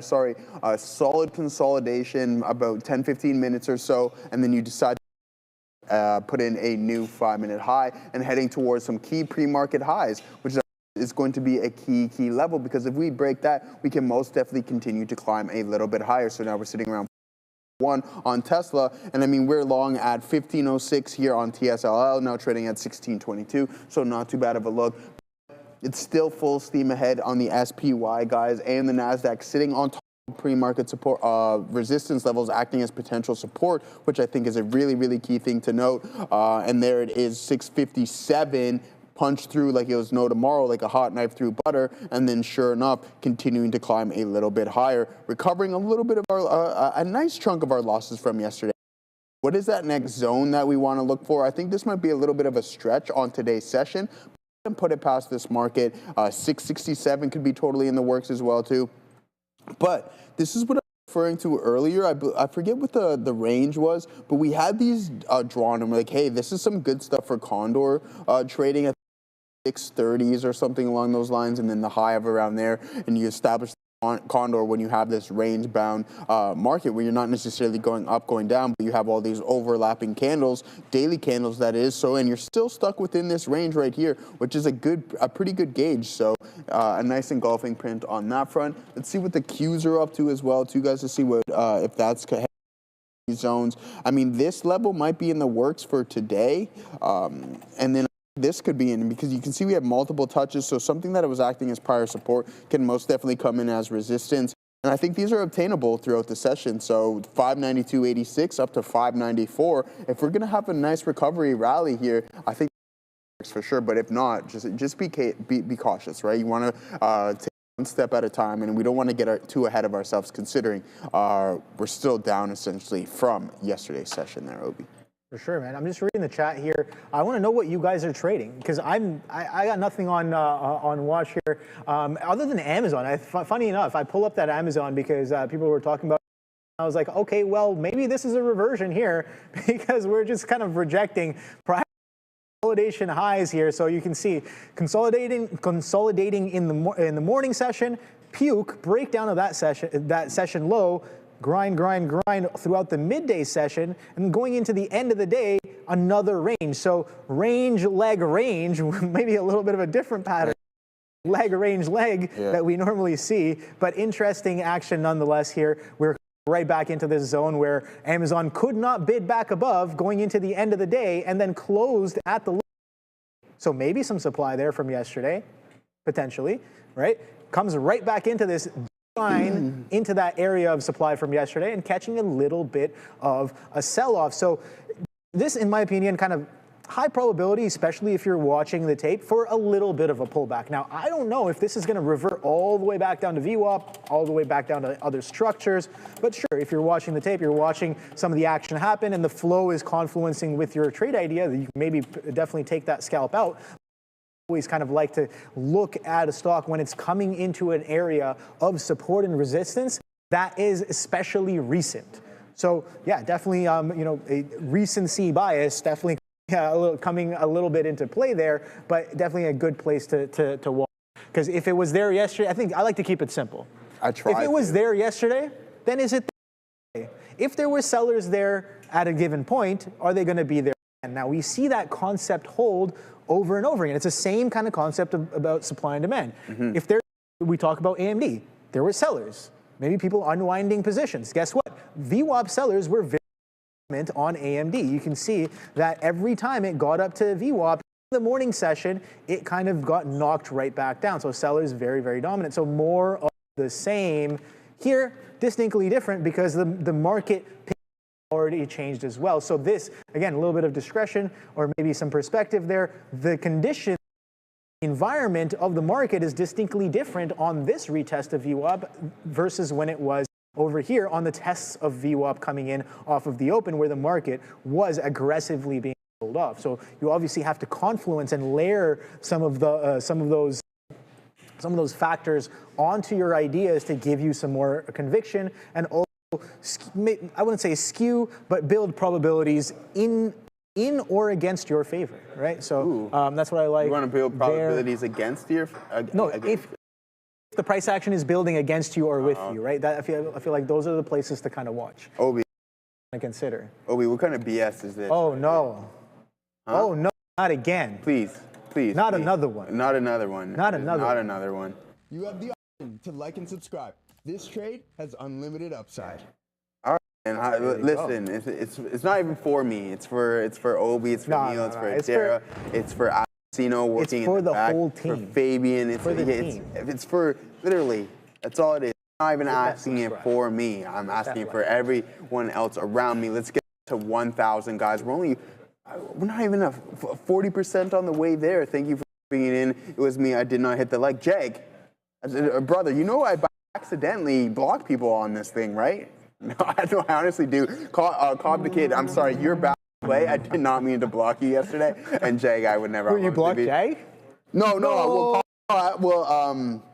Cobb the Kid, yeah, Trap, man, you better not forget, brother. Because people don't forget at the end of the day. Don't block people. Thank you. Thanks, Jody. But no, today I blocked our guy, Cobb the Kid.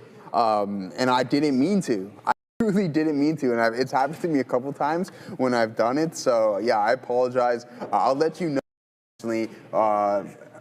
Chris I blocked 5 of his accounts. Man, I don't think I have. That was like 8 years ago. Yeah, Trav, man, way to quote that one. Maybe we'll watch that one. Maybe we'll watch that one because that's just a cult classic, man. Who built this wall on NVDA? Yeah, that's what I'm saying. This is 180, 181. Yeah, man. We talked about the supply zone. We'll pull it up one more time. You got my like as always. Thanks, Jay Cogney. Much appreciated, my friend. And all. I want to see at least 1,000 likes, guys. Come on, you got to step it up. Now. How many viewers do we have right now live? We 5,000. 5,000. Telling me that only 10% of you are liking? We got to divert away from the Pareto distribution here. Don't give me that 10, 20%. I want to see at least 40, 50%. Come on, guys. Hit that like subscribe. We're bringing it to you live. 50%. Doing it live. If we get 50% open, we have to bring the people. We need to reverse button. A 50% reversion from 0 is what I want. So 2,005 expected. Okay, at least. How much time we got? We got a lot of time. About an hour and a half. An hour and a half. An hour and a half, guys. I don't know. We got to give the people something. Look at that one breakout. Yeah, I mean, there it goes, man. I posted up for a potential reload here on TSLA at 1580s, Obi, but this thing is just continuing to climb up to 1627. So a solid recovery. AMD on the grind as well too. Can NVDA punch through this 182 or this 182 level? That's going to be really important. Now we're at 700 almost. Fantastic stuff. Let's get that up to 1,000. I hope everyone's having a good turnaround considering what we experienced yesterday. Stick to your guns. Rock and roll. CCW, the fam. Thank you very much for the look. And Zipper Binder, hopefully you liked and subscribed as well too. Hi, Ramin. Hope everything is going good. Who are we? We're going to Adara? All right. Like, subscribe, and join us in the chat, guys, because it's a lot of fun. But we do have to talk here about the market, which is continuing to have some fun to the upside. Some geopolitical updates we know we've heard over the days with regards to a potential easing here of tensions between the U.S. and Russia. Well, now we have Putin, of course, leader of Russia, saying that he's ready to continue fighting if there's no agreement with the Ukraine. They're also ready for peaceful resolution. So the main point here, Putin says he's ready for peaceful resolution, though, again, if there's no peaceful resolution, he's willing to continue those tensions, keep on these geopolitical headlines. They can move oil and the overall market. Back to you. Thank you very much. Yeah, we're just talking about just reviewing some positions from this morning. It's just like, how do I get better at holding my winners, right? You know what I mean? I'm sure you guys asked this question as well. Like trailing your stops, kind of staying with it, talking about staying with it. Last night, Blue Ocean, just remembering, I'm just like, I definitely should have stayed with some of the moves that were happening on Blue Ocean last night, because it was absolutely crazy the way just momentum kind of takes a hold. And similar kind of a thing here when I'm in with the momentum. Right here, you can see 180 breakdown off of the open on NVIDIA was great. The momentum meant, okay, maybe even getting involved in the pre-market, because today is not the day first day that we sold off. It was yesterday. Today. So if I'm looking for sellers, maybe getting involved in the pre-market makes a lot of sense, especially if it gives you consolidations to work with, right? So that was kind of orbiting around that 182, and then that cracked in. But here's the thing. Look at that continuation that happens. 180 holds as resistance. VWAP holds as resistance. This low breaks down. Sure, it's a little bit shaky, but if you're getting in and you're building that position here, even if you here, you have some room to hold through this chop, because ideally you're sitting in and around VWAP or just slightly lower into this entry here, and that gives you that secondary puke all the way down to 173s and change, right? So staying with that, that's something, again, we were talking about that position management, and again, Joe's doing a great job sticking with that TSLA, that Tesla position, getting in on the entry. That 15 was confluenced with that reversion as well. And now we're trading $1.30 away from that. So $1.30 on a $15 stock. Great trade, man. I appreciate that, man. It was a great trading across the board, man. I think the whole team has a pretty good day. That's what we want to see. Everybody was short yesterday. A lot of people were short yesterday. Some shorts working out this morning as well too, but then we flip long. So Yoda says, Yoda, yeah, exactly. Which one, my friend? Yoda. Oh, we got a $20 super chat. Hey guys from South Carolina, US&A. Pour some sugar on me. I need a little luck. For luck, thanks for all y'all do. No, but Paula, always asking for the kisses. So I'm gonna put this one with extra sugar. Let's see what I do is here. I dilute the cranberry juice. I told you it's just too much sugar in here. But what I'm going to do is take a little of this sugar from here and send it over to Paula Malone and blow her a couple kisses. Some hospitality over there in South Carolina. Which one day I want to go. You're not gonna. I gotta blow a kiss. Man. Yeah, all right, man. We're not gonna put you on spot. It's a little too sweet. Are you ready for the sweetness? I'm ready, man. I'm not giving you Paula one. Malone is. I don't know what you're talking about. It's not for me. It's for Paula. It's for Paula, reserved. my friend. It's proprietary. It's proprietary. So he's saving that. Maybe Thank you for joining. One more blowing kisses to Paula. Yeah, I know. Grant only goes with one. Ramin. Come on. That's it. That's my crush. That's my crush. Fellow Thank you very much for the Tim Hortons, what's up, Katina, man? What's up, brother? How was the gym? Have you analyzed those? Whoa, would you? Were you on phone with the airlines too, or no? Oh, okay. Working on. Oh, yeah. He's calling you already. No. In all seriousness, I think Katina man was working on his taxes. Joseph, you got all the love you need at home. Yeah, too much cryptocurrency. So, yeah, exactly. Charlie Lima, Oscar, 952. Obviously joking there, but no. But Smooth J, you never know. You never know at the end of the day what it is. Nice watch, Joe says Nebula. Thank you. And that song by Tory Lanez, Kiss to Nebulon or something along those lines. So shout out there. Who is it? It's Mike P, Derider, Surfboard P. What's going on, brother? TTV #1 Facts Jack. That is a fact, Jack. And so shout out to all of the individuals. Yeah, Data Robinson, I do, brother. You're not correct. I got a big bundle of love for sure within Milo. That is my guy. I mentioned I don't got to go over. I want to show you guys one more picture though. I think it's hilarious of him. I had this one, and when it's windy out, he's like Dumbo. You guys remember Dumbo, the elephant? Look at his floppy ears. In the wind, it's really windy. The ears just fly, and I call him Dumbo. And then you got this guy right here. You can't deny whatsoever. So yeah, shout out to him at the end of the day.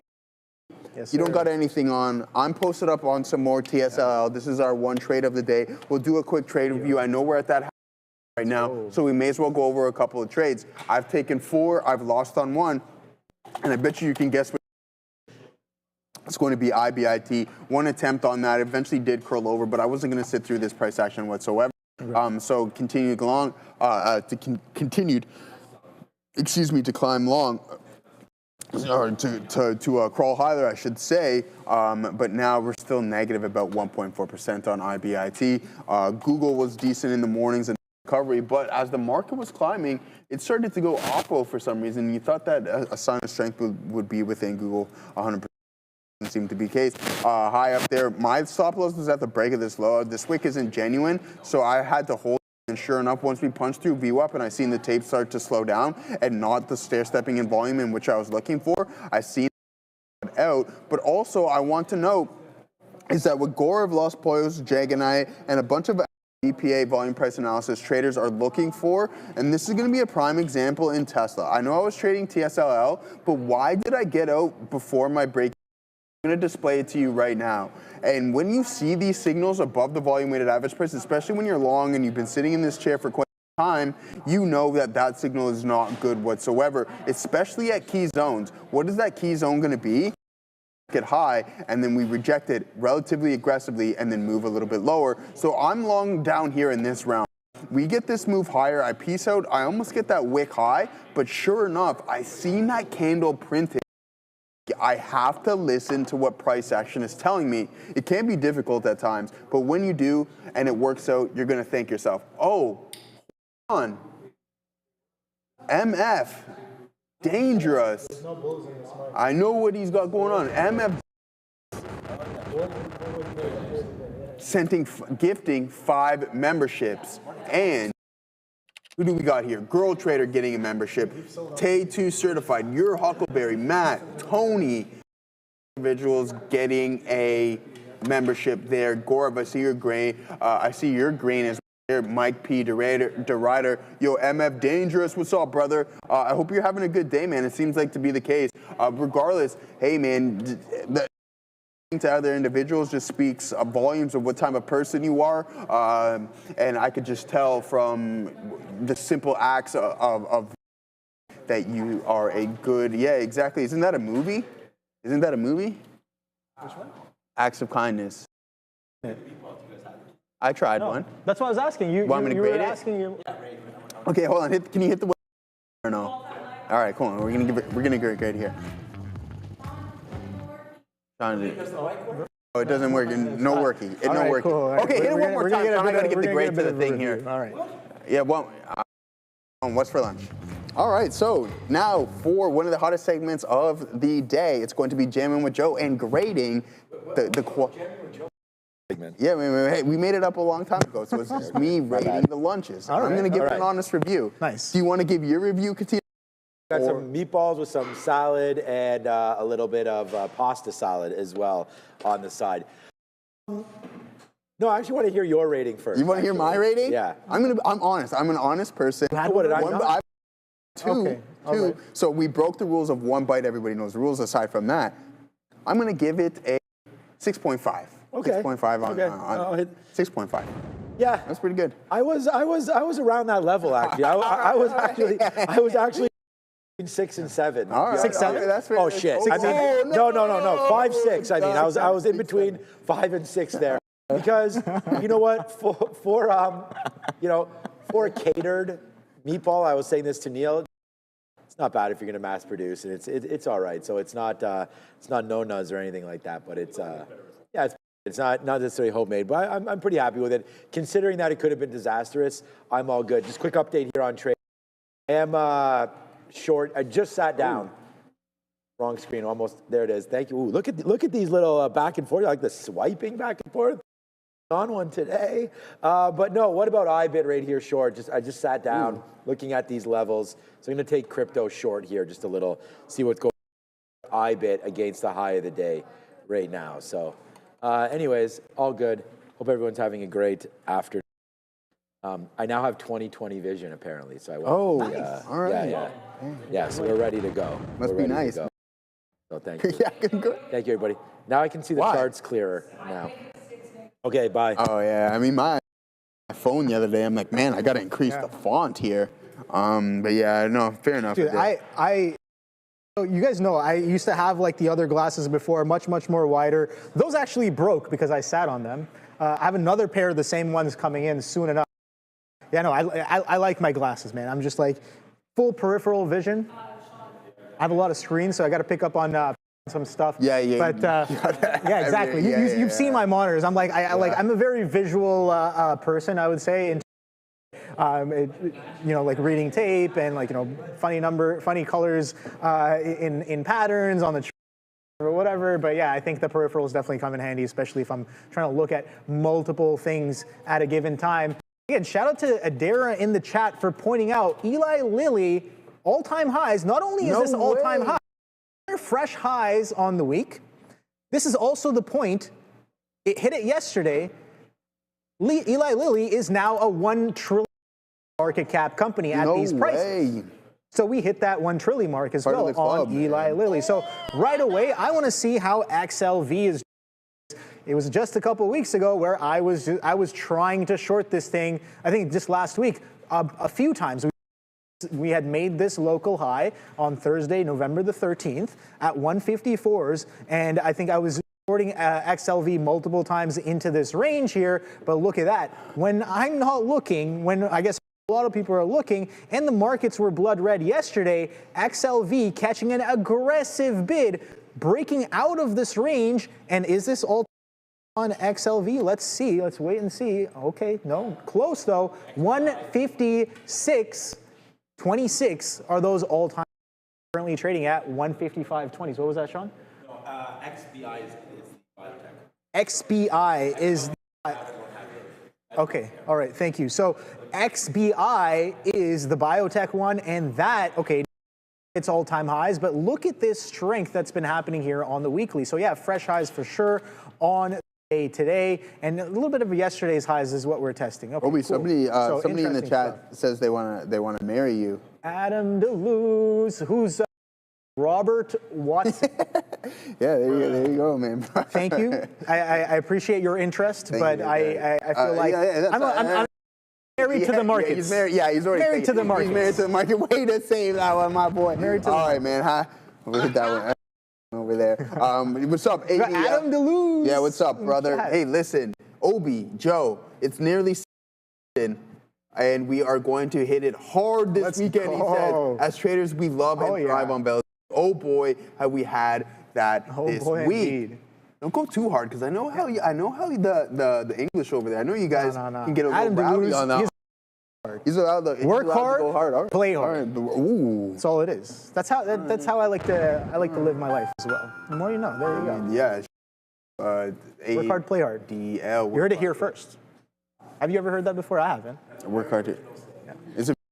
You heard it? Yeah. It's very new. It's a very 2025. It's the new.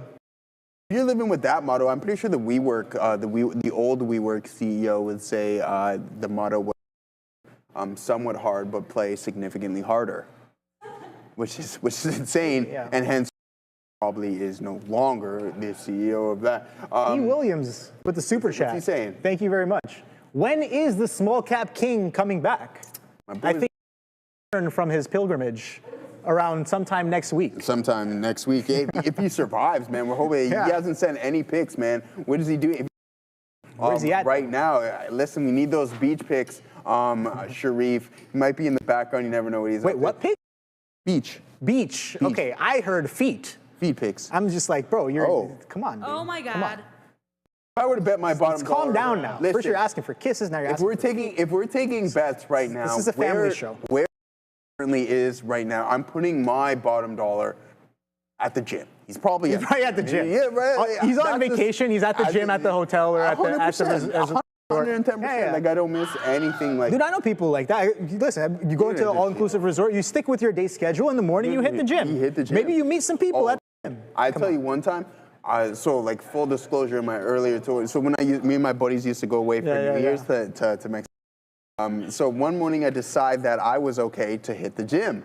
But what happens is when you hit the gym, it starts flowing, and sure enough, the intake of some of the beverages in which you had taken the previous night starts to revamp once again, and I'm like, what am I doing here? Because it hits you again. It hits you again. I had to get out of there. So that's why you. What do they call it? The hair of the dog. The hair of the dog, man. Oh, remember that? Remember that? That time? Yeah. We went to hair of the dog. Yeah. That was good. For sure. Called hair of the dog. Just I guess down the road. Yeah, down the road. But good time for sure. We still haven't done towers, man. We still haven't gone for towers. I might be retired from the towers, man. You're retired.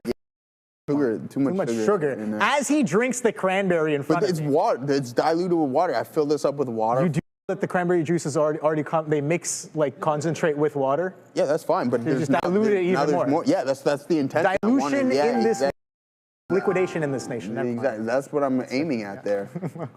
Someone said Pedialyte. Pedialyte. Actually, Pedialyte, life hack, Pedialyte is absolutely solid for as a hangover cure. Oh, stop it is literally the best. It's literally the best. Sure, you can take a glass of water, throw some sugar and salt in there, but Pedialyte, it's thing that you need better than those what is it? What are they called? Non-energy drinks. The Gatorade and the sports drinks, better than the sports drinks, because those are pretty good as well. Those used to be my go-to.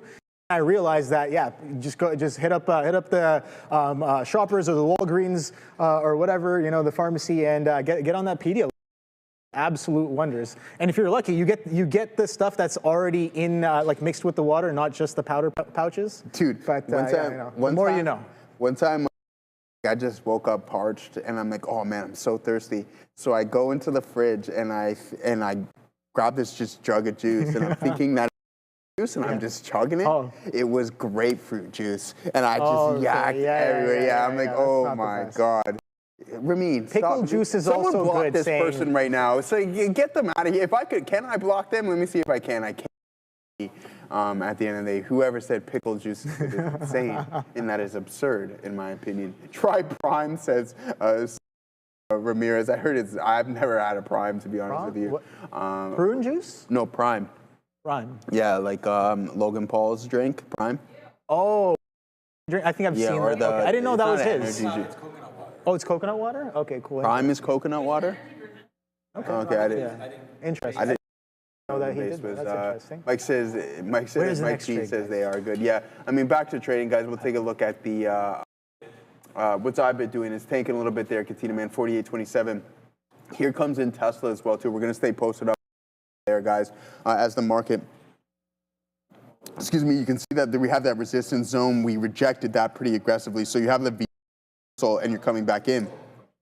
Same V-style pattern. So nice grab at those highs, Katina Man. As we're starting to head a little bit lower, man, Katina Man is doing his lunch up. I'm starting to get a little bit hungry over here as well. Oh, Katina Man, you should have seen the puck. I'm getting hungry for the next trade. Listen, Katina Man, you should have seen the puck. The shin last night. I was telling everybody. Oh, it was no, what brutal, happened? Man. I was telling Mateo. I have, but it just, it's still, my leg is all bruised. Sounds like there's something called a shin. They go right through, man. You gotta think about it. They're frozen. You're playing with dudes who are just absolutely have lasers as shots, and yeah, it really hurts. Mateo playing with us on Sunday. Yeah. Mateo coming out with on your team? No, like this against is pickup. This is a pickup. Oh, it's a pickup game. Nice. Yeah, Sick. Last night was a league game, but yeah, Mateo coming out. Oh, we lost 7-4. We lost 7-4, yeah. But we had a renticle. Me, Select. Yeah. He used to play AAPL, but I don't know at what age though. There's a big how do those levels work? What does it go? Everybody at that, exactly. Yeah. A double triple? Yeah, yeah. Nice. AAA. Is there any? Oh no, not anymore. Is BTC prime timer yet? I don't know. Katina Man's got the short. That's working out really well for him. Katina Man, you see this test rate as well too over there, right off of those lows. Grab a quick buck off of the high there. We're waiting for the reload down here at 1580s to see if that's going to come into play. I'm a little bit higher, but again, if we're going to get an aggressive push to the downside, I want to see what the tape in the price action is telling us before we get involved once again. Up steadily, then I think we can head up to this 1590, even maybe 16s, and look for that continuation. But I'm going to be patient.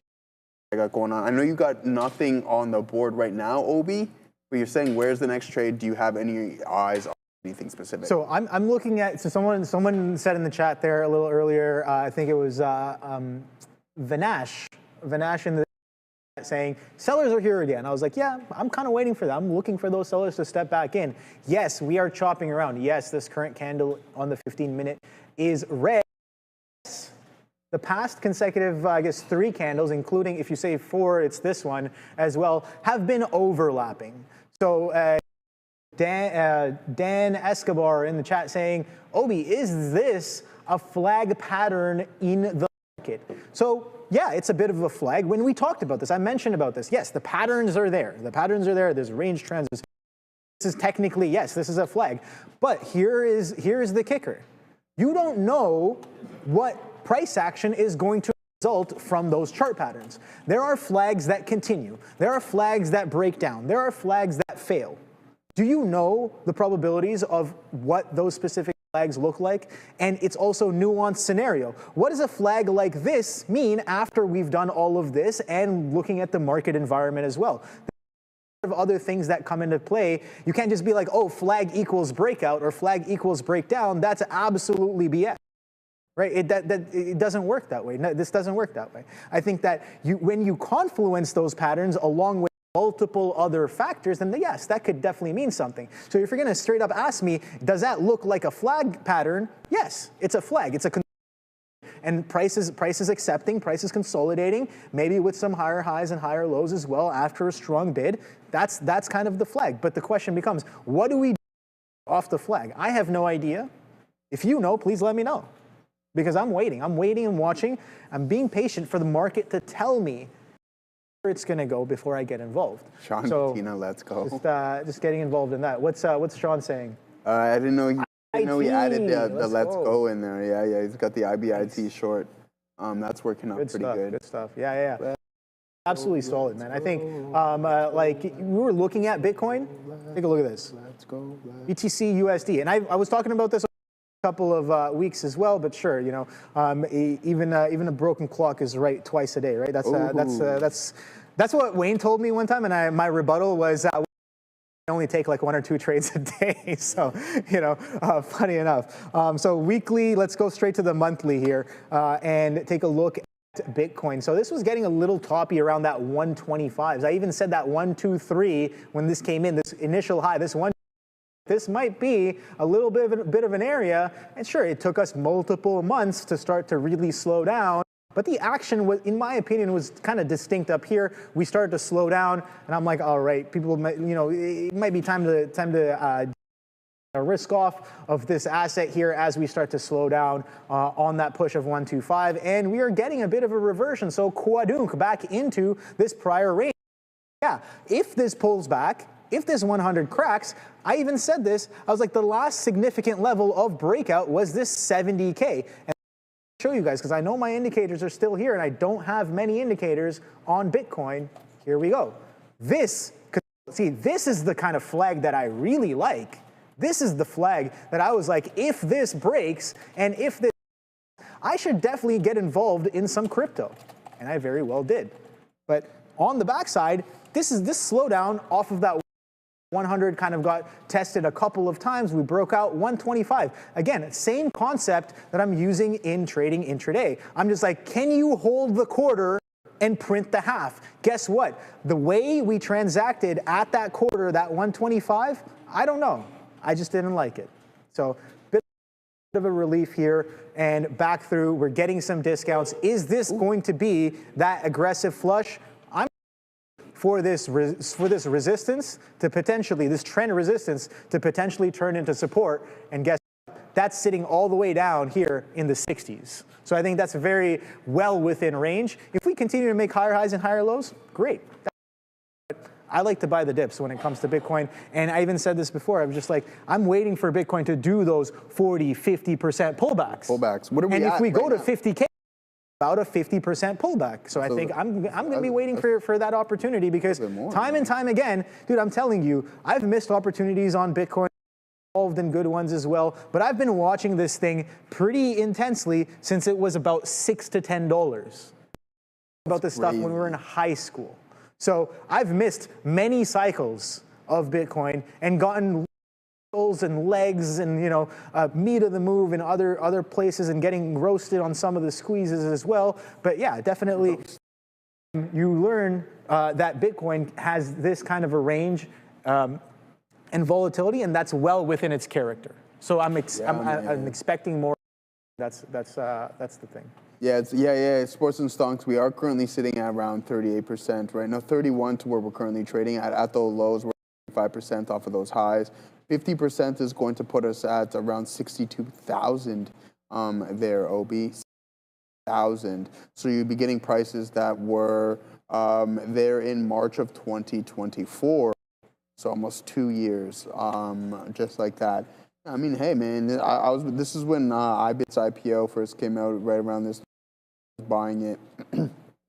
Sold the bulk of my position up here at 93s. I was telling everybody up there, so I can already buy at 10K lower, which is pretty good. I'm not going to whatsoever. And there might be some more bleeding here, man. So it's going to continue to bleed its own blood. Look at the volume pickup. This is insane. Is this the largest in the volume? You're going, you're short now, right? There you go. Bang. What do you got right there, Katina, man? Diamond hands. Yeah, at least with another loss last night, eh, brother? Overtime, at least now. Okay, so now, man. The odds are for them not to make the playoffs on Fan. Yeah, I don't think they do.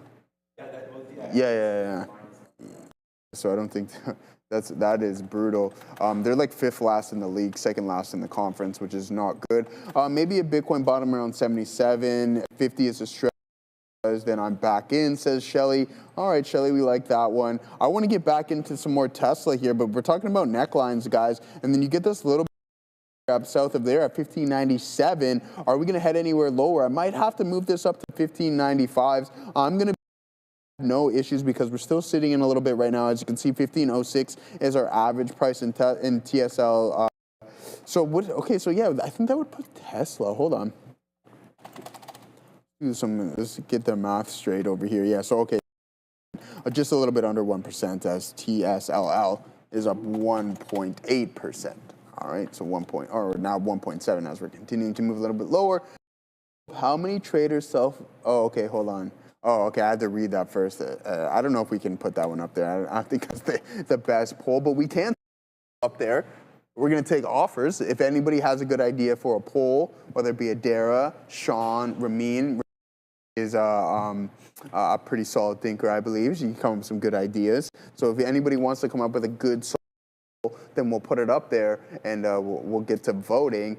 So yeah, we're open to ideas. Other than that, guys, I'm still gonna post up if it was that. I just read the poll. Yeah. No, that's not. I think it's valid. Like, I don't think there's an issue in saying that out loud, but I don't think there's any merit to it. But if you do want to be like, okay, let's look into some of the stats. Female traders over time tend to perform significantly better than male traders, even though it is a male-dominated field. It's an interesting fact. Better at following systems. Men tend to have more of an ego, and that definitely hurts them when it comes to trading stocks. I say that because I don't know. I'm a man. Yeah, we'll hit this. I definitely struggle with ego on my worst trades. Oh, what a tank! What a move down there in Tesla. Starting to come back in here, guys. So be cautious. If the momentum picks up, I might have to remove that bit, but we haven't hit this today, so we'll hit that right there. Okay, Ramin, thanks for that update. Ramin says my dad says I have a high ego and a low. Probably not the best combination right there, but I mean, listen, Ramin. So going back to it, it's the same reason why women live. Yeah, well, you see the stuff that we take more risks. Like big time. Well, I mean, I don't know if they're logical risks. No, a lot of them are really dumb. Them aren't the best risks. Here's the reversion. But we're like, hey, man, I bid, says Katina, man, you're a cook. Let's go. Wait, you don't got a let's go thing yet, eh? I know you can't get anything. It's tough out here, man. But listen, we'll hit that because it's tough, man. You got to wait for it. It's not true, by the way. High ego and a high IQ, says Ramin, just to let us know, just in case you didn't know, now you do. Assassino, you know what to hit now. No, okay, you didn't hit it. There we go. All right, there he is. That's how you know the man's good at his job. The more you know.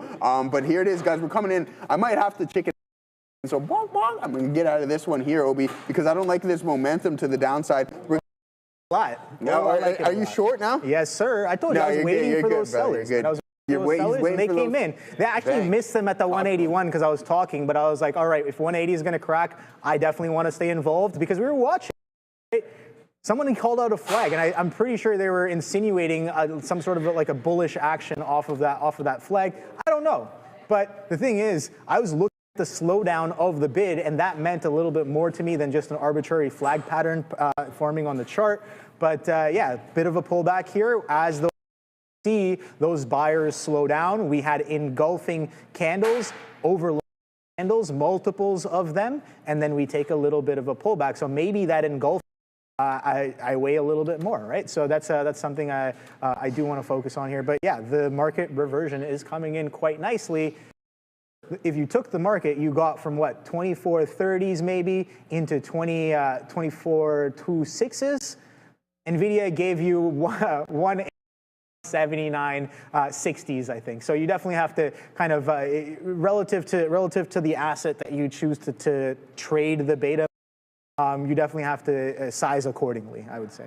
But yeah, no, that a bit of a follow through there. Let's see, 180 has continued to be a bit of an interesting level, a consolidative level. I do want to participate in this if it's going to show me more of the same, which was supply supply during the early morning session, and then coming into a bit of a puke there, coming into the end of the midday session here as well, maybe turbulence in and around this 180. So yeah, I covered majority of that position as it pulled back down, willing to lose on this rest of the bit if around this 180 and bid right back up. So that's the move on NVIDIA. Probably not the best vehicle to take a trade. Like I said, the future, it seems like they pulled back a little more decently. But we'll wait. Be patient. This is the first sign of those sellers stepping right back in after we got that aggressive buying. Don't know when, if or when they're going to be done, but I'm looking for here, Joe. So good stuff there. Had to be a little bit more astute as to picking up that short a little bit earlier, but you know what? When we're having a good time and we're talking, we're doing the show, can't catch them all. Can't catch them all. But it matters that we're trying involved. to catch them all. I'm trying to catch them all. People aren't serious. One day, you can call me Ash Ketchum, but not anytime. A long journey. Do you ever do that Pokemon Go stuff? Yeah, a little bit. The thing was, I was not. That was a crazy time in the city, man. Yeah, I was not in the country when all of that was going down. Okay. I was kind of overseas at school, but yeah, I kind of missed that whole phase.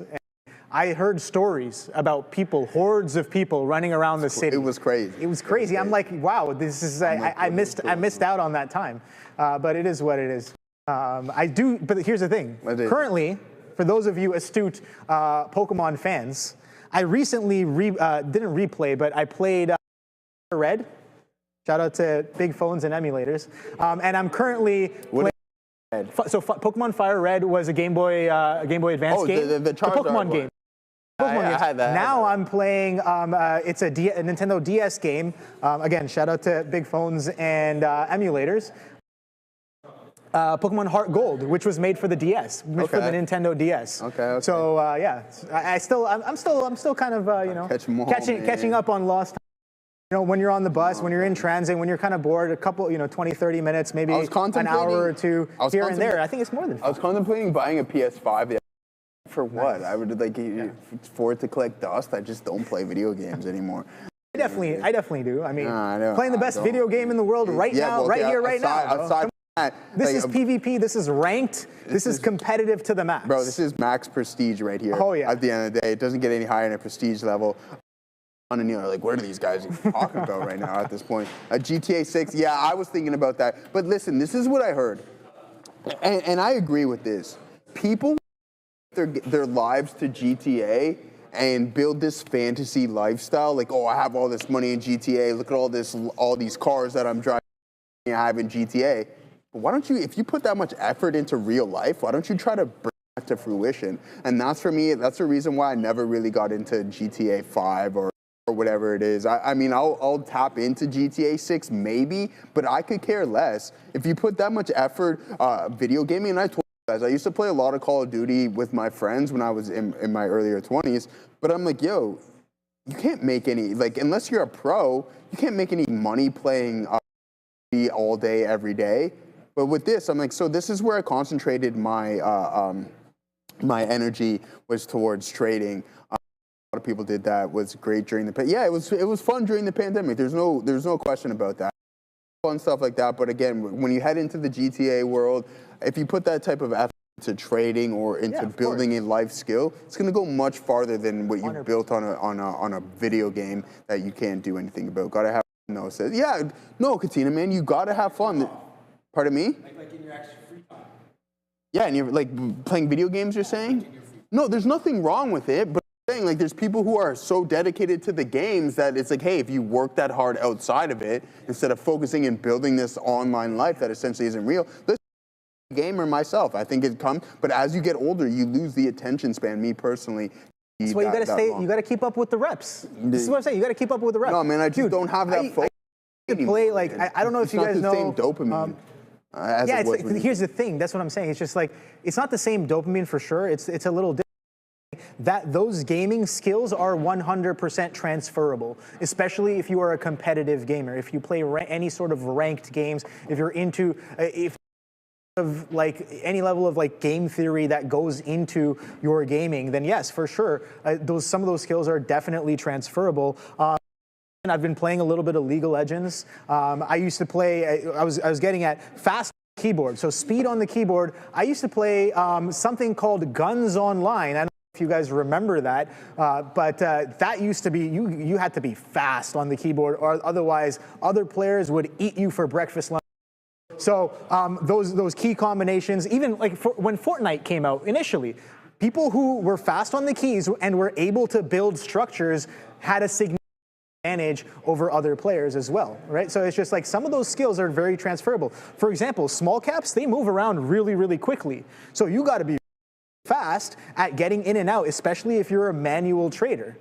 Exactly. So about gamification. Yeah, this is literally like if you gamify trading from a business perspective and you're very, very serious about it, that is the way to take it. That is the path. This is my game now. Yeah. This is my game. Like, this is what we game. And you got to be, sometimes you got to be fast. You got to be hella fast, man. Listen, I'm not saying don't play video games. It's just you got to ask yourself what you want in life. And if it's to sit there and play video games, then by all means, but if it's to kind of build something, build a life, I wouldn't say it's an essential life skill or something.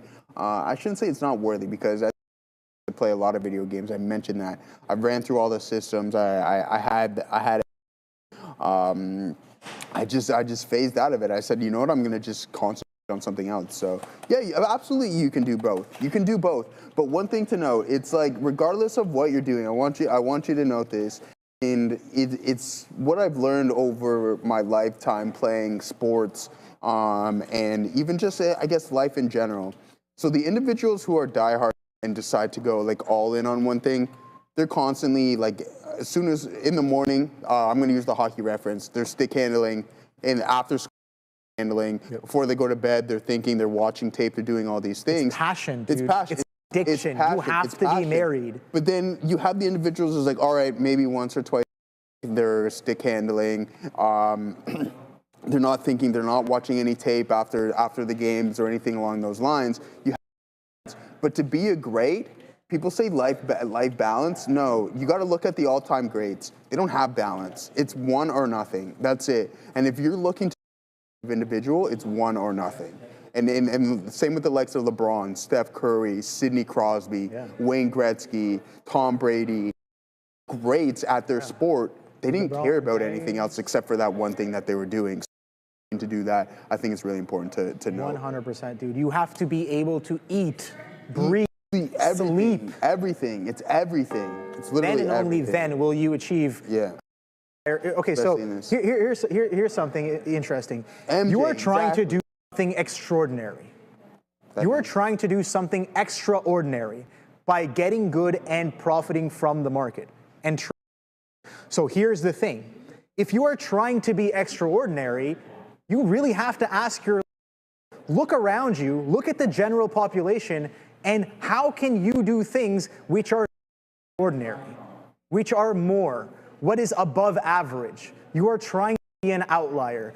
Do your habits, does your life revolve around that concept? Are you doing outlier things in your spare time? Right? Sure, not everybody has time to, all day, look at charts all day. Guess what? If you're lucky enough to do so, how are you using your time? Because best believe that other guy sitting somewhere around the world is putting in that time and is getting that experience more than you every moment that you are slacking off. Absolutely. So you have to ask yourself, how bad do you really want it? Yep. That's all it is. And that's the thing, right? And that's what I was willing to do. I said, hey, man, we got to be willing to give something up. Casey giving you big time love as well, too, there, Obi. It's only a skill issue. Come on, Remy. Yes, a lot of times. Yeah. No, but skill issue. Who's saying I don't know. But aside from that, guys, Alex. I say that all the time because I'm just like, get good. Yeah, get good. Getting good. I have skill issues in a lot of things. Of course. I have to get better at a lot of things, but like that's something that's one of my favorite phrases. I'm just like, what's the issue there? You just got to get good. I know sometimes it's said in a kind of derogatory way or like kind of like that kind of, with a negative connotation. But at the same time, that is what needs to happen. Get good, man. Right? And there are ways to get better at things. You have to know things, and I think being a gamer or being an athlete definitely teaches you the process of how to get better. Of course, man. $5 super chat from our guy Alex B. Wow, NVIDIA is good. Yeah, NVIDIA's back to VWAP. That 180 was the place to get in. It's sitting at 170. 80s now, so about $1 in. I covered most of it at 79.5, so bit of a fumble on my part, but still a bit of a trail, taking some from Joe's book there. I saw he's trailing some of that Tesla. Yes, yeah, absolutely, nice. man. I like that. So it's working yeah. for me, so I definitely wanted to get into the habit of holding a piece for the move. Yeah, so you guys asking, why aren't you guys in any taking any trades? I'm in the trade I want. We've been in the trade, man. I'm in there, dog. I'm in there. Hold on. Let's tell it. What time is this thing? 11:08. I've been in this trade since 8 minutes after we started the show off of the low. Boom. Okay, Alex Barantis, thank you for the super chat. I always believe the hardcore gamers have the intrinsic skills to be successful traders. Absolutely, because you translate that. You get, you get with the buttons and everything along those lines. The cognitive function, which is extremely... There's a guy, sorry, I didn't mean to cut you off. There's a guy in Toronto who goes by the name Eternal Envy. You guys know who he is. That guy was a professional Dota 2 player. Now, Dota 2 is one of the harder RTSs, real-time strategy games in the world. But when it comes to like a massively multiplayer, but a lot of his skills have definitely been transferable. And he doesn't really talk too much about. But I understand and know what kind of names he's trading. But interesting stuff. A lot of that, if you are a professional gamer, try your hand in stocks. I'm being real with you. If you are a professional gamer and you play at a very level, you should probably look into trading some stocks, because it's very, very similar in terms of transferable skills, in terms of gaming, that the K-level thinking, the problem solving, and just outthinking the next guy. Yep, there's definitely a lot of that there. So. Look at this turnaround in the market here, Obi. Reversion of. Big time. Uh-oh, says Katina, man. He's $1 plus there on that one. So nice work, brother. There comes coming in. So once again, you're seeing it in a couple of names here. A lower high being established on NVDA, curling right back over to the volume weighted average price. We did establish one here on the Qs, but now you're starting to come back in. Try to maybe hold these levels, but you have a lot of support being broken, and then now we're getting those clean flushes to the downside. I'm glad I removed that potential buy on Tesla as we're continuing to bleed. Let's see how we react right around the volume price, but nice steady downward price action, about 30 minutes, 35 minutes or so. Consistent selling, but what is starting to form a wedge over here, and I think we want to keep our eyes out on this, is Google. Look at Google, guys, consistent lower highs on this one, but with that flat bottom, a key support level coming into play. Let's see that volume step in on Google if we're going to get a specific direction. Now, as for the 1 minute time frame, a bunch of indices lows, so I can maybe take a little bit of a dabble here as we might get a small bounce in the market, and I like our chances of getting involved. Trump calls, he calls them not very smart, which is, I mean, to each their own at the end of the day. Thank you for that, Ramin. So here it is. Let's get involved at VWAP. I mean, we have a little bit of risk here that we can put up. So some free.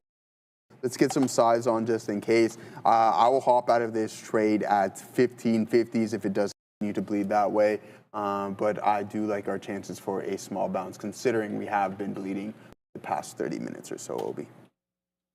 Yeah, man, I'm just looking at this and right back into VWAP. So yeah, reversion to VWAP. I didn't quite take it from where the sellers step in, but through that 180, that worked out pretty nicely. So yeah, thank you. Where is the next trade is what I'm asking now, with just a trailer on for this one here. You know what? I should definitely trail a little bit less. So yeah. 179s, maybe it gets back through. I don't know. I'm just leaving on a breadcrumb to just, all right, I have made the conscious decision to at least leave a little bit of a trade on, as long as it continues to work for me. So we'll see how that one potentially comes in. Uphold, I like that. That's kind of the trade that I liked in this scenario as of right now, and a few other stocks gave us that same look here. So let's take a look around and see what gave us relatively clean reversion back to VWAP here. So Amazon was one of them. See that? I was talking about this high. Remember when I was like, okay, this is coming into a period of supply? It took a very long time for it to happen, but look at that slow and out, grinding down, and then aggressive selling. So bigger picture, this was a great place to involved with a reversion in a place where we saw supply show up yesterday going into the end of the day, and supply shows up once again. So Amazon reversion, miss on my part. I definitely have to go back and playbook some of that there. But like I said before, can't catch them, even though the trades are absolutely there. Tesla is the next one that had a decent reversion. And you guys saw I had these support and resistance lines marked in from before. You know what? Maybe it's just confirmation bias, but whatever. Come into that area, supply steps right back in, and we have that reversion to VWAP at a place where in the morning at 402s, we pull all the way back down to 383s. We take a straight beeline up into that area of, and then supply steps right back in. So another iteration of more of the same. Just got to keep it simple, guys. Just want to sell with the sellers and buy with the buyers. I'm doing that, I'm doing all right. When I'm doing the opposite, might be a little rough when I'm trying to counter aggressive trends. So ideally, in theory, that's the way I would like to perform. It's still a work in progress.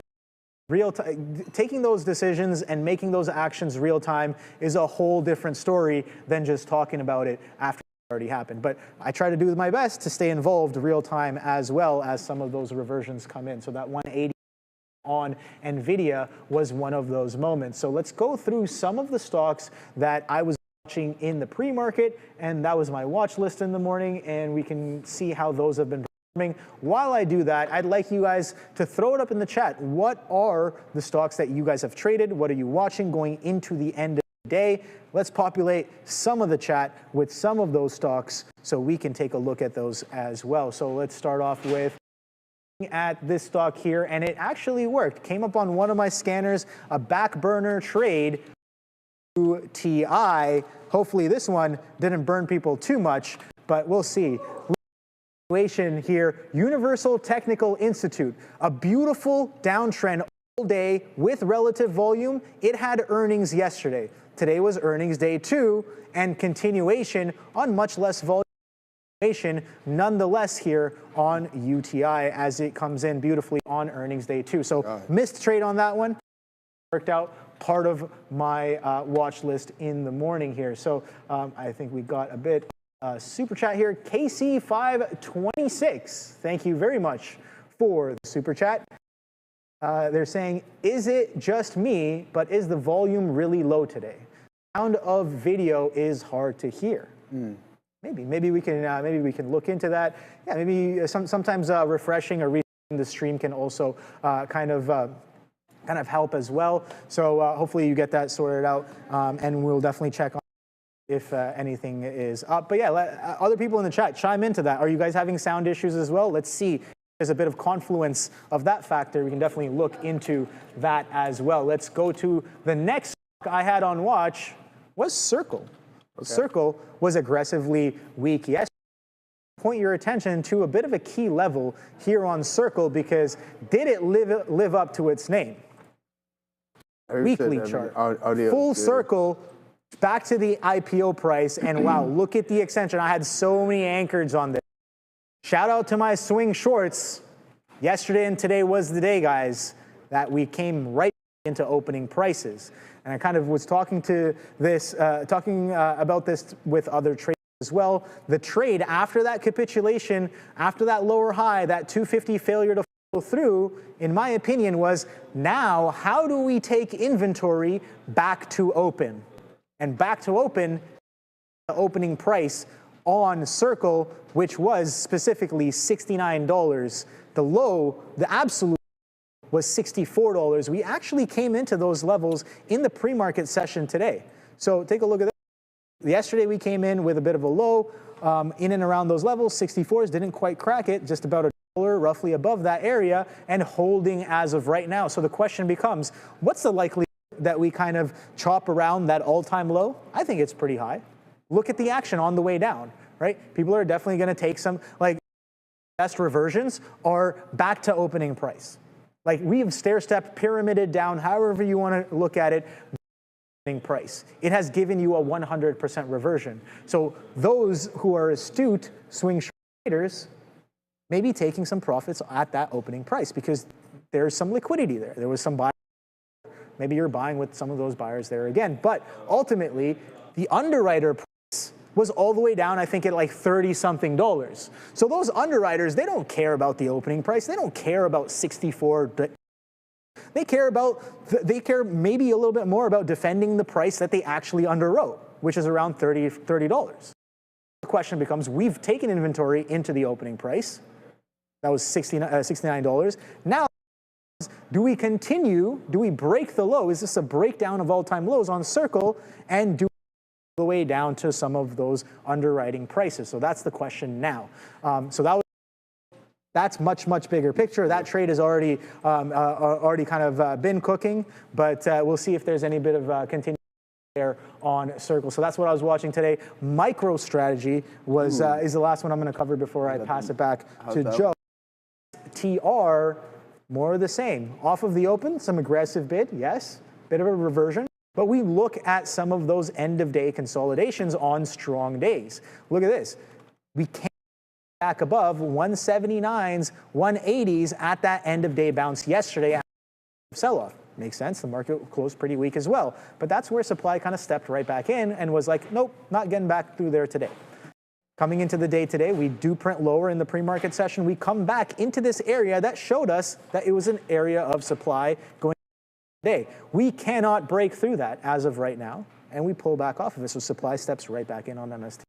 Another bit of a mistrade on my part. SanDisk was the next one. That one gave a little bit of continuation as well. Bigger picture action happening there at the same time. What do you got going on there, Joe? I got the reload here, guys, right at the volume weighted average price. Could have been a little bit more patient on that one and got it below as we're continuously bleeding issues. I'll get out at 1550. This was still a monster of the trade, and we're just looking for the continuation, maybe even a test and establish a lower. But I don't know if that's going to necessarily be the case. But we'll sit on our hands. A nice print on IBIT right at the volume weighted average price as well, too, guys. So a couple prints across the board in which we are seeing.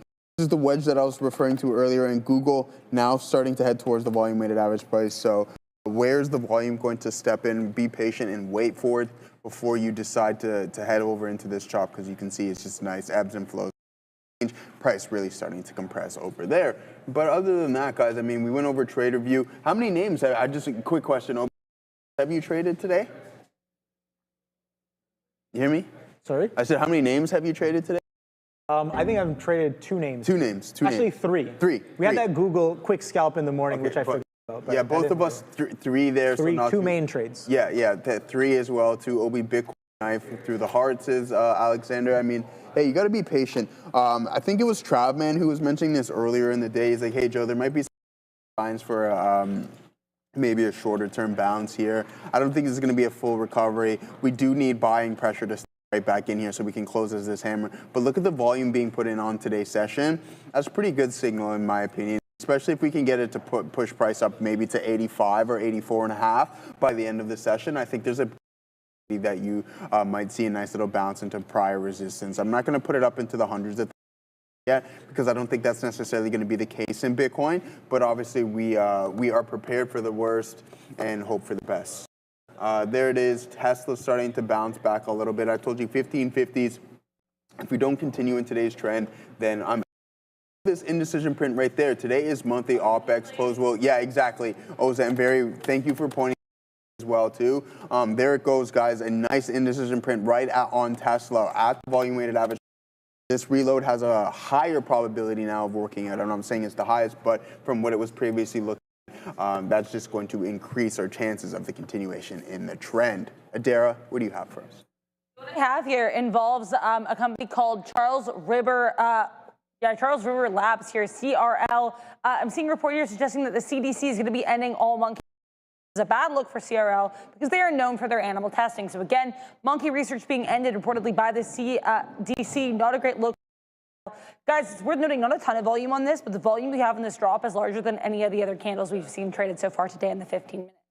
Back to you. There, I thought, I guess monkey, yeah, obviously not. It's a chimpanzee. Jane Goodall. That's her name, right? Jane, the chimpanzee lady. Oh, Jane yeah, Goodall. yeah. May she rest in peace. She got Americans to stop doing testing on the chimpanzees, just due to how they are. And I'm pretty sure she just came out with a documentary as well too. So shout out to. Yeah, I think it was the one where I think the gorilla's name was Cookie or something, where it knows like sign language. Oh yeah, and yeah. stuff. I think I know which one you're talking about. Yeah, by the end of its life, it was able to form sentences and everything. Yeah. Jane, yeah, she worked with gorillas and she worked with chimps as well too. Yeah. So yes, I reckon. Coco is what Coco, not Cookie. Yeah. I remember it was a C something. It was a CO something. What's your favorite animal? That's my favorite animal. A silverback gorilla. Silverback gorilla? Yeah, it's my favorite. Man, I'm definitely a fine kind of guy. Okay. I like my kitties. I like the lions. I like tigers. Okay. I like mountain cats as well. Okay. But I would have to go with, people call it the king of the jungle, but the king of the jungle is actually a tiger. Lions don't live in jungles. King of the savannah. Have to go with the lion. All right, the lion. All right, bang, bang. There it is. We'll hide that. Now you know exactly. It'll be like, so there it is, guys. I have two cats at home. Do you? Yeah. Nice. I got them when they were kittens. What are their names? Anna and Nina. Anna and Nina. Very nice names. You know, I had a cat when I was younger in my age. Dude, me and my friend were walking home, and anyways, I hear this meow, meow, meow. And I'm like, what is that? I thought it was someone lurking in the bushes trying to like come and lure me to this sound. I find this little all-white cat with 3 black spots about this big a kitten. I guess his parents abandoned it. My grandparents and I later adopted the name. And I called him, I'm not good with names. Kitty was his name, but my grandparents called him Mo because he cost Mo money at the end of the day. So yeah, there we go. He had Zeke. Yeah. So yeah, shout out to them. There goes, guys, there it is on TSLA, right back into these markets. A nice bounce. I was talking about that indecision print right at the volume weighted average price. This is what you want to look for. And then we said, hey, that's going to increase our chances of putting a solid reload in, turning into a profitable one as well. So not too bad of a look. And there goes Google, guys. Break to the top side, punching through that price compression and now heading towards the volume weighted average price. If we can get up to 16 here, I'm going to look to piece a little bit out. So I will post up at 16s to see if we can catch that fill. I'm going to take a look at, it's 1560. So yeah, you're starting to come in pretty aggressive right now. I'm not overly heavy on this reload, but that's okay. We're not worried about that. So I'll post up at 16s. There it goes. So orders in now, guys. That's going to be that primary target. If we start to crawl around there to the break even, I have no issues with getting up. But let's take a look at the likes now, because I know that things were starting to ramp up a little bit. We almost got to 1,000 OB, so that's not too bad. So if you could do us a solid 4,000, you guys watching with 860 likes. Let's get it up to 1K. 140 more. That's it. That's nothing crazy. Much appreciated. It's not for me. It's for everyone else around here. So please and thank you. That would be fantastic. All right, guys. Tesla. Google breaking out now, OB. The market heading back towards some key support levels that can act as resistance. So you can see that base that was formed right here at 590.44 and in the SPY 659.71. And now we're currently rejecting that. So you run into that zone, prior support acting as potential resistance, and then you see the selling pressure step right back in. So there it is, guys. Not too bad of a look. Google can get rocking and rolling right here because it wasn't participating really, OB, with that big move to the top side up here. Oppo, essentially, when we seen in the morning, it was one of the stronger Mag 7 names, but things started to cool down in Google. Let's see if they start to. For sure, man. Some of these Mag 7s are very, very interesting. Apple coming back into its high. I have that on the left side of my screen here watching that. I did only take shorts pretty much on both NVIDIA Apple today, and no real reason to get back into the short there on Apple after that morning kind of a pop and drop reversion to VWAP, and we've been kind of just grinding right back up and holding this 270s pretty well as the market kind of chops around and claims some of its highs. So watching this 270 hold on Apple is what I'm doing. We'll be right back from Adair. Yeah, we had to hear about Ford F getting a little bit of a volume spike and a bit of a price spike as well. The company reaffirming their fiscal 2025 guidance following their Oswego incident. So what that means is they had another fire in their aluminum plant Novelis, which is in Oswego, New York. Even with that fire, they said they're still reaffirming their fiscal 2025 guidance. Back to you. Well, thank you very much. All right. Trades with the super chat. Thank you very much for the super chat. Got first funded last week Congratulations, and hit the profit target. Let's go today. Caught SPY long and short. Flip game strong. I like it. Love the game.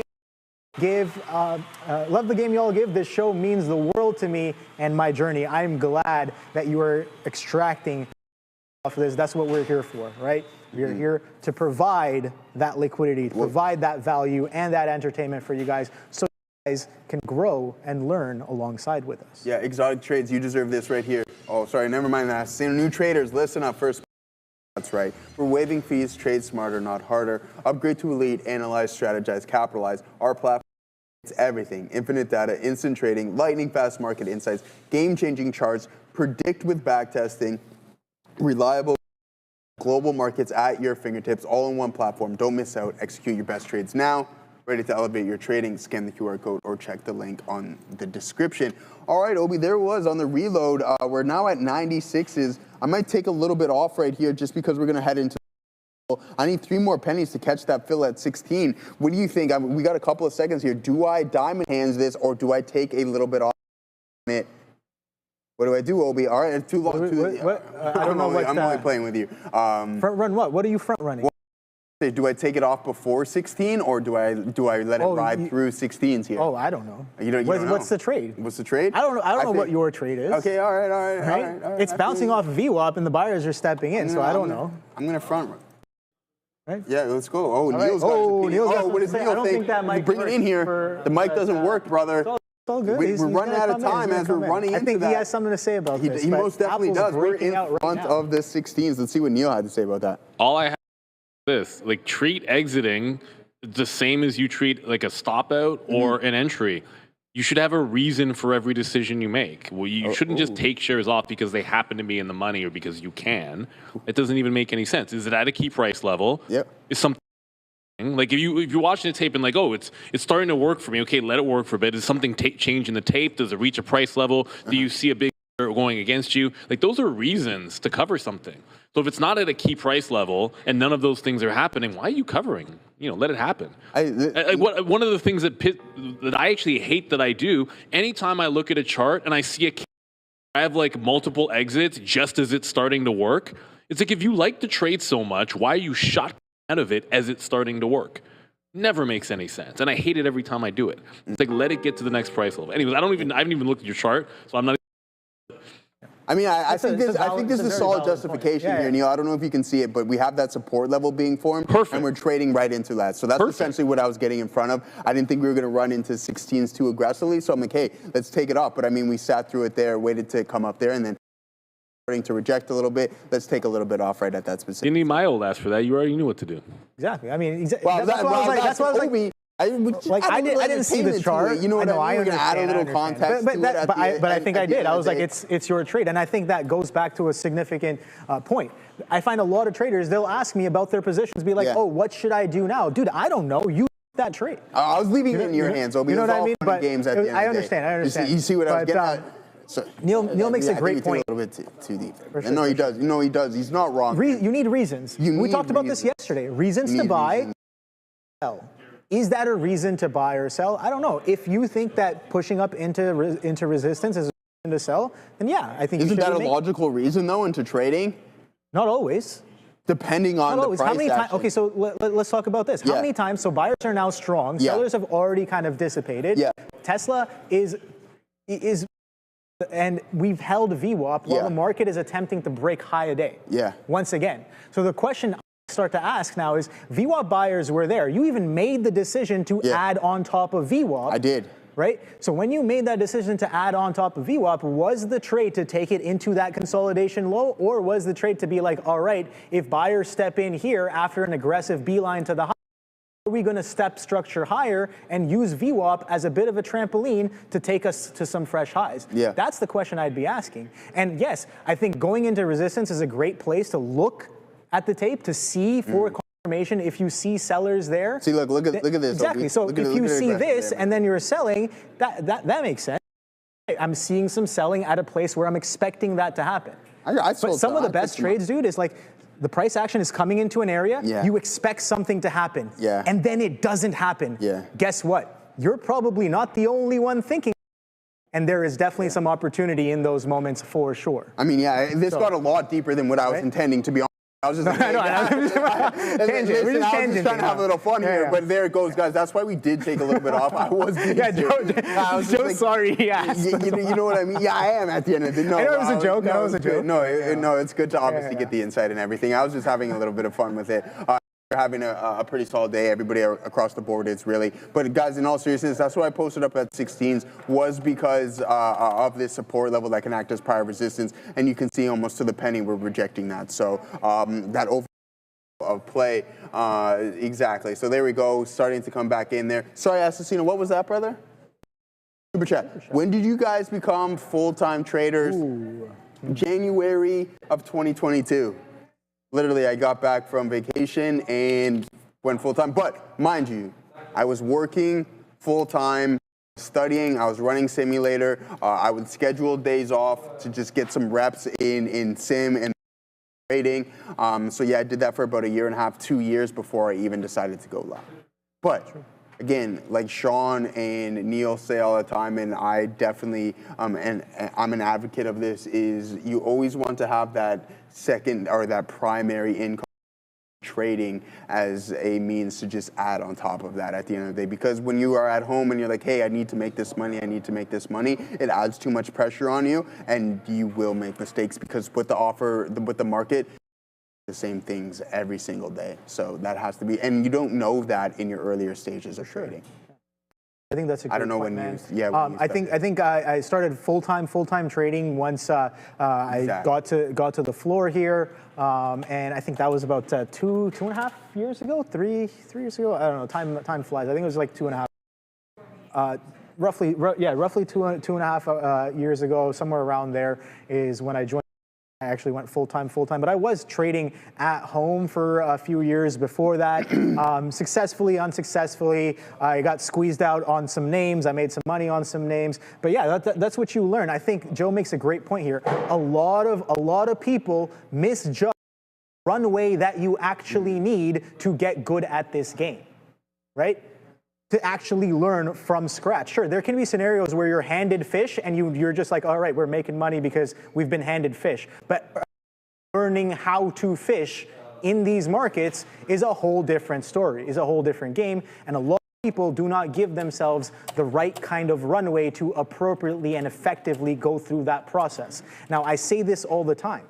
People go to school, let's take college or university as an example, to learn everything and the contents of what the educators think you need to know before tackling that field in the real world takes about 4 years. And once you get into that field, after all that learning and after all that grinding and passing all those exams and taking those hurdles and just grinding it out for 4 years, you go into the workplace and guess what? Are you the expert in what you do? Absolutely.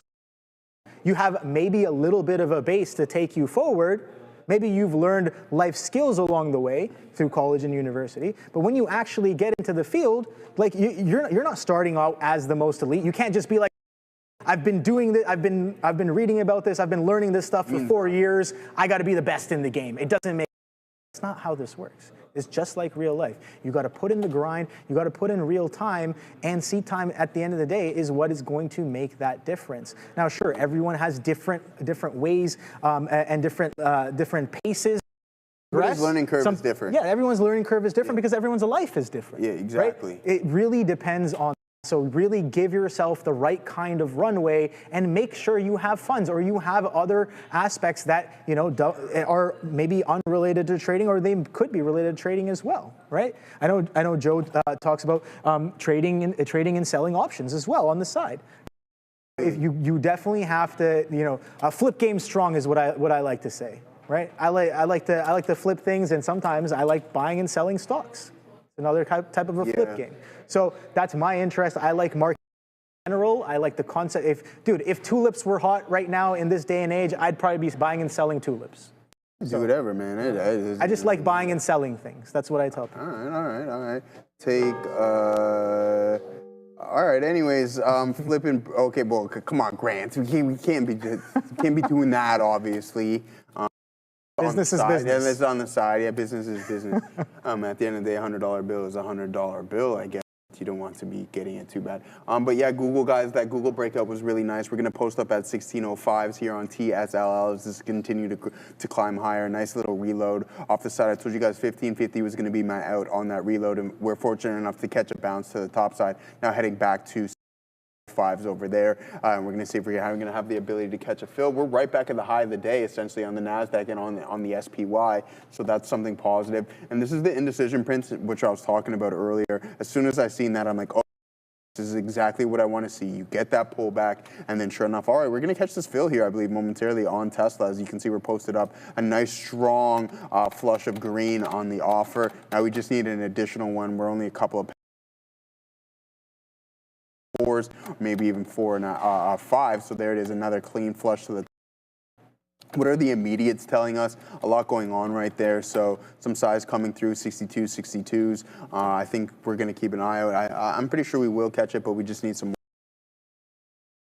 threes. Eyes focusing what we got going on, the L2 as well, quote highlights going on, 63s. When is that next revamp of flushing going to come into? And then we push down to 01, so we didn't get that. Also, keep an eye on the volume. It's really important, guys.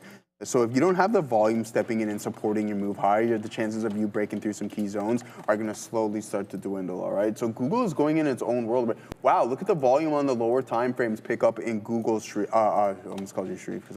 OB. So a nice big time move as you're cracking through. You see that volume really start to pick up there. So not too bad of a look. 298.95. So you're heading over to 299s there in GOOGL. First time trading, and I like it. Thanks, says Drop Trades. All right, I mean, because you're having a good day, doesn't mean you have to like it or not. It obviously helps for sure. We joke around saying, yeah, it's in our garbage list and everything along those lines. You just got to find something that you're comfortable with. TSL is a great leverage product in my opinion. There it is. We caught the fill. Bang, a nice breakout. Whoa, what's going on with Google? Here we go. NVIDIA's breaking out right now. Oh my God, something's happening. There's something going on. I know you're going to bring it to us immediately. Look at that volume step into this market. This is insane. Look at that fill. Shoot first, act later. Whoa. Going on here, some form of news, guys. Let's go. A lot of people saying it. Yeah, this is insane. What a big time move on Tesla, guys, as we head right back towards the high of the day. What a reload as well, too. A monster move. Let's see if we can catch that fill back up to 16. And what a reload, LMB. Yeah, bang, says the Jameson. Let's see, boom, and there we go. Catch another fill off of that reload. Massive volume across the board as the SPY put in the new high of the day. NVIDIA high of the day. Qs. All right, Adara, talk to us. It's Trump. Yeah, that's because it's NVIDIA-related news, guys. Apparently, we have reporting with regards to NVDA that the Trump team is internally floating, selling NVIDIA H200 chips to China. So again, internally, apparently, the Trump team is considering selling these H200 chips to China. Bloomberg reported a big spike for the market, and especially NVDA. Back to you. Across the board, guys, as the volume stepped in, this was insane. A big time move. Let's pull it up here so we can see it. Look, punches through. Indecision print at VWAP. Indecision print at VWAP. You guessed it. We're going to go across the board and see multiple. And now we have in the Mag 7 a lot of new highs. Let's run through the list of them. Let's get IBIT off of there. MSFT, what are you up to? Not too much. Not as big of a reaction in what we're seeing in some of the other names on Microsoft. Google we have. Apple, what are you doing? Come on, show us. Apple's just living in. Apple's doing what Walmart was doing yesterday, disregarding everything else that's been happening in the market and just going all the way up to 272. So what a monstrous move. I don't know where continuing. Hopefully he has his stops in there as things. I'm pretty sure he does. He always does, anyways. So there goes Google. You're short NVDA. Oh man. From 183.48. Okay, yeah, so OB. I'm willing to get a little standing in front of the volume there, and yeah, we're going with it. A night reload on this one, so a really nice trade on TSLL, guys. Let's see if we can get 1635s, and this momentum can be. Show them what you got, OB. Yeah, no, this is absolutely crazy. So yeah, I just like like sometimes you gotta wait and perceive the news, but I'm just like, I'm always saying that if you have to ask what the news is, it's probably already. When it comes to stocks, I'm shooting first, asking questions later, and price action is going to be king for me. Again, not the best prices there, but a little bit too far too fast. We'll see. This is still fresh news. This could very well continue. We could very well get right back up to 185, slap right up into some of prior day's levels where supply came in. I don't know. I do want to get a little bit involved. Let's see what we do with that 82.5 as well. Again, some interesting price. About that 180 as well, options level from in this morning. Yeah. Those longs are probably sitting very, very pretty here as of right now. Back through 183s. Let's see if we can get a little bit of a reversion. Do we accept higher prices above the opening range and trade a little bit higher? That's the question I'm asking. You know what, honestly, I tried to punch into 184s for the short. I missed 183.5, so that's a little bit of a slip there. Not the best price, but I'm going to be patient and wait and see. This could very well be digesting and take legs higher as that move comes in, but I'm just trying to take a quick tape up here. Yeah, good call, man. Hopefully that comes into play. I mean, with that supply zone, we can get sellers to step in and start pushing price down off that 183 level. And it looks like we're starting to take somewhat of a breath, guys. There's a volatility spike. Apple's still grinding higher, and then we have Google running towards the high of the day as well. What we haven't done is ran through our volume scanner. And we'll pull up the SPY options chain before we do it, just because you'll be able to see volume most definitely step in and just the concentration. Okay, there you go. Just like that, Obi. Wait. That's starting to come in aggressively, so wait to stick to your guns on that, brother. We'll get you to display that trade momentarily. But yeah, what a out there in TSLL. So now as for these SPY 0 DTEs, at the money IV around 41%, relatively high. Look at some of these, the open interest and the contracts closing. Look at the volume coming in through here. This is going to start changing. Version, man. He says, there you go. $1 as quick as you like. Obi, talk to him. We're going to go over the option chain, because you got a nice short going on. Yeah, this is absolutely crazy price action right here. So I have a decent chunk there, yeah, big miss on my part not being able to punch those 184s. That was the spot. We slapped up, we broke through 184s, got just slapped. Like I said before, it happens so fast. I don't even know. I'm not even thinking consciously, but I just know that, like, okay, cool. In this moment, put on a little bit of risk this way, and I'm just trying to kind of at real time right now. But yeah, this 183, like I said, this could still digest and take a leg higher. Still in an uptrend now because we have fresh news. The question becomes, what's the probability of continuation here? I'm just trying to take a quick tape scalp of what I think is high probability price action on the initial reaction of the move here. So a quick 50, 60, 70 pennies. Doesn't hurt anybody, but it could definitely be a little bit better. If I hit that 184s, it'd be about $1 now. But you know what? I'm not even thinking about that too much. Just kind of talking out loud here. Let's see if this catches a little bit of continuation version, because in my opinion, that was definitely a little too far, too fast. And then the tape definitely confirmed as well. So, wow. All right. So, do you think we can get one of those there? Yeah, all right, nice. Tape reading. Tape. Man. No, I got most of it. You got more. Okay, you got most. I got a breadcrumb left, but that was my trade. I'm in more if we crack below 82 halves. But again, options levels. Yeah, 82 absolutely. Halves, should be interesting. 180. Obi, it's really starting to come in here. Let's see what we do with this, and that 180 might get washed as well. You don't know if those a lot of people are asking. What's the news? Is there any way we can get that? Can we get that prompt on the screen there? Yeah. So it's H20 and H2. Yeah. So the H200 NVDA in China might be in the works once again. So yeah, if we can get that up there, Obi or Adara or someone. Yeah, no worries. And then sure enough, we will. Everybody will know what's going on. Thank you. There is Bloomberg. Trump team is considering the NVDA's H200 chip to China. All right, so there it is, guys. We'll keep that up there for a couple of minutes so people can see why we're starting to see that spike to the top side. But we are coming back in as well, too. So keep that in mind, guys. Could just volatility spikes. This is what happens in higher volatility environments. You get headline sensitive. And I'm not necessarily going to say that's going to be the case, but it's to be for this particular scenario right now. That is the case. All right. So, I mean, there it is, guys. I mean, everything except for the short side, everything except for that short trade here. We've been riding this Tesla trend all day, essentially. So we're right as low as boom, boom, boom, boom. We take some off. We wait for that pullback. Patience. We didn't get the precision, but relative close, and then sure enough, we get that additional grind to the top side. So a nice move in Tesla there, guys. And just that's all you need is one solid trade a day. Sometimes it's significantly harder than what it seems to be, but that's why you put in the work, and hopefully you guys can come up with some solid things. Not too much time left here. Anything you guys want us to go over? Oh, what we haven't done today, guys, make sure you get those dollar signs in and vote. I literally vote for the same thing. So do it one more time. Actually, I'm gonna switch it up this time. We'll go TSLA or maybe TSLA. Make sure you get those dollar signs in and vote. It is going to be important. We go through the afternoon rundown. Now, Dara, say because it's two profits on NVIDIA calls. Hope you have a great weekend. Katina, man, a big spike in the market there. Huge spike. Yeah, but yeah, you'll get to take advantage of it there momentarily.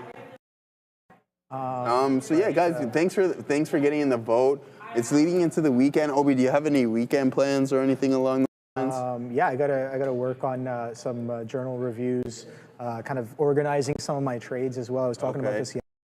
Organizing them in more effective ways so that I can analyze a little bit better there. It seems like the reversion is definitely, like, sellers are stepping in. Okay? So it's just like, at the end of the day, I say shoot first, ask questions later. Yeah, sure, there's news, but let's see. Let's see how the news is developing. What's up, Adara?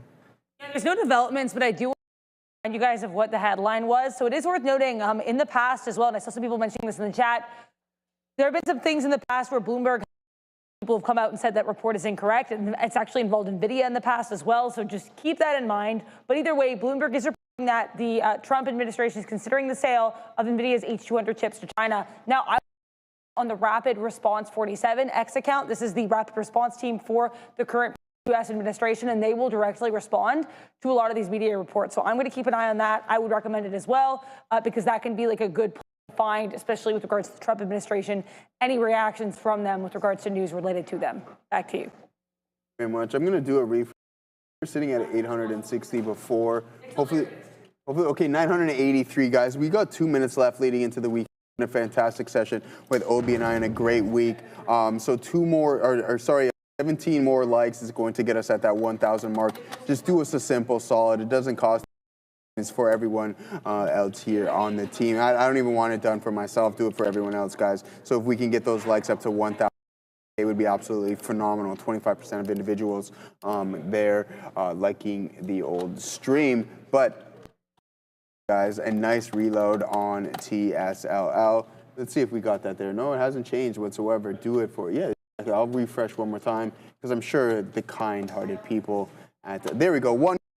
Thank you very much, and the production team will like that. Joseph, why do you usually make daily? I don't know. I know we're saying what. I'm not going to tell you, unfortunately. But we are green on this session. I will tell you that. But yeah, I mean, Tina, man, check this reload here on Tesla. I know you look at it. Grab the bottom, boom, boom, reload at VWAP, and take that to the top side there. Another one. Ooh, you're gonna hit the reload. You're gonna hit the reload for me as well too, if you can. I'm reloaded. All right. Stuff there, brother. Thank you. Much appreciated. Yeah, I mean, it's been a fantastic one. Do you want to do our 30-second trade review real quick? Sure, Want to fire it up? All right, 30-second trade review. Boom. Let's roll. Off of the open. Apple, strong push. Where are you going? The market is falling. Reversion back to VWAP. That worked nicely. NVIDIA, continuation, 180. Can't really get in 180s. I punched 179, not 50s instead. Take that scalp down. Don't at the VWAP hold underneath 180s. That was nice. 180s comes back in. Try an attempt at the short. Doesn't really work in. Back through consolidation breakdown. 180 once again. Works out nicely. Back reversion. Quick intraday news. Too far, too fast. Bang. Questionable news. And it's on the tape. Bit of a tape scalp right back in for $1. Bang. Nice 30-second review. Oh yeah, Google 300. Google. Tried that as well. Just a flat. 35. Beautiful stuff. No, in all seriousness, nice work there, guys. Tesla 30-second review. All right, Tesla, there we go, guys. We go 3 for 3. Well, I get 2 for 2 because the reload doesn't count. And then we take a nice little move on Google as well. So a nice trade right there. Small potato, small potato. And sure enough, our only loss of the day is going to be the long on IBIT. And that's a 30-second trade review. As of right now, it is the end of Obi and I, but I will be joining you guys momentarily with the afternoon rundown at the brand new desk, which is absolutely going to be phenomenal. But aside from that, guys, I'm glad that people have. Narrative has been a solid session today. Put it in the chat leading into the afternoon show. You put your your red and your greens to see what we got going on. All right, and that's going to be the end of the midday, guys. Hope everyone has a fantastic weekend. See you later, Jody, and keep it green. Stay safe. Trade well. Boom. Right, I'm in. Welcome. Well, what was it like? Welcome back. Y'all didn't go anywhere. No, You're right here. Slipped over here. And we are flipped myself into the chat. Flip it up. So the president's going to rally chips in the afternoon. Is that what we're doing? Why not? Look, obviously, we'll see what happens. This afternoon show brought to you by Global and Beta Pro, baby. Their new product, fantastic. It's triple leveraged ETFs. You know they're going to move the markets, and when the markets move, you got to be able to take a shot if you're a sophisticated trader in Canada with Global X. That's how I roll. Good. Yeah, you roll so good there. Obi, another great midday show. Thank you guys for all of that. I was hopping in there once we got back. We went to get guys all checked up there at a 5-week appointment. Pretty good. Yeah, 2020. I can finally see the chart, so maybe I'll get clearly now. Maybe I'll get some winning trades over here. And I came just like, hey man, with this new vision of mine, why not just short right here? And then that was IBIT. That was bang. Trade right there. But welcome everybody. It's going to be whoa, says Dijon Mustard. Whoa, Dijon Mustard. 7 months. What's up, man? Let's get some mustard on those glizzies over there. Right here. Yo, Bob the dog. What up, Bob? Let's go. Yeah, you guys see that's in my name right there. Yeah, we're feeling pretty good coming through here today. I don't know, man. I gave those meatballs like a 5-6, and then I don't know. Now my stomach is saying maybe like more like a 3-4 right now. You too. I actually remember I told you they were like, yeah, they weren't good, but they weren't bad. It's like you'd make better at home, but they were pretty solid. Yeah. I don't know. I don't know. Well, if we're sick, we're sick over the weekend. So no, I don't mean that. I'm not trying to get. I can't. So I was trying to figure out. Yeah, we've got a game today, tomorrow. What do you got going on tomorrow? 11 years ago, tomorrow, I made a smart decision. I married my wife, and it was a good decision. But I can't be sick tomorrow. It's our anniversary. So all right. Okay. That's what's up. Nice. And it's when you set expectations and things. So like from the very beginning, from like our first anniversary, I was like, I'm doing the old school, not like the gifts. I'm just gonna do whatever the old traditional theme gift is. Like year 11, it's steel. I don't even know who came up with that nonsense. But like, yeah, the theme for like your 11-year anniversary is steel.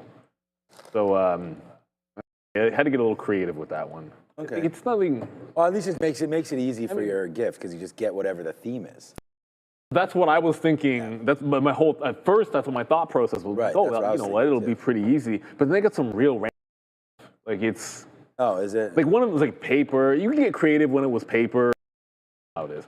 But like paper seems easy. The NASDAQ is. We thought maybe. I wasn't even that confident that we'd have a shot at 2% earlier. I kind of felt like that dream was over in the most recent pullback. You know what? I don't know if it's. Do I have my trailing stop here? I think I just still have the same. Yeah, I still have the same stop. But I just thought it was a low probability after we had this go. We're not going to 2%. Like this is not going to be one of those days. Long consolidation. This breaks. Oh yeah, come on. This given yesterday, the afternoon is going to be, a snooze fest or whatever. And then the president says maybe we'll sell some NVIDIA chips to China, and we get this bump. So the NASDAQ is breaking. Maybe we are going to see a 2% day. That'd be nice for anyone that bought the dip. It'll be hilarious that I can already hear it now. If we're above the 50 period on Monday or Tuesday, I, like many people, say, oh, why didn't I buy some more stuff? It's always like that. Just remember, if we get back to the highs and this was the dip, you'll always feel that way. That's just how it is. But as long as you're buying something and holding something, you're okay. I don't think we're out of the water. Yeah, I did some buying yesterday, as you guys know, obviously. And then, because I had that appointment, whatever, I was saying right when we left the show that we should be long, and we got out of our AMD immediately. I bid I have the #1 trade today as Google being a little lower than where we got 293. We didn't get there. We almost got 293 right there. But then when I came back, I was like, well, I wasn't back here, but I was back here. And I actually put a bid when I left at 295 on Google.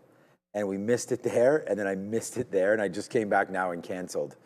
So yeah, man, that's bad. That's not bad luck, but we just didn't have the right prices.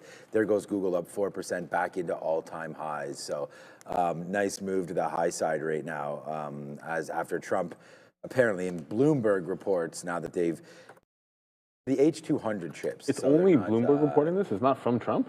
No. That's why Adair was saying watch that site. Oh, okay. That Twitter account where they'll announce, what's oh yeah, going on rapid with 47 response, over there. But yeah, there goes that video there on the news. So it's not even that. I mean, it's a nice story, but the Nasdaq had already.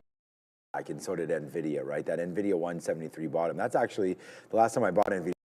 75. So we round tripped, man, back our initial buy about 2 months ago or whatever it was, down at 175. Nice to see Netflix going again, but no matter where you are, hopefully you guys are having a great day. And the only position I have on right now is IBIT short, and we'll just wait. I guess Joe's in the back there, you can see now working. So he'll be helping with the recap here today. And then, I don't know, should we announce our plans for Monday there, Brendo? Sure, okay, so starting Monday, scrapping the recap show and going to only do the 4 o'clock recap or the 4 o'clock show when there's major earning announcements. Yes. So, or something crazy is happening in the market. But we'll give you guys an update. Yes. We don't taketh away, we giveth. We're starting at 8 o'clock now. So everyone and we've heard a lot. There's been a lot of viewers like, hey, there's stuff that's moving. You want to prep when there's an 8:30 number out there. Maybe there's some morning earnings, a little bit of an early start to get everything settled down, get more of an insight into the processes going on. So we're going to be starting every day at 8 o'clock. So we'll be 8 to 4 instead of 8:30 to 4:30. Everybody. Earlier, guys. Yeah, exactly. Yeah. The thing about it is too, it's like the process of earlier now. The process of going through things, and then throw in the fact that 8:30. Look, you're getting those big numbers coming out at 8:30, and we're starting the show without any lead-in. Hey, what are we expecting going into it? What does the futures look like overnight? CPI print or whatever it might be, and that's a more regular thing. So that's the plan. Of course, you guys all know that that's 8 Eastern time because the markets are in Eastern time. Everybody, we got ourselves a super chat here from. Oh, thank you. Oh, look at that. Your 14th and congratulations, which I believe we said. Congratulations on your 14th anniversary. I don't know if you're the same thing, but I'm on year 14. I can't even lie. Part of the reason that we got a decent portion of the reason we got was because of this time of year was actually the U.S. Thanksgiving holiday. Believe it or not, because we're like, well, it's a good week to travel if you're a trader, and that was part of the input. It did so. My wife was pretty cool with that. Well, the other thing was she had this weird fixation with wanting there to be snow on the ground for some wedding photos.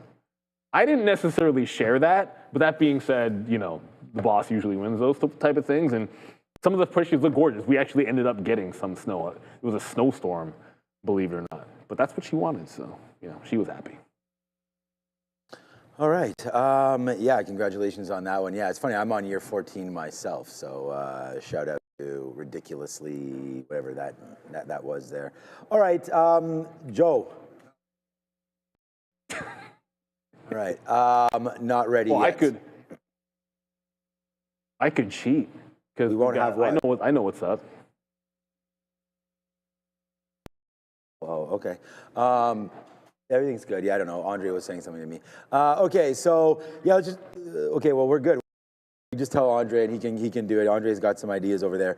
All right, so yeah, we're gonna be going over everything, man. It's gonna be a Friday afternoon. Obviously, markets should be really busy. The Nasdaq's up 1.75%. The ES up 1.5. Actually, they're both up the same. Nasdaq and ES both up 1.7. And what a different day today is, right, than we've seen over the past couple of days. Not really. Today we started off with a downside push and then just a regroup, right? I mean, we've seen a lot. It's funny because normally 1.5%, 2%, like that's a big move. And, you know, we talk about the NASDAQ and kind of the ups and downs it's had this year with the tariff turmoil and everything that's going on now with NVIDIA and the chips and the AI bubble. More China talk and, you know, sort of that tantrum that Tesla had and Elon had with President Trump and all that kind of stuff. And at the end of the day, you know, you look back and you just kind of close your eyes and you hope that you make the best decisions at the best times. And right now, NVIDIA, very healthy, man. I mean, it's still down quite significantly from its yesterday report. And I don't know whether or not they sell to China or not. China numbers are not in the EPS, and they're not in the forward projections either. So right now, you know, that just does unlock a little bit more profitability for NVIDIA. They did give a $500 million number there, and maybe that was inclusive of China or exclusive of China. And if it's exclusive, then yeah, those numbers got to be bumped up even more. So we'll see if that report is true. And I think as soon as we get that confirmation, then obviously it will be, you know, sort of head to the ground and try to get long there today on NVIDIA at some point. And what a good battle back for Amazon. We talked about where that was at the 200 period moving average as well, down there at 215. It touched out a couple times, and that was good. I bought some Uber yesterday. I don't even know what prices it was yesterday. All the things are pretty much the same prices yesterday, because remember, if you did the buying yesterday anytime other than like kind of like right at the close kind of thing, we did make new lows. So you're just trying to recover. It's a nice recovery day right here. But if you're looking at the triple Qs, you're back to where we've been, you know, pretty much all week. And that is, here, maybe we'll look at this one.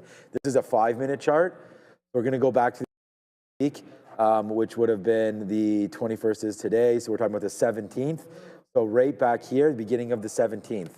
So we still are significantly away, you know, and it will be a red week no matter what, which is a little disappointing considering, you know, the earnings that we did have. Successful earnings from Walmart and successful earnings from NVIDIA, yet the market is still pretty heavy. So, yeah, all right.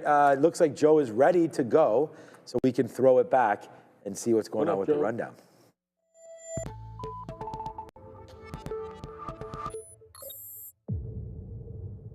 Throw it back is right, Katina, man. All right, guys, welcome to the afternoon rundown. The segment chose by you guys, those dollar signs and the ticker in which you are looking to see on the list today. But this is brought to you by Beta Pro. So Beta Pro 3X daily leverage ETFs, guys. All right, so let's take a look at some of the major averages here. We're going to start off with the SPY. Yes, that is the S&P Spider 500 index. As you can see, we are climbing towards some new highs of the days, slightly coming off of those levels, guys.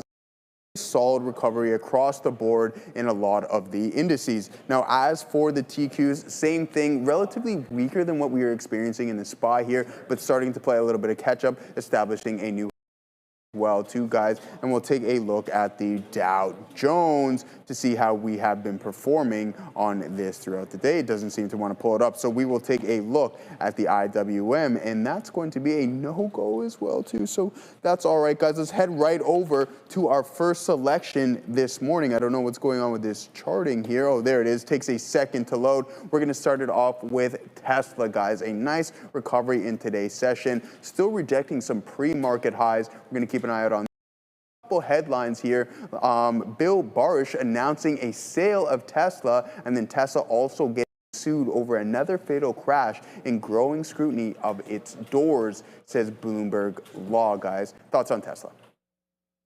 Well, my first thought is, okay, so who is Bill Barish, Blue Line Futures? Okay, founder and president of Blue Line Capital and Blue Line Futures on Tesla. I don't know. But what I do know about Tesla is, don't jinx it, flat top break, maybe, kind of.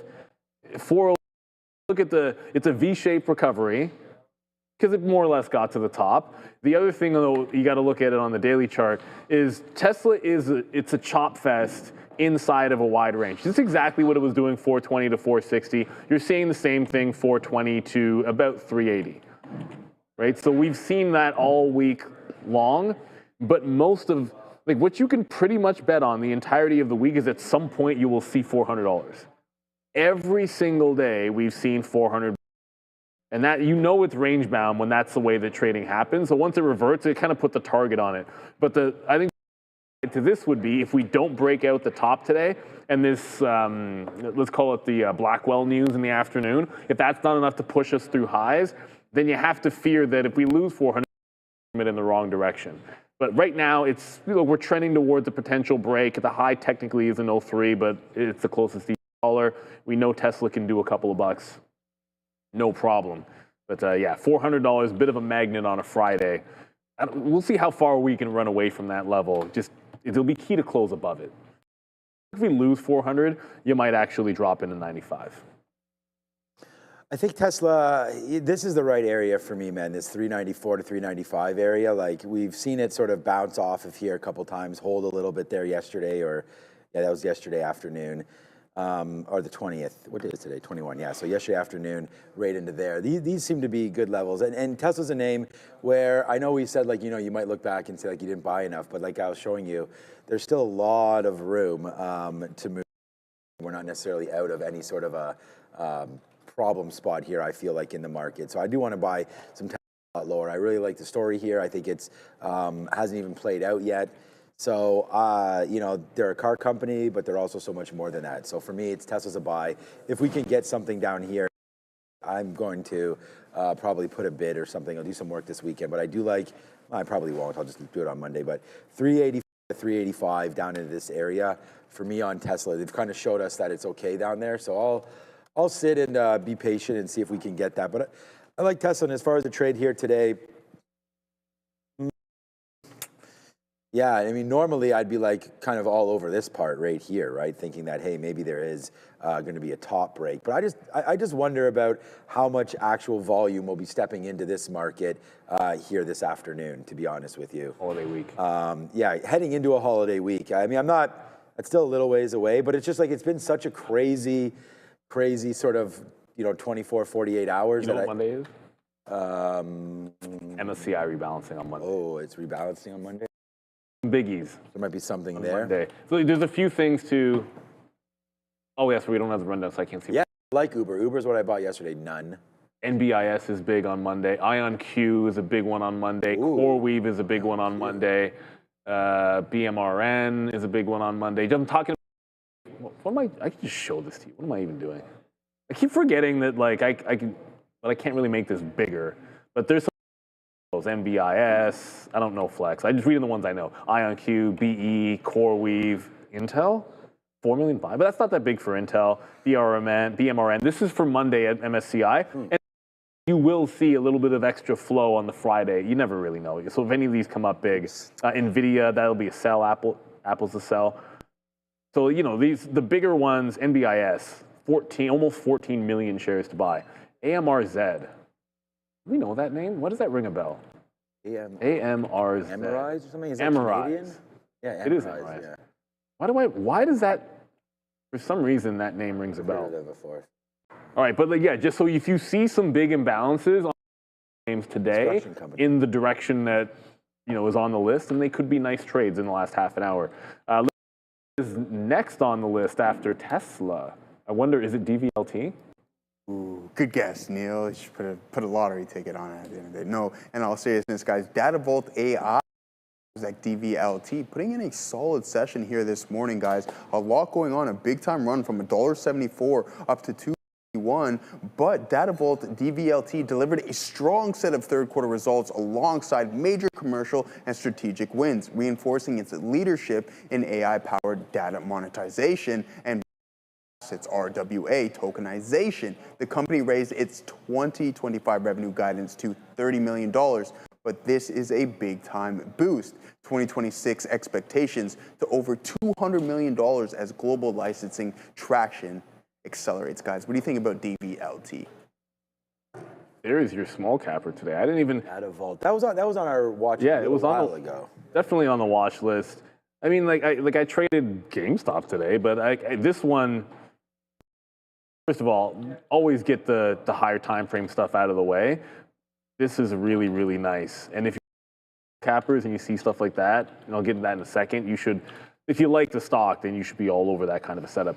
But it's seemingly looking like either 260, but more inclined to think Look at the sort of head and shoulders that would set up there if it gets to 3 in the afternoon. So I think certainly ringing the register a little bit, and if it gets to 3 one, that makes a ton of sense. Like the idea on a secondary push that you get to the prior high when you've had a dump like that, usually pretty unlikely.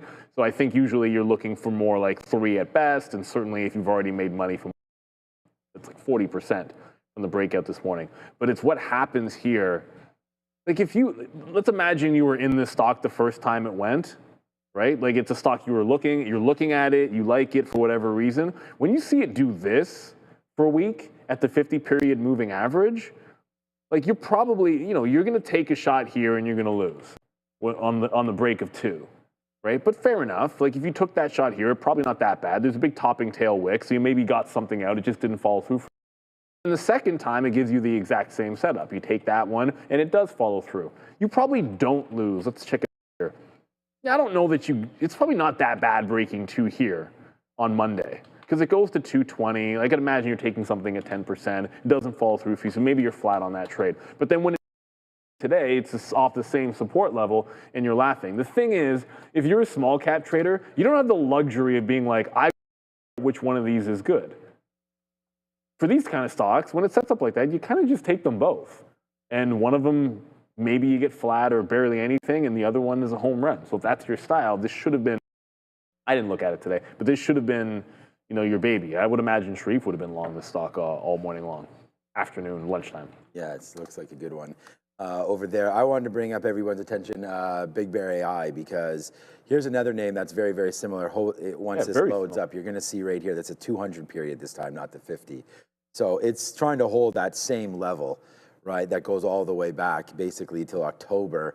So last year, Big Bear AI has really sort of respected this 200 average. So we dip below it today. I mean, in this kind of market, you're going to get, wicks like this, but 550 looks pretty good. And then again, if you go long this name, and we do have a recovery back on Monday, like the market's recovering now, but like let's open up big on Monday if we can. And yeah, that would, because imagine news is true with NVIDIA, then you're going to get hopefully that comes through over the weekend and we get a little bit of a bump up, let alone if Bitcoin these levels, we come back on Monday, hopefully the NASDAQ will be higher, and I think BBI would be as well. So this is a good level for this name as well. I'm still long down here at 4. I want to stay long. I only have 40%. I told you we already made our move and got out of that first 60% and just holding on to a winner right now. But BBAI is interesting to me at these levels as well. So a couple of small cap names there to look out for. 70 million shares, that's good. Like let's keep the volume going on this name, Big Bear AI, and we'll see if we can get back to that 850 level and then break from there. So, all right, we're going to get into some trading and looking at some more opportunities here very, very shortly. We just got to go through what you guys want us to, and this is called The Rundown, brought to you by Beta and Global X. So let's go back over to Joe, as you see him right there. Hey, Joe, how's it going? There he is. And see what stock is next. I can't see. Any guess? I'll say AMD, but I have no idea. Move your chair a little bit that way. I'll make a guess. This way? I guess. That eye on cue? It's going to be the stock that Alex Karp was selling a boatload of. Oh, on that way, Palantir. Okay, I see where the okay. All right, let's go talk some Palantir then, Joe. All right, guys, let's take a look at what we got going on with Palantir and company here. Looking like there's going to be some insider selling, Sean, worth about 250 million of shares. But leading the way is the CEO, Alex Karp, who is by far the biggest seller, filing to sell 585,000 shares valued at $95 million, a little bit more than that. But Karp also sold previously in the middle of the summer, guys, $62.7 million worth of shares in August, while still owning a significant stake in the company. What do you guys think about Palantir as we climb up to $158 almost, guys? I've never worked or led sales, right? This is not like a CEO that was just appointed or anything like that, or somebody that they're just trying to cash out of the company or anything like that. This is Palantir, and this is Alex Karp's baby. And you know what? This guy is going to be raising capital because why not? I mean, I don't know how many $100 or whatever, well, it wouldn't be billions, millions of dollars that he has tied up in this company, right? So you said he sold somewhere in the summertime, so that would have been a mistake, right? Anytime because of this, right? To think that this kind of a selling from a guy like Alex anything. I don't think it does. Palantir's been getting hit because of valuation. And as we continue to talk about where this market is right now, how frothy potentially AI has been. And the fact is that they're one of these companies that is in hyper growth.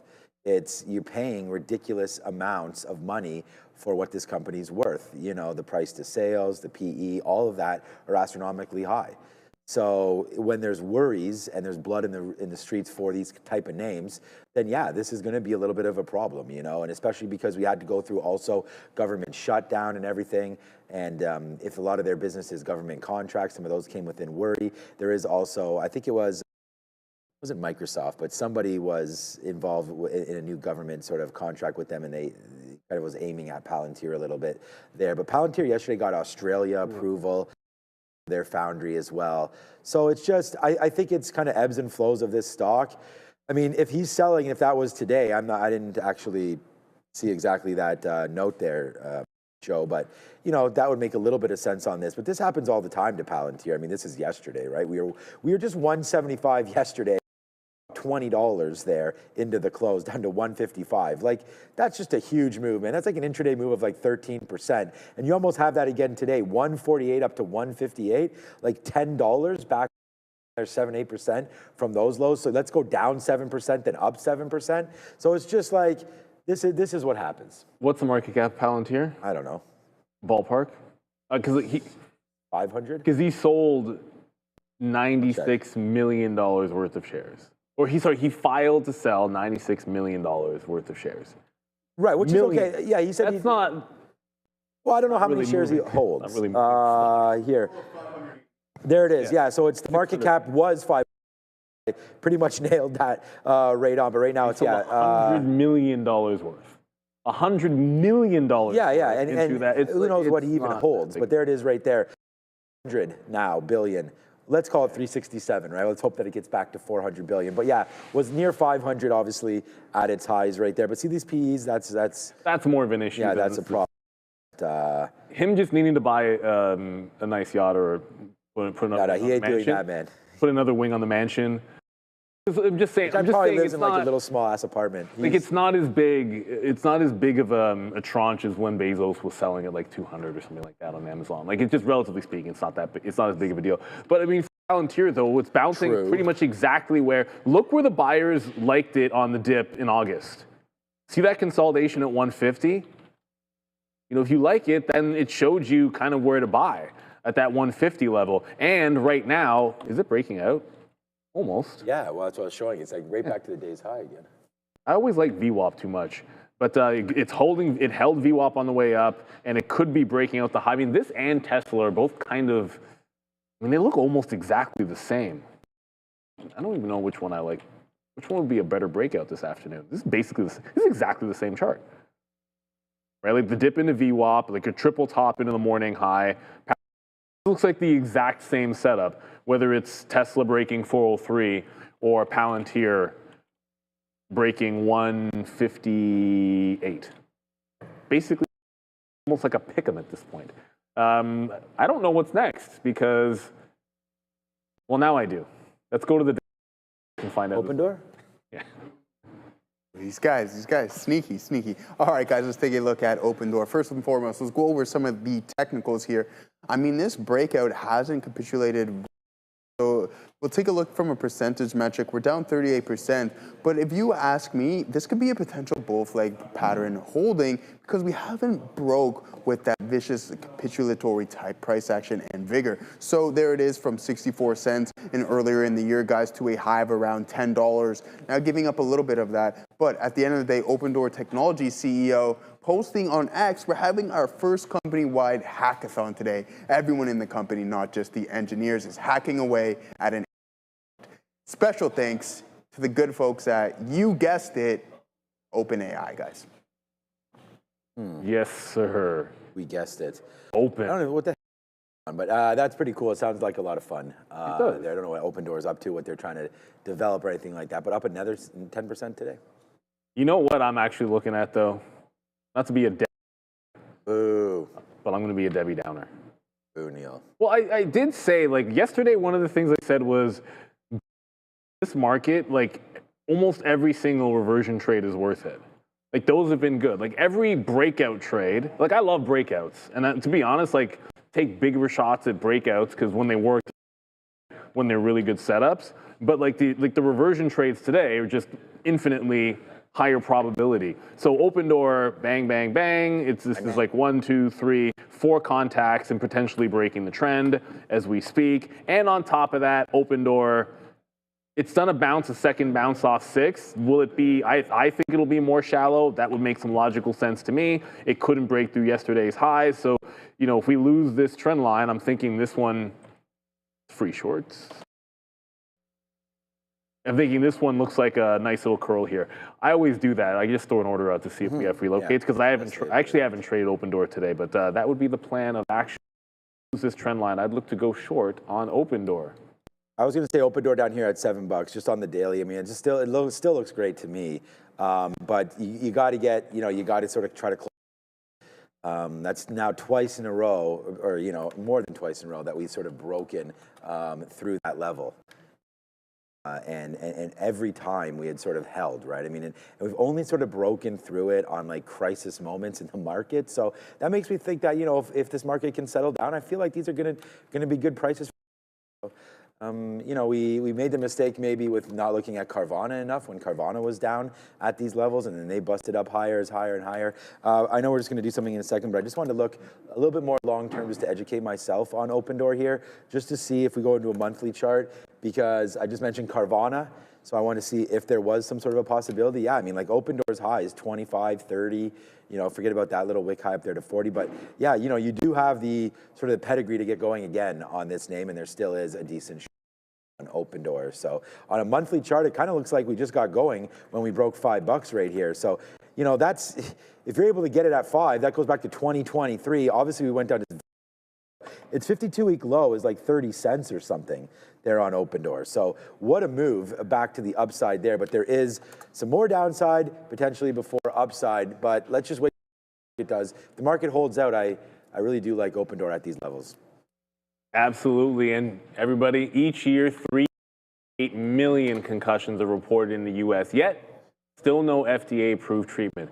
NYSE-listed Oragenics, OGEN, is changing that with its first-in-class intranasal drug designed for rapid breathing.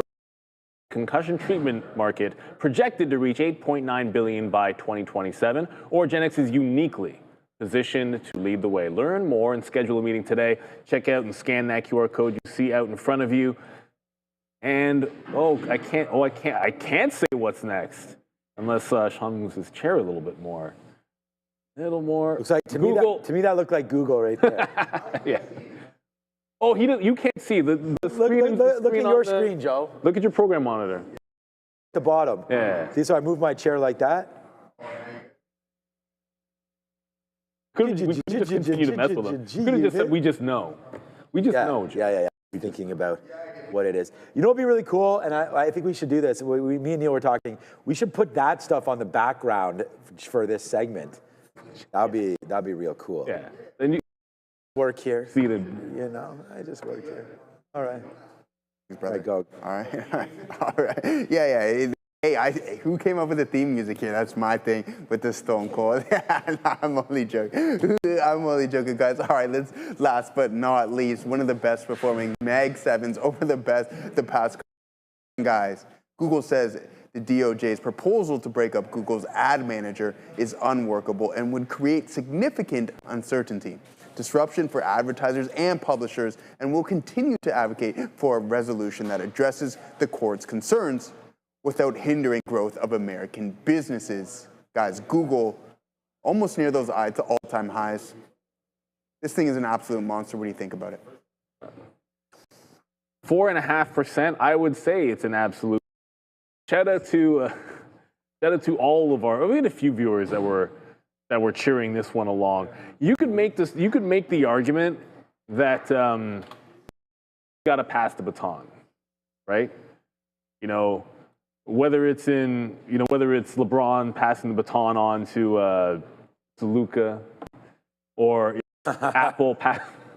Well, he's back. It's more like Adam Stern or whoever the commissioner is. That's why I joke around. Passing the baton there.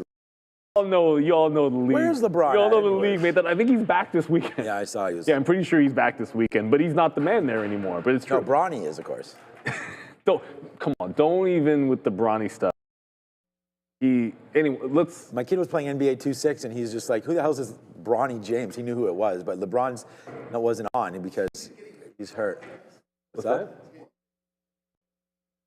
Oh, yeah. Well, the league minimum is like that. Yeah, of course, Bronny's going to get paid. No, but the thing about getting paid in the NBA, the thing about getting paid, no. Yeah, so they get paid more just for being in college. Nowadays, nowadays. The only NFL player that actually makes more than when they come out is pretty 2 or 3 picks. Yeah. Everybody else, like Shedeur Sanders. Way more. Yeah, he was making like, I think, $8 or $9 million going to Colorado. Yeah. And then his contract with the Cleveland Browns is something like $4 million, or I don't know what it is. But anyways, Cry Me a River, $4 million. But anyway. Well, he'll be crying a river on Sunday for other reasons. No, they're playing Vegas. Oh, shoot, that's right. I keep forgetting they're playing a bum team. I mean, Dak got through 4 touchdowns. If he doesn't have a good game against the Raiders, then I don't know. Unless it's not at home, we have too much pressure there. But look, all I meant to say is Apple passed the baton to Google recently. I don't know what day it happened, but right now the market lead is from Alphabet. And the story, a lot of just the fact that it was a solid value with a big moat. And they print buckets and buckets of money. That being said, I wanted a breakout and did not take it. I mean, if I took it the second time, probably a good decision not to try to keep making it work the second time through 300 because I would have lost again. And then the third time, which was, ultimately that was on this, what are we calling it, the Blackwell headline? That's where it only finally started to work through the 300 level. So like I was looking for, my money dip buy was at 88 and a little bit closer to this support level at 93. Like neither one of those really came in. And then when the reversion happened, I was looking at other stuff. GameStop was a reversion. Palantir was a reversion. There was a bunch of other things that were happening at that moment, except for the stock of Alphabet. But I don't know if we get through that 305. We had so much resistance at 300. We've already started to consolidate off the top. If anything, if we were to pull back, that 300 could turn into maybe like a bounce support or something like that. But the story that I think matters the most here is when a good company is getting punished and it's a very good value, for the longest time off of that low in April, everyone's like, well, why isn't it going? Everything else was bouncing so well, and it was in this really slow channel up. It's just other things were more. But it's like, it's Alphabet. It's good value. And then when it eventually broke away, it ran away. So I didn't buy any more Alphabet, so this is really why I'm saying this. If I see something like that again, I'm not going to hesitate. I'm just going to be like, you know what? You see that happen, buy it when it breaks out. And if it missed a bunch of the move, who cares? You're buying on strength. You're laughing all the way to the bank. So, congratulations those that added to their Alphabet. Everyone that held wins too, but it's always nicer if you can catch these. Like that breakout was insanity. And I'll never look at a channel like that on a company which has a solid P peers and not take that high break. And I'm not talking about personal account, right? Like forget about day trading. Plenty of day trading longs. But we got to think about other opportunities too. Yeah, today I had the #1 trade idea written down as Google long. Like it's not rocket science here to think Google is going to be a long today. It's the pricing is the problem, right? And so I wrote down 293 thinking that could have been a good area there to buy off of yesterday's levels. I mean, this was, and we talked about, remember, we're going to be going live at 8 a.m. on Monday. No more recap shows moving forward unless there is something to actually read. Like earnings or anything like that. So we're going to be doing that live when there's a big earnings day, like for example, NVIDIA, Meta, all the Mag 7 names, things like that. Or if there's any sort of a tariff tantrum like we start having again. For Google, so I wrote down 293, just right into this level right here. Like it's 293 to 292. I thought there was a chance to get back into there. We were pretty darn close, man, and we just missed it. So I loved the Google long today. Obviously, it was a #1 idea, but I don't have any marks on here, which is sad. Because when it came in, we were really short AMD, and we'll talk about that trade as we go. That's still not my whole trade today because I have iBid on as well, but like that was a great bottom, and it was 294. told you, like I went out, got the eyes checked, blah, blah, blah. And I had a 295 flat bid. It was actually at 295.15. And we just missed it by 20 cents there and then 10 cents or so here. But either way, missed trade, don't have it. Love that support area. It would be so sick if I had those longs, and like that, how good that would be. But we don't have it. So, and I think it's at all-time highs today, right? Right now. So, yeah, Google up and away. And the only thing that's a saving grace for me is that, you know, when we were down there at that 160 level or so, and everyone was talking about the death of Google and all that kind of stuff, and that search is in trouble. You know, OpenAI is eating their lunch, and once they release that new browser that they have, and it was just like people were pretty nervous about Google, and it was my largest holding time, and I did trim some, but all I did was put it, so it was right into here because it was right during, so whatever the price of Google was around July, August is when I did it. And then we waited for Eli Lilly, and then Eli Lilly came in, and we were able to actually buy before earnings right into here because it was this level. And we were like, oh, that was a good buy. Oops, to the downside. And then we waited our 3 days and was able to get some Eli Lilly down here at 640, which is now up to $1,064. So I think we've actually probably done better with Eli Lilly than we might have done with Google anyways. But at the end of the day, this name is another one, like, so hot fire, man. We talk about, you know, all these Mag 7 names, but realistically, Eli Lilly right here, and I could probably use FinViz or something better than our charts. This was only $780 at the beginning of the year, and it basically was really, really up and down and choppy until eventually just had a real good move. And this move only started, this is November 1st. Like, this is Halloween right here. So you're only like now that it's 2.5 weeks. Like, what a move in 2.5 weeks. It should be. Like, this there might should come be back. there should be an acronym with Lilly. It's a trend now. When this was at 500, I got to say this to Jim Cramer. He might not have been right, but he said Eli Lilly is the next trillion-dollar company. Now, I think since, no, I know, but I think since he said that, I don't know if something else beat it there. I'm not sure. I'm not sure what most recent trillion. Off the top, Broadcom, yeah. So Broadcom did it before Eli Lilly. Yeah. Anyway, so shout out to JC there, as he was right on that one, Eli Lilly, and that's part of the reason why I bought it. Eli. He had strong conviction in it, and I was pretty light on it, but I do hold the XBI. We do like that one. Not to be mistaken with. Yeah, XLV is what Obi was talking about. They should have some of the finances. I think splitting up the XLF would make some sense. Yeah, right into here. We're going to go to Adair in a second, but just want to, I am bidding IBIT at what? 47.05. Oh, yeah, that was all the way down here. We missed that one. 47.21, so I have no more bids, so I should be bidding. I was going to get a fill there. I'm going to get out a little bit more IBIT here and then re-put another one at VWAP. Just don't know why I don't have it. All right, what's up, Dara? Okay, no worries. Oh, hi, sorry, completely zoned out there. Let's take a look here at this $1 trillion club infographic. We were talking about Eli Lilly. Bring this one up. Eli Lilly is currently one of 11 companies, 10 if you include like the two different classes of Google shares, where we actually do have them at that $1 trillion level. So keep an eye here. Eli Lilly meeting the $1 trillion club, but it's actually also the first and only, as of right now, healthcare name to be in that $1 trillion club. So take a look at this infographic. NVIDIA, Apple, both classes of Alphabet, of course, Microsoft, Amazon, Broadcom, Meta, Tesla, BRKB, and Eli Lilly. If Lilly was the first one, Sean, I don't know when this comment was made by Jim Cramer. I know Oracle very briefly was in that $1 trillion club, and then they completely died, as we know, so they're no longer in that club. Right, like the current names, it's just these names, and Eli Lilly, the most recent. Picking up an unwritten rule. You got to at least hold it for a day. Yeah, at least a week. Or that just doesn't count, man. But yeah, Oracle would have beat it. No, of course. Yeah, because if Eli Lilly just got it this week. That doesn't count. But YOLOing on IBIT. I was always wondering, like, are we down right now on IBIT? Like, with it being 84,000, I mean, I don't know if this is a YOLO spot for you to go long right now, if that's what you YOLO? mean. I don't, well, someone in the chat was just like, what's up, Sergio? I'm waiting for the, I wouldn't even YOLO with the 70s. I'm getting in at the 70s. Well, I'm adding at that, but yeah, IBIT 70s is right here anyways, isn't it? I mean, we're getting pretty close. What are we, so well, that's 47, so 10% down. Yeah, so that's right here, $43, $44. Yeah. 43? Yeah. Yeah, so 40, yeah, in and around here. Yeah, these are much better levels, right? If you're going to do it, I mean, you can always look at an IBIT chart here. My question to anyone, longer but if you keep that chart up for a second, because that's what I was going to talk to.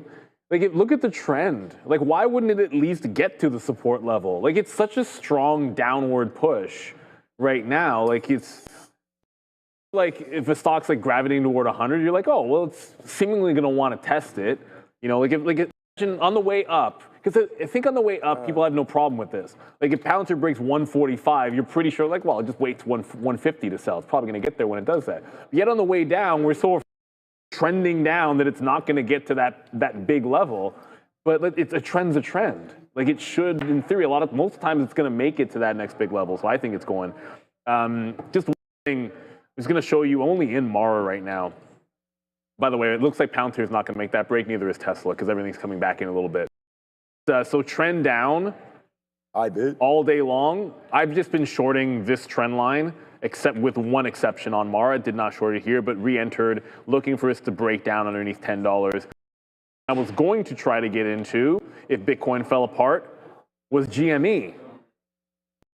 GameStop kind of moves with crypto, whatever. GameStop's been back and forth. It's been a short, it's been a long, it's been a short. Actually, it wasn't a long. It could have been a long here, but it wasn't. It actually. So I want to enter back into this. Bit of a flat bottom break if it takes out 20.05, but I'm looking to just short this one also underneath the volume weighted average price for sure. So let's see what happens. I mean, the market had a good jaunt, I suppose. We didn't quite get to 2%. We got close. Maybe NASDAQ, 1.7, 1.8 the NASDAQ got to. Yep, and now we're starting to pull back a little bit. We just can't have nice things. No, we cannot, and that's fine. So I just wanted to show you this monthly chart on Bitcoin, like just to sort of breathe just a little bit here. Like, you know, you do come all the way back into where we were in March, so that kind of does, obviously, to eliminate all the profits that anybody's had. They're all unrealized gains. Like, you know, nobody's actually selling up here that I know of, but there it is, making the move back down in for BT. The game, I mean, this is why we look at these levels, right? We look at them all the time. And you want to make sure that you do look at them. I mean, right now, just coming into this game, now, accumulation between 60 to 70,000. We spent 1, 2, 3, 4, 5, 6, 7, 8, 9 months. 1, 2, 3, 4, 5, 6, 7, 8. Yeah. So 8 months sort of range between 60 and 70 before eventually breaking out. So I don't necessarily think that, you know, we need to be in some sort of a panic mode yet, because we could be in this mode now for 6 or 7 months, you know, especially heading into the new year. And then maybe, I don't know if we're waiting for new regulations or what crypto, but we've seen Circle get hit and a lot of these names continue to make moves to the downside. So we can go into where we kind of just chill out for a while. So that would be something to look at for crypto. If you are thinking about it more long-term, I think that's probably the right way to do it. There's your IBIT. It's only been around 1.5 years or so. I just want to address one thing. I've seen a few people in the chat say this, so I guess it's probably worth mentioning. We know next week, of course, is U.S. Thanksgiving and a holiday. Whoop. But that's Thursday. Packers the U.S. markets are closed. Packers Lions always play. I don't know the other game. It's versus Baltimore, I think. It's going to be a crazy game. Is Burrow back? It's supposed to be. Oh, that'll be sick. And then always Dallas. Something. Dallas always plays on Thursday, but Buffalo plays normally too. There's no way because we just played the Thursday night game. You won't go back. We won't go back to back. Anyways, somebody in the Friday. It's probably Cowboys Giants. And then Friday's a half day in the markets. Monday is a normal day. I've seen multiple people say in the chat. Oh yeah, Philly. Is Monday closed? Is Monday a half day? Monday's a day in the market. Absolutely normal. It's just Thursday and Friday. So, you know, if you're tuning in on Friday and wondering why the show ends at 1 o'clock, then it's because it's a half day and there will not be a show on Thursday because we go by the for sure. That's right. Love to trade. Detroit Cowboys. Detroit's the only one that always plays. The Bears play? Yeah, that's gonna be one of the Chicago versus Philly. We'll see if Caleb Williams is the real deal or not against Philly. I should start Burden then. I'm just nervous because Chicago, although they started at 3 or something, they're now 7-3. But don't they have a negative differential? Like they're getting outscored? I think they're a bit fugazi. I don't know. They're in the same division as my Packers. Once again, the NFC North, the strongest division in football. Like, how many years in a row is this going to happen? I can't believe Kraft got hurt, man. Yeah, I know that sucks for us, but that's okay. They'll get it figured out. I think he's a Hall of Famer, but I'll say this right now. Tucker Kraft, I've watched, like I have him in fantasy, so I've watched every single game he's played. That dude is built different. He took a big hit. He's like a big old tight end, 6'4", like 270. Takes a hit, goes back and like spring up. Yeah, I mean, he's like after he's run for 150. That guy, he can play defensive end. He can do whatever he wants. He's probably a crazy basketball player too. Like that, he tore his ACL, so I can't have nice things. What? Chicago is facing Philly. Oh, it's not Chicago. Look it up. Philly? No, it's not Pittsburgh. Chicago, don't they always probably plays? The only reason I know is because the Packers have already played Philly, so that's why I know they're playing that division at least. But yeah, maybe you're right because the Packers also played Pittsburgh. So. And Bull Shark, I can't even hate. Could be right. Problem. The Buffalo Bills are a problem. You can't have. Here's my thing. Like, we talk about this in trading all the time. If you got destroyed, let's just say, pick random stock. Like let's say you got squeezed. SMR. So you got squeezed in SMR or whatever. You were like you got blown up longing a specific price in SMR and you lost by like not getting out or whatever. And then the next day, SMR at the same price does the same thing to you. Do you think you should be bad? No. So then why, when 1 year after the Texans beat the Bills with basically the score was literally, it was like 23-19 versus 23-20 in Houston, and they're doing the same thing to you, and Josh Allen has his worst game of the year, and you come in and you change you adjust to absolutely nothing, and you expect a different result, Joe Brady? He's the offensive coordinator, by the way. No, it's not supposed to happen that way. You can if you make adjustments and you lose, you reacted to what you needed to. If you see the market is trending up and you flip and you're like, I'm going with the trend now, and you lose, but if you just sit there being stubborn about it, then that's the problem. Let's go to Adara. This part of the show is brought to you by our friends at Beta Pro by Global X Canada. We have some out of Canada for the sophisticated traders on the stream, because Beta Pro by Global X Canada, which happens to be Canada's largest provider of leveraged inverse and inverse leveraged ETFs, they've just launched 6 new triple leveraged ETFs offering 3x bull and 3x bear S&P TSX 60 semiconductors and on U.S. Treasuries. But even better, they're offering a special fee rebate, dropping management fees to just 5 basis points until December 31st, 2025. Plus, the U.S.-focused strategies are going to use which offer the potential for your pure performance and exposure. So if you are a tactical, sophisticated trader who's looking to amplify your performance, betapro.ca/3xdaily to learn more. Back to Neil and Sean. Thanks, Adara. All right, so it's 2:53. What do you guys want to look at right now? I mean, we do have, that board up. You guys can start to vote for some different names, or we can at the broader market as well. And then, we'll talk sports, but we got to talk some stocks as well here. We've been doing this show now, I think, 25 years. And I've never showed, that's obviously not true. Like yesterday morning, I showed this and it was all green. And then I showed it again at this time, completely all red. If we find the highlight from this morning when I showed this was all completely red. There was nothing. I remember I was looking, I was like, where can we find some strength? Like, what about Caterpillar? And I was like, oh yeah, Procter & Gamble. Things like that, like we were just looking over here. And I was like, oh yeah, I said, when there's a recession, these are international brands. And so, take away the weak US dollar, like what else are we gonna talk about? Bam. Right now, the whole market right there puts themselves on their back, and now it's just like, let's go. Some of the banks, I guess, still have some. Oracle. Well, Oracle is, yeah, that may be cooked.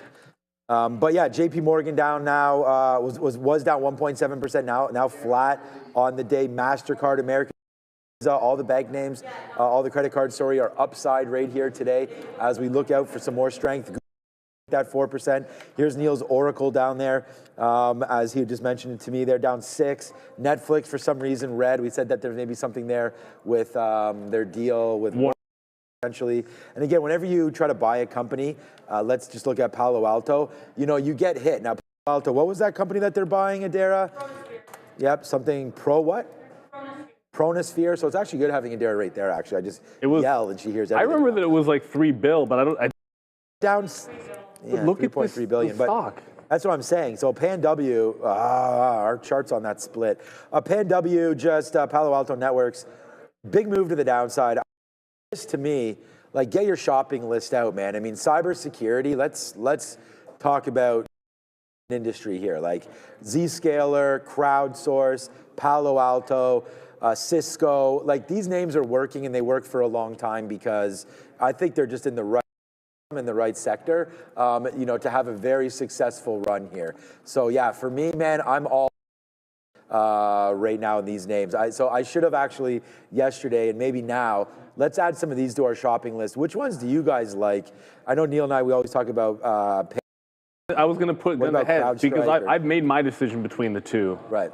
Palo Alto might be the one pulling back right now, but I'm buying CrowdStrike into the 200-period moving average. Most of that is because I used to have an even amount of both. I don't like the hack ETF. You call up what's in it. Yeah, I didn't even look. The hack ETF has a whole bunch of stuff I have no interest in. So I'm like, I'll just own these two names in my portfolio. And I was 50-50, and I made a mistake by thinking that CrowdStrike had gone too far too fast after the hack.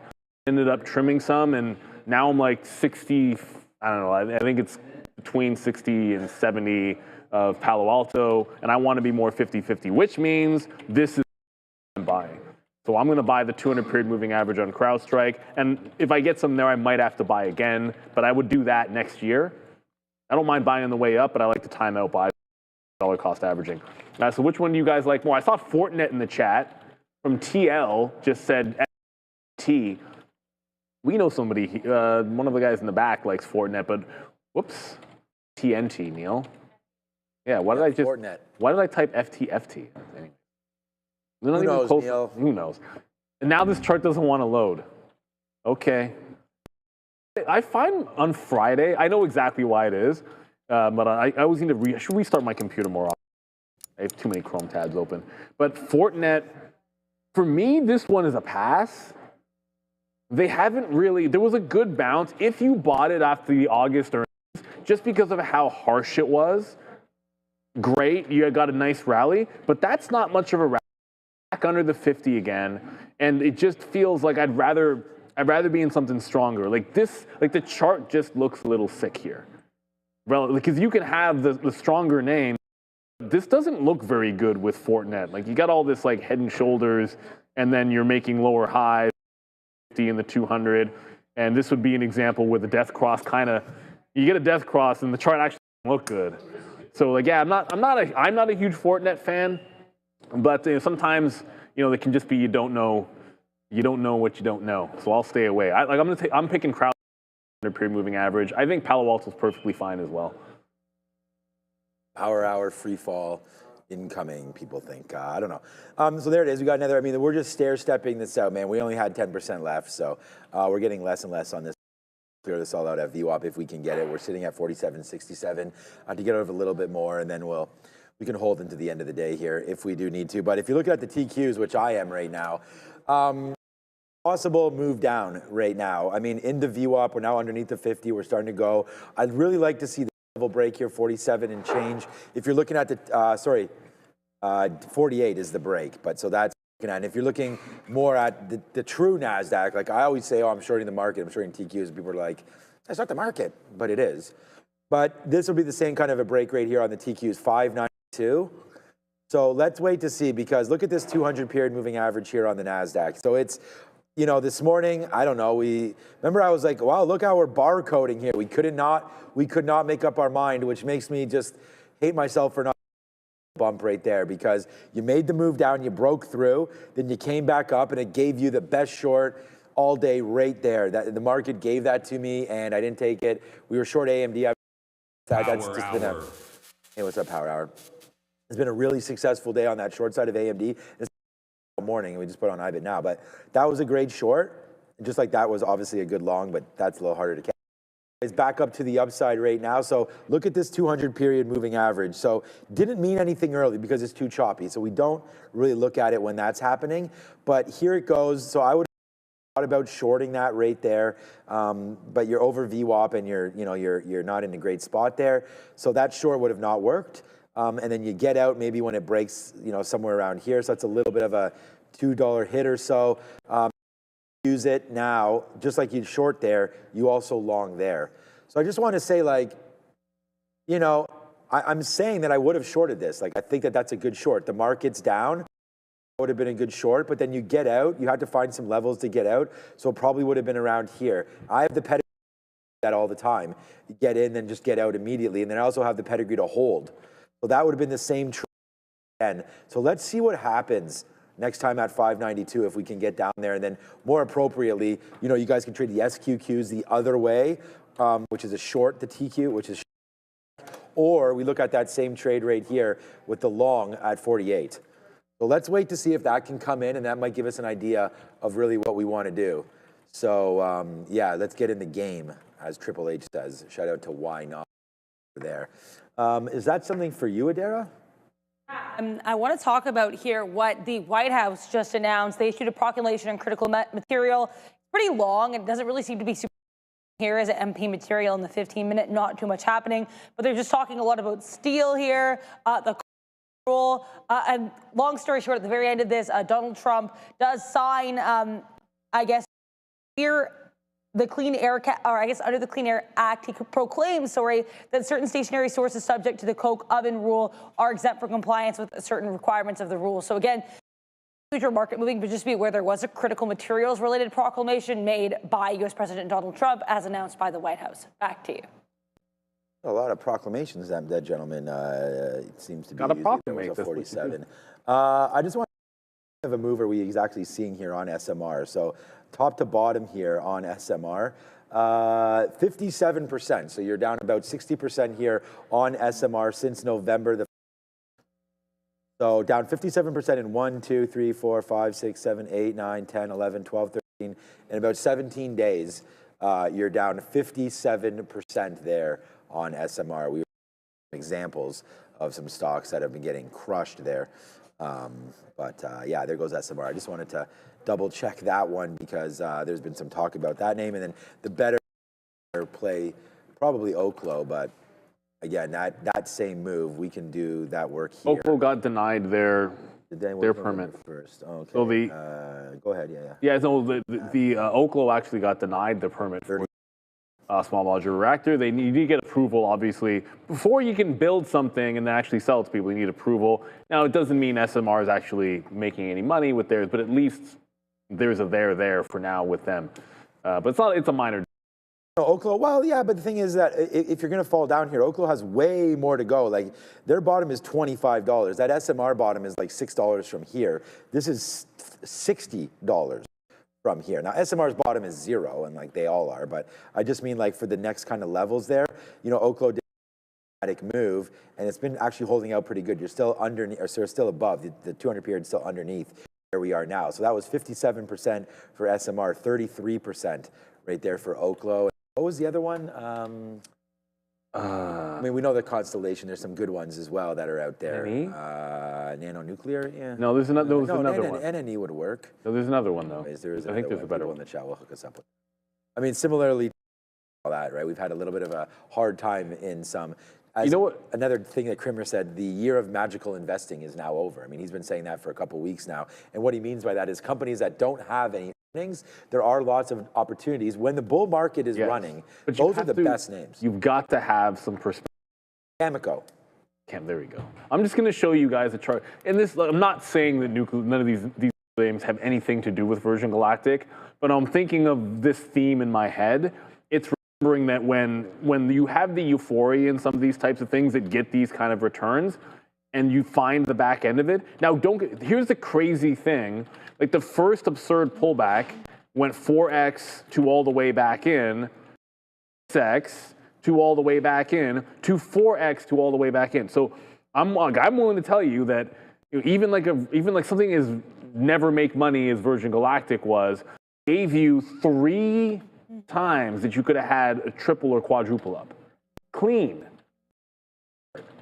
But that last time, all your support levels, eventually, all those support levels, when it unwinds and they still don't make any money, none of them matter anymore. That last time it's effectively going to zero if they never figure it out. So yeah, you can play that game, but when it breaks for good, and it's not easy to say when it breaks for good, but look at after the first time it goes parabolic, higher lows, parabolic, support at previous, parabolic. Well, what happens now all of a sudden when it breaks here, it's like, okay, now it's distinctly different. You can't play that bounce anymore because it didn't bounce off there. You can't be like, ooh, I'm going to buy. It's over. That uptrend was over. The support level was over. It's all over. The Mendels were over. And I think at some point, I don't know which one it's going to be, but I'll tell you this. If you look at all of the nuclear names that we're talking about, if you look at all of the quantum names that we've been mentioning or that have been hot fire, the majority of them will end up looking like this. Maybe one of them doesn't. And hopefully that's the one that you stick with. But once it's over, you just can't be fighting. You know, you just have to sort of accept it. And oddly enough, these guys haven't gone bankrupt. I'm not really sure. Bankrupt, oh. Even why, like, Virgin Galactic, not only are they not making money, I'm not sure if, like, where's the potential viability in this one? Don't get it's super cool, man. Like I don't know. I've always said that. What are you, Katy If they ever Perry got if they ever got the price down at a reasonable level, it'd be a cool thing to do. I can understand why people like to dream of the concept, but like you'd have to be literally flying like weekly, not like, oh, let's figure one out every 6 months. You know what I mean? And then we have to anyways. Yeah, it has to be a business. But yet this thing's weird. It's weird. And it's going sideways. It's not like it's even dying or anything. It's kind of going sideways for months and months. And there's just no reason to think that they'll ever make any money. I don't know. Explain to me how Virgin Galactic will ever make money. Yeah, I can't. I mean, for anybody, to be honest with you. I mean, I know one way to make money, and that is to try to watch trades out here. It doesn't have to watch always my trades, Neil's trades, anybody's trades, but trading is a good avenue. If you have some part-time, side money, you want to do a little side hustle, as I always say, trading is probably the right thing for you. But there it is. There's IBIT, just comes right in. I mean, we called this sort of a play down there. Dara's mic is live, by the way. Andre. No, don't apologize. But right into there, 47.65. That's VWAP. So we take out a piece there. We are waiting at 55 now as well. As there it goes, man. Hopefully you guys were in there on the midday, and we were talking about it. Joe sort of highlighted this trade for me as well. Thank you. And then there it goes down into the downside. So as Obi and Joe were talking, I sat down, saw this level, and boom, right there to the downside. We're bidding 55s as well. We'll see if we can get the low of my trade back into the 40s. Would be a couple pennies away from getting that 55. So far, so good up over there. We were looking at Palantir earlier. Like, I would like to do something here, and I think the break maybe of the futures, we talked about that key level on the NASDAQ that we're looking for on the TQs, that 492 level or so. But yeah, nothing going on with Palantir right now. If anything, I think this is a short into VWAP again, underneath this 158. Nice battle back for them today. They cracked through 158. Like the name, just nervous holding this. I mean, it's a big part of my long portfolio, and we have shaved it off on the way up, that's for sure. Our average cost base is still sub $20. I mean, we were buying on the way down. I remember that one day I was watching at home when it was tanking, and I was there, and it was on a rebalance day. I remember getting some long there at 130, so that's coming into question now, actually, at 150. Yeah, Palantir could be a trade here today. If we can get back up to that 158, like, how good does that level look? I'd be a pretty sweet short. We're probably more likely to get the short than the long right now on Palantir. And then name that. Normally I'm all over. Like, I didn't even trade this yesterday, I don't think. Tesla, like, expecting that. But look how good these tops are. I mean, there's been so much battle back today, but they still gave. Even if you're just like, you're sort of mesmerized by this move up, it's still a short because you have protection. And that's what we're looking for, right? You're looking for protection against your trades. And what I mean by that, where's the area where you're wrong? Like, you don't have to think that Tesla's a short, but if the chart is telling you it is, then you have the choice of taking it or not. And like, if you took it up here at 402, I mean, your stop would have been 403. Like, give your like, it gave you 8, but you never know how much it's going to give you. But if you sort of just say, top a day, back to 50 period. Those are good areas to get out. And then if and you go VWAP, right? I mean, literally, it's not just me talking like this and looking at charts and not having these examples on board. I mean, this is exactly what we did here. The same thing right here. Comes up into the high of the day, right? Bitcoin was doing well here. Nice rebound on Bitcoin, but it doesn't matter. We still have that out. So personal here. We trade the stock. I own Bitcoin and IBIT. I own IBIT both in Canadian shares and right here in US shares. And I own crypto on exchange as well. So I like it, but it comes in, there we go, getting. And I was saying when we were live on air that we're going to play this channel. You know, I said, let's get out. So we actually held about 60% for this drop down. And then look, we get some more out at VWAP. Then we starting to use this area of getting out. Then we start battling again. Now we're at VWAP again. So sometimes you just got to sort of piece out your trade and really hope that, you know, you don't make any dramatic mistakes. And that's why you want to have stop orders. And I think the job of explaining that as the other well. Thing, the other thing we do, we just got a good question to be asked to that.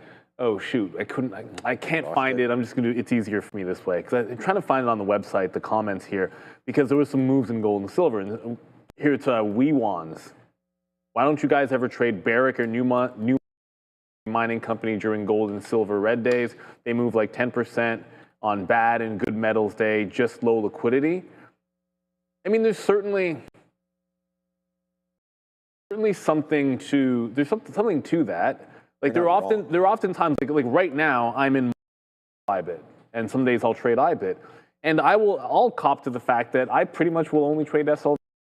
Like I don't think I've ever done that. Now it just so happens that for what that's what I gravitated to the first few times I wanted to make a metals trade, and that's sort of what I stuck with. So there's no right or wrong answer. I just think as long as you find a way to express a trade in a move of some kind in a place that works for you. SLV has great liquidity. I would argue that, you know, that GLD and SLV probably have better liquidity on most days than Newmont for a day trader. And I couldn't speak to, I don't really know those stocks. I couldn't tell you if they're going to move more or better or worse. It's just that a lot of times the ETF does give you that extra liquidity. Usually you're going to go to the individual name because you're thinking it's going to be more volatile. Like sometimes that's why you probably the MNR or MARA on a day that Bitcoin is moving, or strategy or whatever, which might as well be an ETF. But so I don't think either one of us looks at Newmont, and there's nothing against it, and Barrick as well, which is hilarious to me because on our drop down, if I type B, it still says Barnes. It still says Barnes in our, even though I know it's Barrick. So the moves are going to look very similar. Like if I call that up, or if I call Riley charts, GLD, happen faster, you'd see how almost identical those charts are.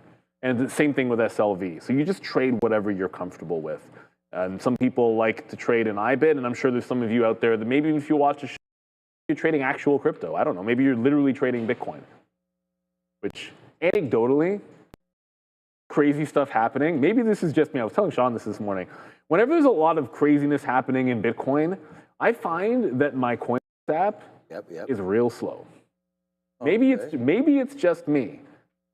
I'm gonna throw it out there because whenever there seems like there's like pandemonium happening, it's like, yeah, I'm gonna log in. I'm like, this is taking a while. Call up a chart. Your holdings. That's taking 3 times as long. Maybe it's just me. I have no idea. You know, like Coinbase, figure it out. Like those are the moments when, like, obviously when there's heightened volatility. Not that I care. I don't have like almost all of my is not in my Coinbase. It's just, I have a small amount there. But at the same time, like if you actually actively trade, it's like, come on, that's the moment that you want it to be working. This stock is not working, by the way. It is, but there's a potential for this break of support on Coinbase. Go back to May. It had the big. I'd say this was the breakout in May. Hey, it's almost. This is almost May 14th. My dad's birthday is May 14th, so the day before. But there's the breakout on the 13th, and you're back to that level. So major level incoming for Coinbase. This is a stock. It's really gotten beaten up. But if we actually hold these 80,000 areas, maybe something happens. If we break down to 74, which I still think we're heading, things like this for a short, you break underneath 220, look short into 200. Looking for next week. Although maybe it's quiet next week because of the holiday and we got to wait a little bit longer than that, which is fair. Yeah, all on gold. I mean, you know, looking at the individual, GLD is obviously pretty good, as you know, that's been a popular trade. Here, oh, the metals company, a good one there. If you want to get a little bit of extra sort of oomph to your trade if anything ever winds up happening, this name's been like just shot up like out of a cannon there. That was all right. Yeah, so right into here, this is another one. This kind of, you know, I'm looking at this, I'm thinking, is this BBAI or something? It's like it right there. Nice move down in and just bouncing off of the 200 period moving average again. So yeah, boom shakalaka right there for TMC, another name that someone may want to look at if you had some extra time.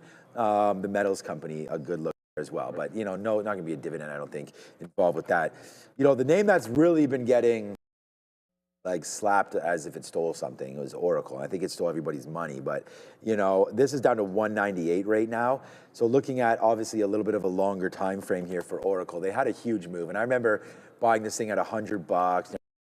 It's not a flex or anything like that, but look at this move.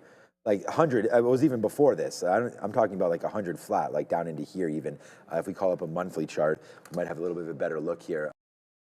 But yeah, like this has just been a monster. Yeah. You know, but it is starting to look a little ugly here. Come back in. So you know, 180 maybe, 140, 160, like all of this is decent. This is what it looks like on the money. It's been really sucky that they had that huge report, busted them through the 340 and all the way down to 190, and that's just 2 months after their report. So they've been really getting hit there, and it was a great report, other than the fact that they announced their whatever it was, their $600 billion back order or whatever it was all OpenAI. Second, OpenAI doesn't make any money, so that's going to be fun. But yeah, that's Oracle right now, just getting absolutely slaughtered. Speaking of, down there to the downside. So broke. You know what? It only broke through the 200 now. All right. Oh, here we go. What is Dave up to these days? You know what's okay? So this is my bad because I did it and completely misread. I saw what I thought said Oracle. I do see Oracle in there. Oh, it's Circle. It's Circle. I did the same thing. You were talking. I'm like, oh no way! I glanced up and I thought I saw Oracle. So that's my bad. That would have been fluky because I would just Oracle off the cuff. That's where my brain was like, no way, David's trade, but it's not. It's Circle. So thank you, David. Not yet trade of the day. Circle short if gets 200 MA and rest of the market is selling off. No recap. Show sad face emoji. Well, here's the thing.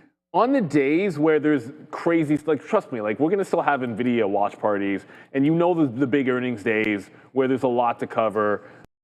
Case, and as always, let's be real. Like we're ready to sort of talk about and answer questions about anything. Like on a Friday like today, right, where the market's maybe not doing a lot of crazy action, there's not a lot of volume. We'll take all of your questions and we'll do as much as we can. But it just came down to what's the best value that half an hour in the morning or that half an hour after. You know, certainly being able to come on earlier and go over the morning, you know, like all of the notes and maybe even get more into the process of that and a deeper dive in a few things and being able to get to the economic numbers. That's the plan of action.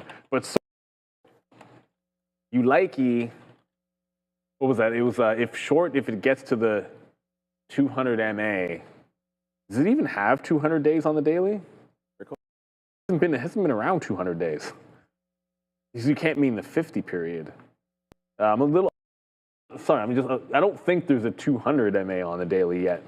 But either way, if you're talking about a short, I'm kind of waiting. This morning, I'm kind of waiting for this to break 64. I just think it's a short when it makes an all-time low. That shot. Round trip on Circle. And the crazy thing about it is, there were, I mean, how many people really thought this wouldn't happen? Hedge funds make so much money just shorting these things. Oh, you know what else? Remember Lucid? Yeah. Yeah. So remember that, so there's the reverse split. There's the low after the reverse split. What happened when Lucid broke the support after the reverse split? Hedge funds find trash, or not trash, but just like weakness, and they just hammer it. Look at that. Look how clean this break is. It halts, not halts, but it stops on the 13th. I can go to the 15-minute chart and maybe zoom out a little bit so you can, whoops, that's too far. So on the 13th, it stops on that low. This is the next day. This is it breaking that low. false break of the high, trend down. The next day, smoked all the way down. The next pulls into this is the first green candles from the prior day, right? So that's resistance point where it continued. Pulls right into that on the rebound, and the next day, dump. Pulls right back in high, dump. So what is it doing today? It's trying to fill in this gap into support. As long as it doesn't 1280, what should we be looking for on Monday? If it doesn't break up here, or even just like down at this area, because why wouldn't it gap fill even more? That's what these things do. If you find a reverse split like this, and then you see that setup, I feel like when the trend breaks, you can almost just get away with shorting it every single day and then just win 8 days out of 10. A couple of days you're going to lose, but for the most part, it just seems to win over and over again. Like I absolutely promise you, there's a billionaire somewhere who probably only ever shorted like Sundial and all those things. Like trust me, there's some fun making billions of dollars, and they short all of these things all the time, and they lean on them, and they every once in a while they get, they blow up a trade, maybe every couple of years. But for the most part, all they have to do is keep shorting when it's bad, and most of the time, bad company doesn't get better. So don't get caught in those types of stocks. That's what we keep talking about on the way down. Like if eventually the party's over on SMR, and 2 years from now they're still not, or 5-3 or whatever it ends up being, they break any kind of support that's left and all that stuff, you have to eventually get away from it. I mean, some of these companies could be zeros. That's why. Some of them will be zeros. Will be zeros. Some of those companies will turn into exactly what we showed you. They're going to go all the way down, and they're going to have to reverse split, and they'll keep the dream alive. And it's an absolute guarantee when you're talking about them. It's like the weed names. The only difference is, I think, there's also a chance that there's more upside in terms of if they make something, quantum breakthrough has much more potential than a weed company probably ever had, right? Just barriers to entry and certainly the growth potential, all that kind of stuff. So I think there's more upside there, but they're also still zeros if nothing happens. I don't mind the. There's always going to be good trades out there, man. You just got to look for them and find them, right? And eventually they'll come in, and that's why you look for those Carvanas and you take shots on different names. I mean, there's a lot of small cap traders. Yeah, Carvana. There's a lot of small in our discussion here that have made, I'm assuming, I don't know about billions, but a lot of money shorting and trading and longing, and that's part of the reason we are starting. It's not part of the reason, but we're starting at 8 a.m. On Monday. So join us at 8:30, and we'll hopefully be able to look for either bigger runners or during that time as well. So we'll get that trading kicking off just a little bit earlier for everybody at 8 o'clock, and it'll be very similar to what we're doing right now, just more of a rundown and a group talk between Neil, myself, Adair will be here as well, Sharif, Brendo, Joe, everybody will be here, and we'll be able to really have a good time, and then, see what happens after that, and always changing around here, right? We want to make sure that we provide the best content and give you guys what you want, so, and what we think is going to work. All right, well, we know what's working right now. We ride that bear.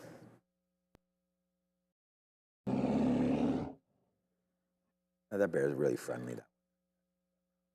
You got to do the other bear. With the ugly sombrero. Yeah, this is it. Oh, no, that was the one. Oh, this one? I don't have a sombrero on this one. Oh, I think that's the better one. Yeah, that's the better one. Yeah. You like the sombrero one? I hate that one. What, this one? No. That was like, this is the gangster one, I call it. Yeah. This one. It's so bad. I don't know what my hand's doing. It's so bad. Well, whatever. Anyways, yeah, so that's what that is. But no, I was just going to say, there it goes, man. There's another out for us right back. I mean, I said maybe we can get where we got before, and we just got it at 45. So 47, 45 right there. Good little take on the upside of IBIT. But yeah, we want to look at MSTR. I actually wrote down MSTZ today as a possible trade, and I was looking at it at 4. That's what's on the sticky note right here. Get out of here. And that wasn't great in the morning. I mean, it was perfect right there. That's why we're kind of using it. But then right when the market opened up, we kind of got away from it. This is 8:30. This is 9:30. Sorry, tanked right in. This is the inverse 2 times micro strategy. So as micro strategy moves around, this will move 2 times. So if we type in here MSTR, which I think is about 200, was 200? No. about $200 at one point. Now 177. So you see down 3%. So MSTZ will be up 6%, right? So inverse way, hence inverse. So yeah, 14 looks like a good level, man. That's what we wrote down. We'll see if we can get back into there, but we shorted IBIT anyway. So this long at 14 is the exact same short that I have on IBIT, right? That's a long there. We could have gone long. Instead, we just choose IBIT and go the other way. So there it is, IBIT short, MSTZ long. Okay, same time. There's 12. There's 12:30. They're both 12:30. There's 12:30. That's 12:43 when we got in. Here's 12:43 right here on MSTZ. So the same kind of a play. So you can obviously tell that MSTR is moving very similarly to that of Bitcoin. So yeah, wow, this one's in trouble, man. MSTR is not the healthiest. They're all in trouble. BMNR, same thing. Yeah, they're all the same. Yeah, that's for sure. MSTR. So someone in the chat actually made a good point. Some of the countries that have banned Bitcoin trading or holding, or what countries those are, but this is another way of sort of getting involved with Bitcoin. You know, rather than just holding Bitcoin, you can hold this, and that's it is basically a Bitcoin treasury. We saw GameStop moving a little bit there. I'm not sure what other companies crypto on their balance sheet. I know Tesla did. Well, Mara now does. Oh, well, yeah, that's what I'm saying. Other than like Riot and Mara and all that kind of, you know what name's probably gotten smoked, man. Shout out to Eric Jackson again. Love to have this guy on in there. Like this guy. That's right. Responded to you yet, eh? So, oh, he said he'd get back to you. Okay, well, that's a response. We'll take it. We'll take it. All right, so Eric, what's up? Yeah, so he had, you know, again, on this up, like, you know, probably needed a little bit of liquidity as well, but had mentioned that he thought HUD 8 was an infrastructure crypto AI play. Their electrify, power play, all this kind of stuff. Like his report was pretty good there. And since then, just fallen all the way back. So maybe it's time to re-look at what he was talking about there for HUD 8. Because I was long this name like at $12 or something and got out like at 18. I have no clue what was going on this stock. I bought it as a Canadian, it's a Canadian company, as a Canadian of Bitcoin and miner back in the day, like way back in the day. I'm talking like maybe 2 or 3 years ago. Yeah, here 2024. This was only, yeah, here $11, you know, middle of 2024, probably even lower. This goes way. A lot of opportunity in these names, but still a pretty difficult trade to understand. We've already to 31, then back up to 51 again. So yeah, HUD 8, just one of those plays as we talked about MSTR, and I know Neil was looking at Coinbase earlier, but we have IBIT short right now, and now there it is, another dollar. So it's the same dollar from before, but that one, and that's the only trade I have on right now. So that's not too bad. ARM maybe moving around. Strong name today was Apple. ARM is. Are you in anything? You're in. It's basically the same thing. Because actually, if you come to his chart was exact same moment. Sean's chart was just up, and I could have shown you was basically it's 12:45. So I know that's the time. It's exactly the same time. You basically the trend line. So the second I saw it hold the trend line at 12:30, it holds the trend line and makes the lower. So I shorted Mara, and then it held the. I missed this one. Oh, that's right. See, right before we come on at 2 o'clock, it was like a routine. I get up, maybe get a water. Blah, blah, blah, walk around a little before we sit down. So I missed that setup. Sit back down. It holds the trend line that I put on this afternoon was to get back into it. Basically the same move, but if crypto is moving down, this is also moving down. Someone in the chat said like Riot over Mara. I was like, whenever I look at them, the reason that kind of tracks with me because whenever I look at the two and I'm looking for a short, I always prefer Mara short over Riot short. So maybe I secretly think this one's better, but moving down as much.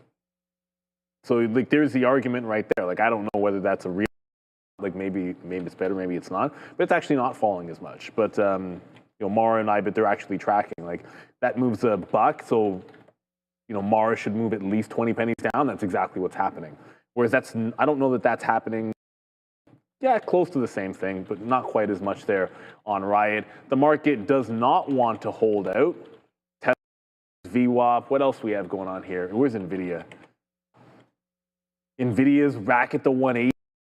So much for that Blackwell good news taking us higher. We've given up the entirety of that move. So, well, I mean, in theory, it was whoever was reporting it. We were talking about that short. We say Bloomberg. Bloomberg was Yes, reporting. that's why it's probably not real. And we just broke that support on that story about a couple of minutes ago. Literally 2 or 3 minutes ago, you've broken that support. So hold on to your shorts.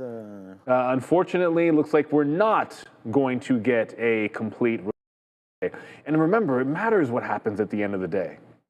Like on an up day, those days where there's still TMQ. buying going into the going into the close, sorry, those are important because you want that late money willing to hold it over the weekend and taking profits on this bounce. Okay, well. Oh well.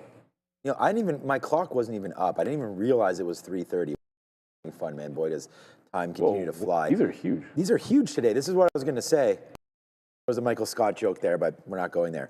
I guess we pretty much. You mean you literally pretty much just did there, anyways. But I said, like, what the hell is this TMQ here on the Amex? Like, this has done 7 million shares bid, a buy here to get executed at the end of the day. They've already paired off 9 million shares. There's an 11 million share buy order on this name. TMQ, Trilogy Metals, right now. So if you're interested in something that could pop here near the end of the day, here's TMQ, and this is what it looks like, man. That's why it's interesting to me. I've heard of this before. Just like that TMC, the metals company. This is Trilogy Metals, and they had, I believe, hold on a second. I keep calling it that. Trilogy Metals, yeah, okay, good. They're dual Sometimes listed. I get it right. Be careful with that because it's dual. Yeah, okay, so it's listed in Canada? Yeah. All right, so that doesn't matter for me right this second, but nice move to the downside there. So Neil, to me, watch out because it's dual listed, and what that means is you could also see some imbalances in Toronto, right? Like, you don't want to go long it if there's a in Toronto, because then all of a sudden it'll be like, wait a second, someone will arb And they do you dirty like that. They'll game it against you. And I don't say names, but I can tell you with absolute confidence, it's happened on this floor. You'll get traders who are like, oh, imbalance on this stock. This is what I'm going to do, and then it's what always happened with the Canadian banks was like a buy imbalance in New York or something on like TD or whatever it is, and it's like you get ready for that trade, and then the TSX imbalances come out the exact other way. It's pretty much the same size. It's like if it's 2 million, the notional is to sell, flips on the other side of it in Toronto. So I'd be careful with anything that's dual listed. But there's other names out there. AMCR has a big one. So Amcor is 5 million early look to the sell side. Helica, million early look. They're not really moving that much though. AMCR is not moving. Wait a minute. They're not getting bought, are they? Let me just double check something. AMCR, no, they're not. Helica is 6 million shares to the sell side. Are they moving? That's a Helica of a size. It's not moving either. So they're not budging. It's almost like if they could just break some support or something before 350 and they come out this big sell imbalance, there might be a trade here. You know, obviously it being a Friday, MSCI rebalancing is not till Monday. So that might be what it is. It's getting ahead of that. It easily could be that these are supposed to have this action or some of the action on Monday for MSCI, and then you're getting an early look because it's a lot of stocks over 1 million here. A lot of names over 1 million, I should say, because some of these are ETFs. We're not going to get the big boys until 15 minutes from now. 3:50. We'll see if any of the big NASDAQ names have a little something. Oh, Open Door might break that trend line. I'm still kind of looking for this Open Door trend break here. It needs to get underneath 680. Although, this is the other thing. This is how best of you. Like, I draw this trend line. What am I waiting for? Trend line to break, go short. What could you do right here? Trend line hold, out long. That's the other side of the coin. If your trend line's good, it's good both ways.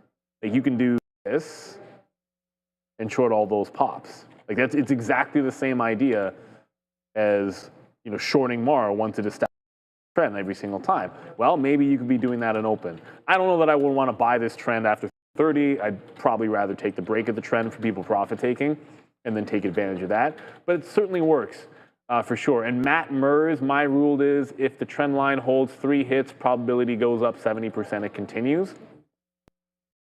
The reason I like the 3 hits is because when I'm looking for a trend line break, I usually want the ones after they've hit, and then it's a good long, and then you wait for after the 3rd time, and then it breaks some point after the 3rd. Usually that means that it works after the 3rd, because that's where you get your 3rd point from. So I suppose I kind of have to agree with I don't know that stat, but I do know that I only like the trend line for a break if it's 3 big points. That's the key. All right. All right. Just have to send that email. Send and see you later, alligator. All right. So more outs on IBIT. We're very, very light on it. I'm actually going to take some out right now.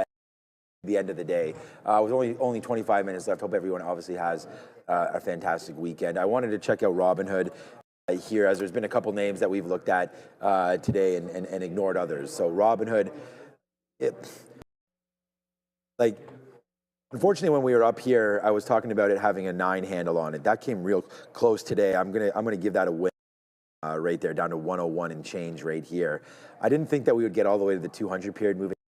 Last time we did that, it was down here in April. What a great opportunity that was during tariff time, but no one had any idea that it was going to go 5x to the upside from $30 there to $150.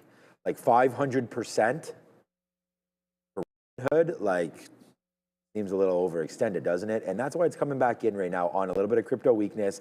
So I was going to say, like, if you is a thing and we could bounce off of some of those levels that we were showing you between 70 and 80, you might want to drip into a little bit of Robinhood right now. So maybe start to dollar cost average here.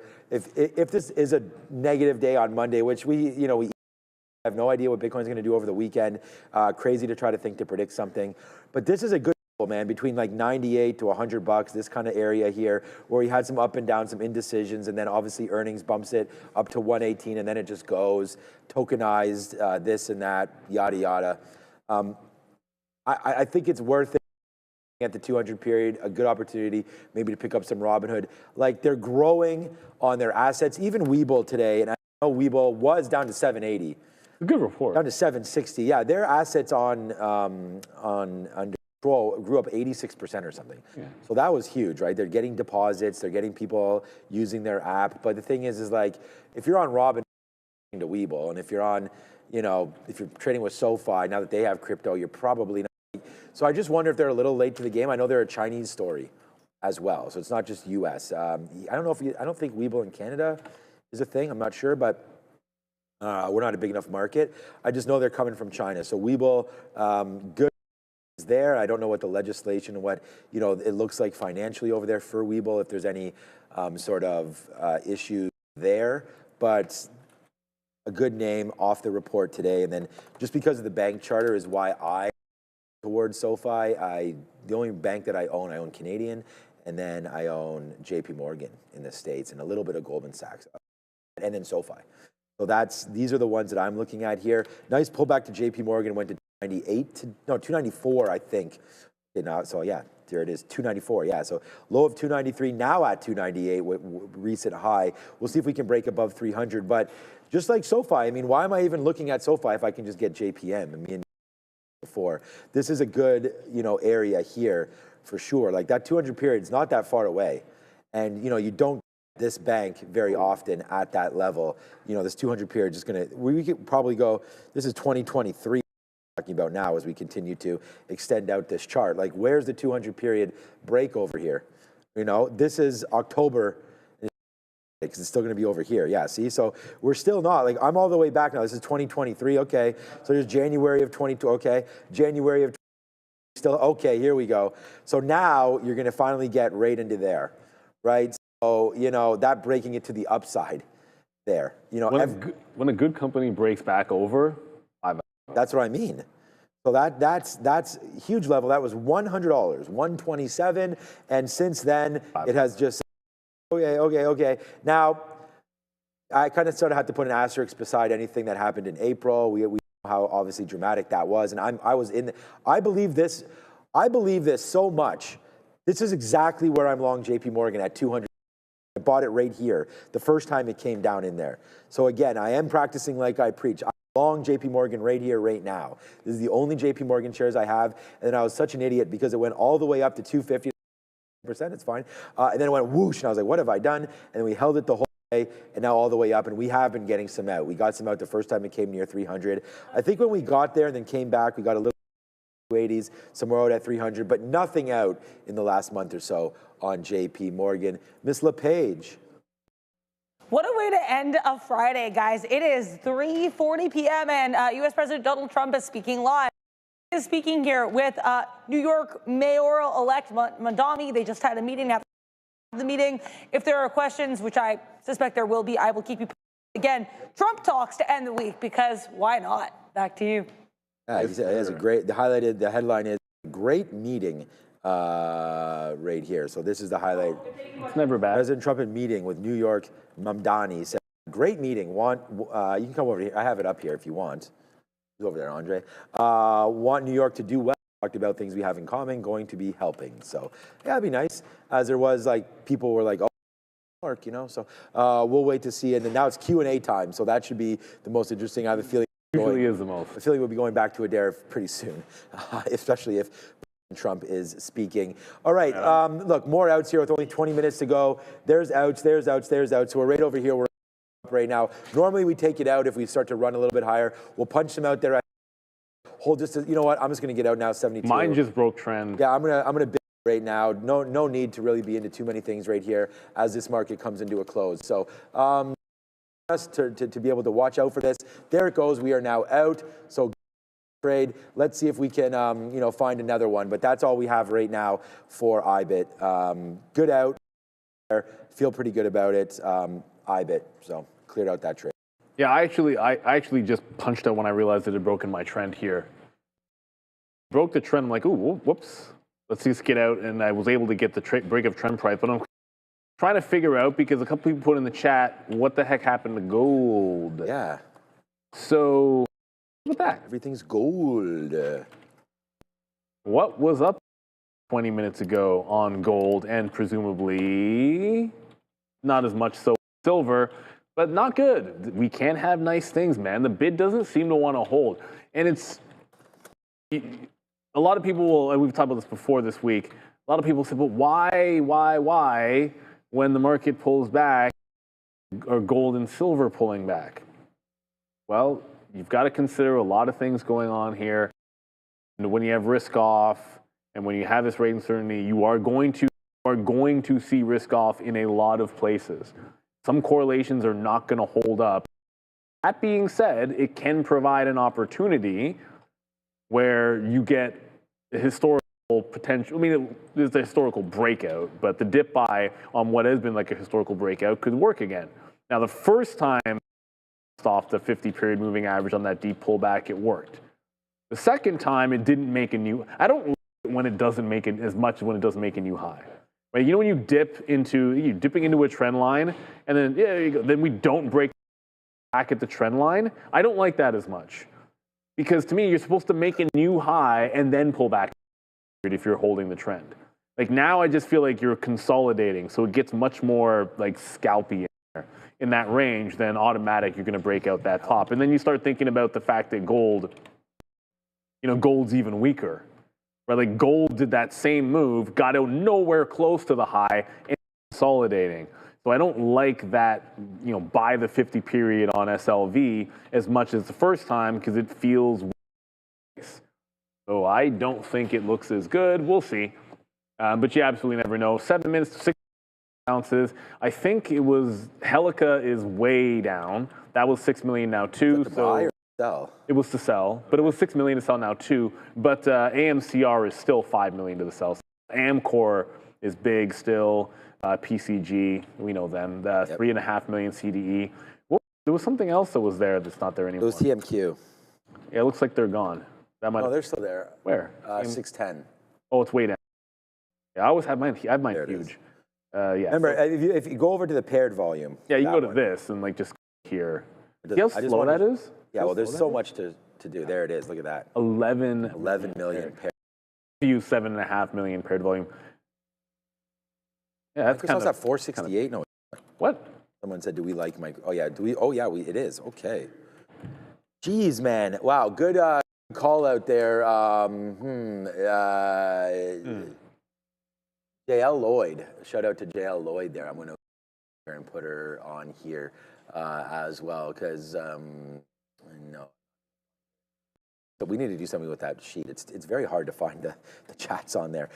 Do we like Microsoft down here? Okay. So I think an important thing to always look at here is, and we need to have maybe know if there is a PE checker that maybe some of you guys use, because we're always looking for historical for PE, good ones. That's for sure. But yeah, Microsoft potentially, I think 30 to 34 is relatively expensive, I was going to say, for Microsoft. But if you look at its peers here, Oracle, wow, a 30 PE despite getting hit like that. Oracle's market cap is now 600. That would make sense, because they crossed that. I don't know why its peers are Crowd and PanW, so they're not right on this one. But there goes Microsoft at 30. PE is probably actually okay in and around those levels. You want to, a good high quality company, you do want to pay, will wind up paying a little bit higher than market multiple for it. So the market right now, the S&P 500 is between 25 to 26, depending again on where you're from. But yeah, so I was just looking at that. That's a great, perfect. Thank you so much for bringing that up. That's a good one. I didn't even realize it was down there, to be honest with you. Microsoft now pulling back from its all-time highs of 560 down to that's $100. So you're almost down like 16, 17% now almost. Oh my God. There's now breaking news. We got to go over to Adaira ASAP. What's going on, Adaira? The market is moving. This actually involves a stock that you guys were talking about earlier, Barrick. Barrick Mining making a pretty significant pop here, and by far the largest volume. Barrick negotiating to regain control of their giant gold mine in Mali. So again, Barrick renegotiating control of a giant gold mine in Mali. The stock likes this news, and back to you. All right, whoever asked that question about Barrick Gold, come on. Did you know something? Come on.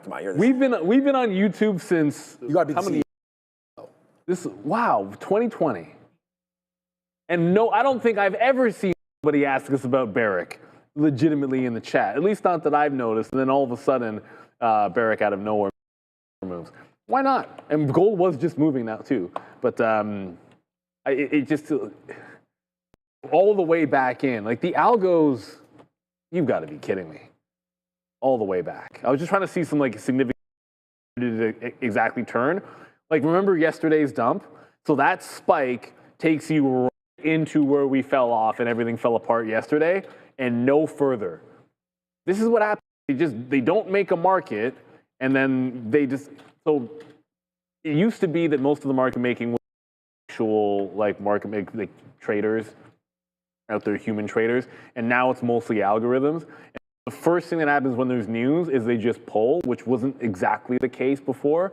Like there was much more liquidity for things on the people would just pull all of their offers, and then when it gets to like a reasonable point, like okay, we'll start making an offer again when we spot, and everyone up here that's chasing, because you're not going to get good prices because no liquidity. So when you're chasing, you're going to get worse prices. And we know this because when you traded news, you actually could get good fills early on in the move. And that's why you see so much mean reversion on news. You play the other way a lot of times now because it's the better way for a day trader to try to play it. If you think the news is BS or not that big of a deal, like sometimes like the Apple, sometimes it'll be like an Apple delay or something like that. Or like some Prime Day stuff or like, oh, Prime Day's not going to be good. And you're like, oh, I don't believe that. And then you see the spike down, second 3-minute candle, boom, you play the reversion. Because on the way down, it's so hard to get a good price. The algos for you. Almost no chance up here. Like anyone punching long, you're probably just smoked trying to catch this. It goes all the way to 30 cents, all the way back in. It doesn't even give you a shot on the candle. That's nasty. Imbalances in less than 1 minute. Oh my gosh. I'm going to sort this eventually back. By size, PCG's there. Looks like, yeah, Helica, AMCR is also not there anymore. It was now 4 million to sell again, so that, and it's kind of going back and forth, you guys can see. So 4 million, then it's popping down. It'll probably show back up here at 4 million. So 20 seconds to go, then we'll get those imbalances. We'll see. There's no guarantees. Just because it's MSCI on Monday doesn't mean these will all be gigantic, but they are. Maybe we find something. Obi, you're just playing. You knew that, Obi. Okay. Obi, no. Here's me now. Okay, so here we go. 3, 2, and 1. Let's see what winds up happening right here. I mean, we could probably go over to NVIDIA. It's open. What the hell? Open doors. 10 million. Sell there, Joseph. Joseph says to me, what is Katina Man getting excited over there for? But there's open door. Wow. Okay. back down to the downside right there. I don't know if we expected that, but there goes open door. I should have just punched short when I saw that. There it is. Huge move down on open door right there. 10 million shares out of nowhere right now is open door. So, yeah, checking the note. I don't see it. It's going lower right now. Open door. Intel also with a sell, 3 million shares. Going to the downside right now a little bit for Intel as AMD slows things down a little bit. That's going right now. Advanced Micro Devices. We can have a quick look at that at some point as well. Ethereum ETF with the sell side. So Ethereum's in trouble. We already know about that, but it looks like it's open door right here, sending this market to the downside. 665 and change right now for open door. So yeah, right down into view up. This could be a decent buy, but hey, we could have smacked that thing. Like, Russia-Ukraine peace is getting close. I heard this. The United States was threatening to withhold arms to Ukraine. So because there was a bilateral or whatever agreement between Russia and Ukraine that they'd sort of discussed with the United States that Ukraine said nepa to, and it involved in giving up some of their land, which I don't think they want to do. So that's a good headline anyways, obviously, with Russia and Ukraine, and we hope the best for everybody over there. But let's go over to Adara, and then we'll get back to Neil. What's up, Adara? Sharp drop, to put it mildly, Con Edison. ED is the ticker for this one. This is its largest volume candle in like several days. Trump apparently mentioned this. I didn't hear him mention it during the comments, but I have a lot of other things going on in my ear. He has mentioned Con Edison in recent remarks. Either way, if I get more specifics here, I'll let you know.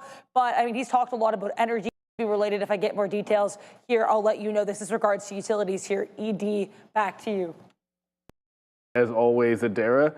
And just to know, remember at 355, you'll see pairing events, but open door is already paired off. Yeah, and I mean, look at the retracement and back.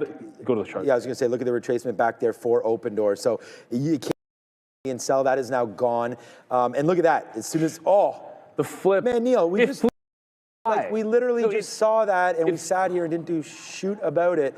There it goes, man. Now it's a big buy for open door. So I don't know if Eric Jackson and company is getting involved here or not, but that's a nice move to the upside right there for open door. And I just saw here Amazon buy, that just came through, and I saw AMD. NVIDIA, AMD, I think there's Apple coming through. So yeah, so far so good here on these imbalances. Intel remains a sell. Intel not bad at $35 to get away of that one, but those are the market on close imbalances, of course, and Neil's going to go handle some. Yes, sir, everybody. And hey, maybe you're trading some open door out there, but you don't have enough capital. It's not worth your while. Or you're risking your own money. So you got that fear of losing, and it keeps you on the side.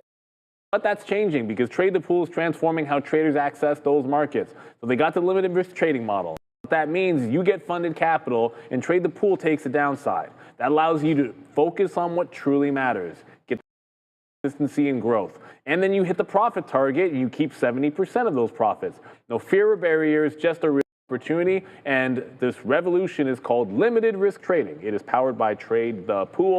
Visit tradethepool.com or scan the QR code now to get 10% off your first evaluation. Shout out to them. And I actually, go ahead if there's a stock you want to talk about. I was just going to do, I like what they do on the midday view, some of the trades that they had. And we, here this afternoon, I only had IBIT. And I think that, Neil and I was the only trade I had. I was going to say, like, Neil and I both kind of panicked there and got out of our trade when we saw fit there. A good move as we broke through VWAP. So we shorted IBIT right here. So, of course, that's Bitcoin. We shorted that. And then this morning, like, we're at a couple good spots here today. This was the short on AMD that we had this morning. Purple indicating that short, and that really came in. So we shorted like 205 to 206, and bang, right there. That goes to the downside. So I'm going to say that was a good idea. Bang. Joe, I'm trying to do something. That was a good idea, right there. So we did hit that with AMD this morning. So I only have 2 trades all day, man, and it's been a really good day. So can't argue with that. And trying to stay specific. I think the missed trade for me, and we missed it both times.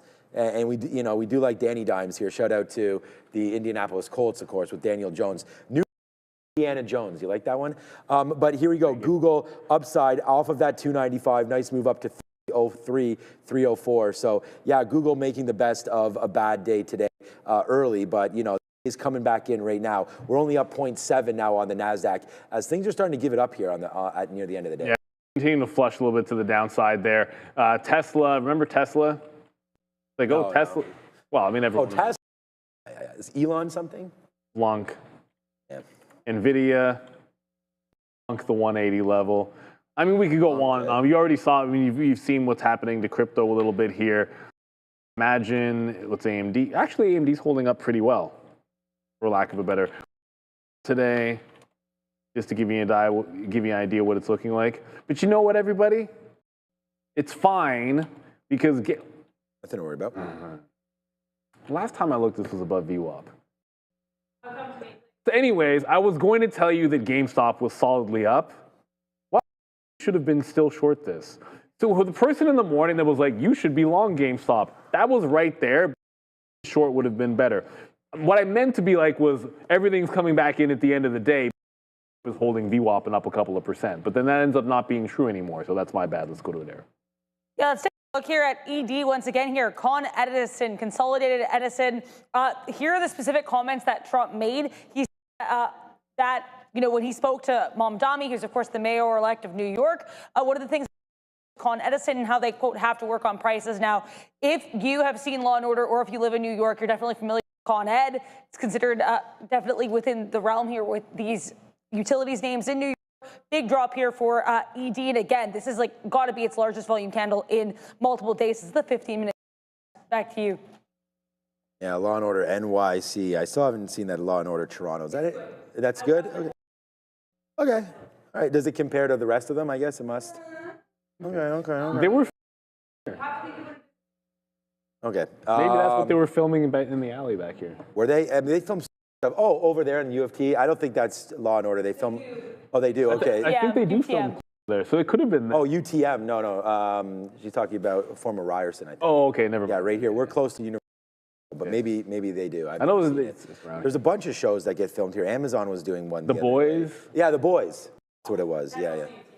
That show was so good. You've seen The Boys, right? I've only first season. That's the one where they're young, right? Is that where they're the young superheroes? No, the young ones are it's a spinoff. Oh, it's a spinoff. Okay, then no, I don't think maybe I haven't. I don't know. That's funny too, but that's a What are some good weekend watches? What's everybody doing? I still have Pluribus, yeah, but I still have Pluribus. I only have one more episode of that as well. Boston Blue, yeah. Does that Welcome to Derry, if you like horror or that's like, you know, It. We don't have that much Stephen time. King. Oh yeah. That's out now. You know, it's like a prequel to It.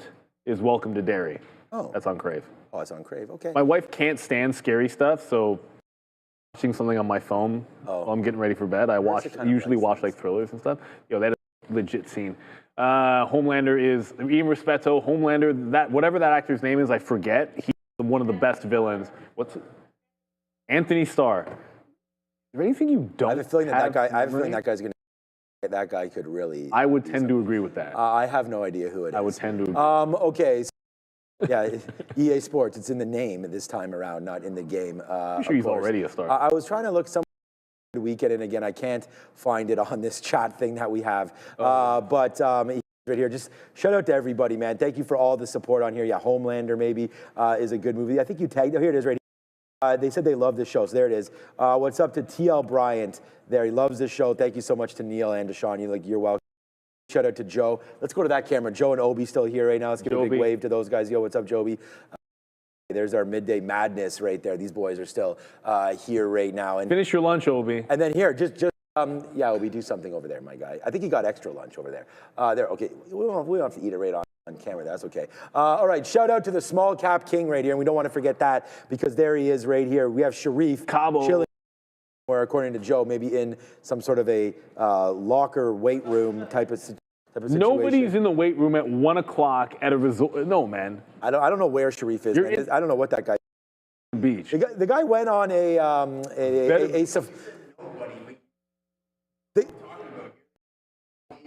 the morning, I know. Maybe. No one can hear what you guys are saying. So, all right, here we go. 10 seconds. Before this market, I gotta make sure I cancel all my. I didn't hit anything. 6, 5, 4, 3. This closing is brought to you by Global X. Thank you so much to them. And 1 and 0. All right. So yeah, especially these days. It was raining here this afternoon about like midday. Boy, did it turn around, man. It was gorgeous outside around 2 o'clock when we started the show. Hopefully it is the same thing. Happy anniversary to you and yours, of course. Appreciate it. Enjoy your weekend, and as I'm sure you will, we're full of hockey this weekend. Italian food. Oh, good. Italian food. Nice, nice. I know the restaurant you like closed in Brampton. Yeah, so I'm You got going right there. That's no, we're going outside. We're going outside of it. going outside of the city. Okay, nice. Honestly, every now and then my wife and some of her coworkers watch, so I'm not going to say where. So Yeah, that's okay. Okay, yeah, that's all good. No. Enjoy. That's for sure. Yeah, and happy weekend, everybody. No matter what you guys are doing, man, do it with the ones you love. That is the whole. A big shout out to the woman in red behind us. Thank you so much, Adara, for today, and a big thank you to there you go to Brendan. Any plans this weekend, Adara? I want to do some writing. Writing. Okay. It'd be interesting. I know maybe you're nervous about it, but I'd be interested to read some or share something here on air. I write stuff that is a bit darker, say the crime. Yeah, go on. Hello, Obi. I'm sorry. Hello, Obi. No, truthfully, that I write is necessarily like good for this platform, but 100%, if I can find something, I have no problem with that. That'd be awesome. for the record, I'm putting my hand up for something because I love thrillers, dystopian, dark stuff. And if you remember, months and months ago, Adara, I was like, I would love to read some of it. I will do that. I can make that happen. I do appreciate that. Yeah, I mean, come on, man. And my daughter's into writing, so she's cool. That's amazing. Throw that out. Good. Okay. Yeah. Adara. Well, everyone thinks Adara's cool. Everybody does. There we go. Panels here. We've got such a great team. We're on fire over here. Creative. They can't get us anything. I just want a let's go thing, but I can't get that. But we got hit it over. Oh, he's gone. The stream is gone. I want to hear the Stone Cold Steve Austin. Joe's gone right quick. All right, Joe. As soon as 4 o'clock hits, Joe's like, that's it. He gone. That's it. Here. No, but normally he stays a little bit longer than that. So, all right, no recap show. So we want to thank everybody for joining us again. And we are back at 8 o'clock. 8 brand new time on Monday. 8 a.m. Here at that time, but I think you can mosey on in around then. And I think I was saying to you, or maybe it was to Ramin or somebody that, earlier, leaving earlier, it's better for traffic. And I know you take the train, so the schedule is probably all the same. All the same for you, anyways. So, okay, look, I hope you guys had a great week. I mean, talking about a stress, you're not going to find a more stressful week, honestly, in your trading career than this week. I mean, we had that Fed go back and forth there with the expectation on those numbers. Then we had NVIDIA earnings. NVIDIA earnings, which like everybody was popping bottles there at 9:30, and then all of a sudden you were smashing those bottles on your head at about 10:30. And we had some up and downs, and we had Google with all-time highs. Then Google dropped $30. All-time highs again today, and SMR is down 55% in 2 weeks. And there's just so much Bitcoin stuff. rugged. I mean, what else do you want? Yeah, but it was a great week, and I think that if you can stomach that, and hopefully you've gotten some new strategies, and you can learn more and more from us every single day. So once again, thank you so much for everything, Obi, Joe, Brendo, Ramin, Andre, everybody that's involved, Neil, Adara, everybody, and shout out to Sharif as well. So keep the good times rolling. All right, Neil, I talk too much. No, you don't. Everyone enjoy your weekend. So the biggest reminder, everybody, of course, is at 8 o'clock on Monday morning. It's new. We're doing it for the viewers. A lot of people have wanted it early, and we're making sure at 8 o'clock we get more of a look at what's going to happen throughout the rest of the day. It's also a holiday shortened week, and Monday is a regular day for all the chat that thought it was Monday, a holiday. Tuesday, Wednesday. Regular day for Monday, but enjoy your weekend. Is Wednesday's half day? No, Friday's a half day. Friday. Thursday's closed, and then Friday's a half day. We're Trinity TV Live. Ciao. See you on Monday.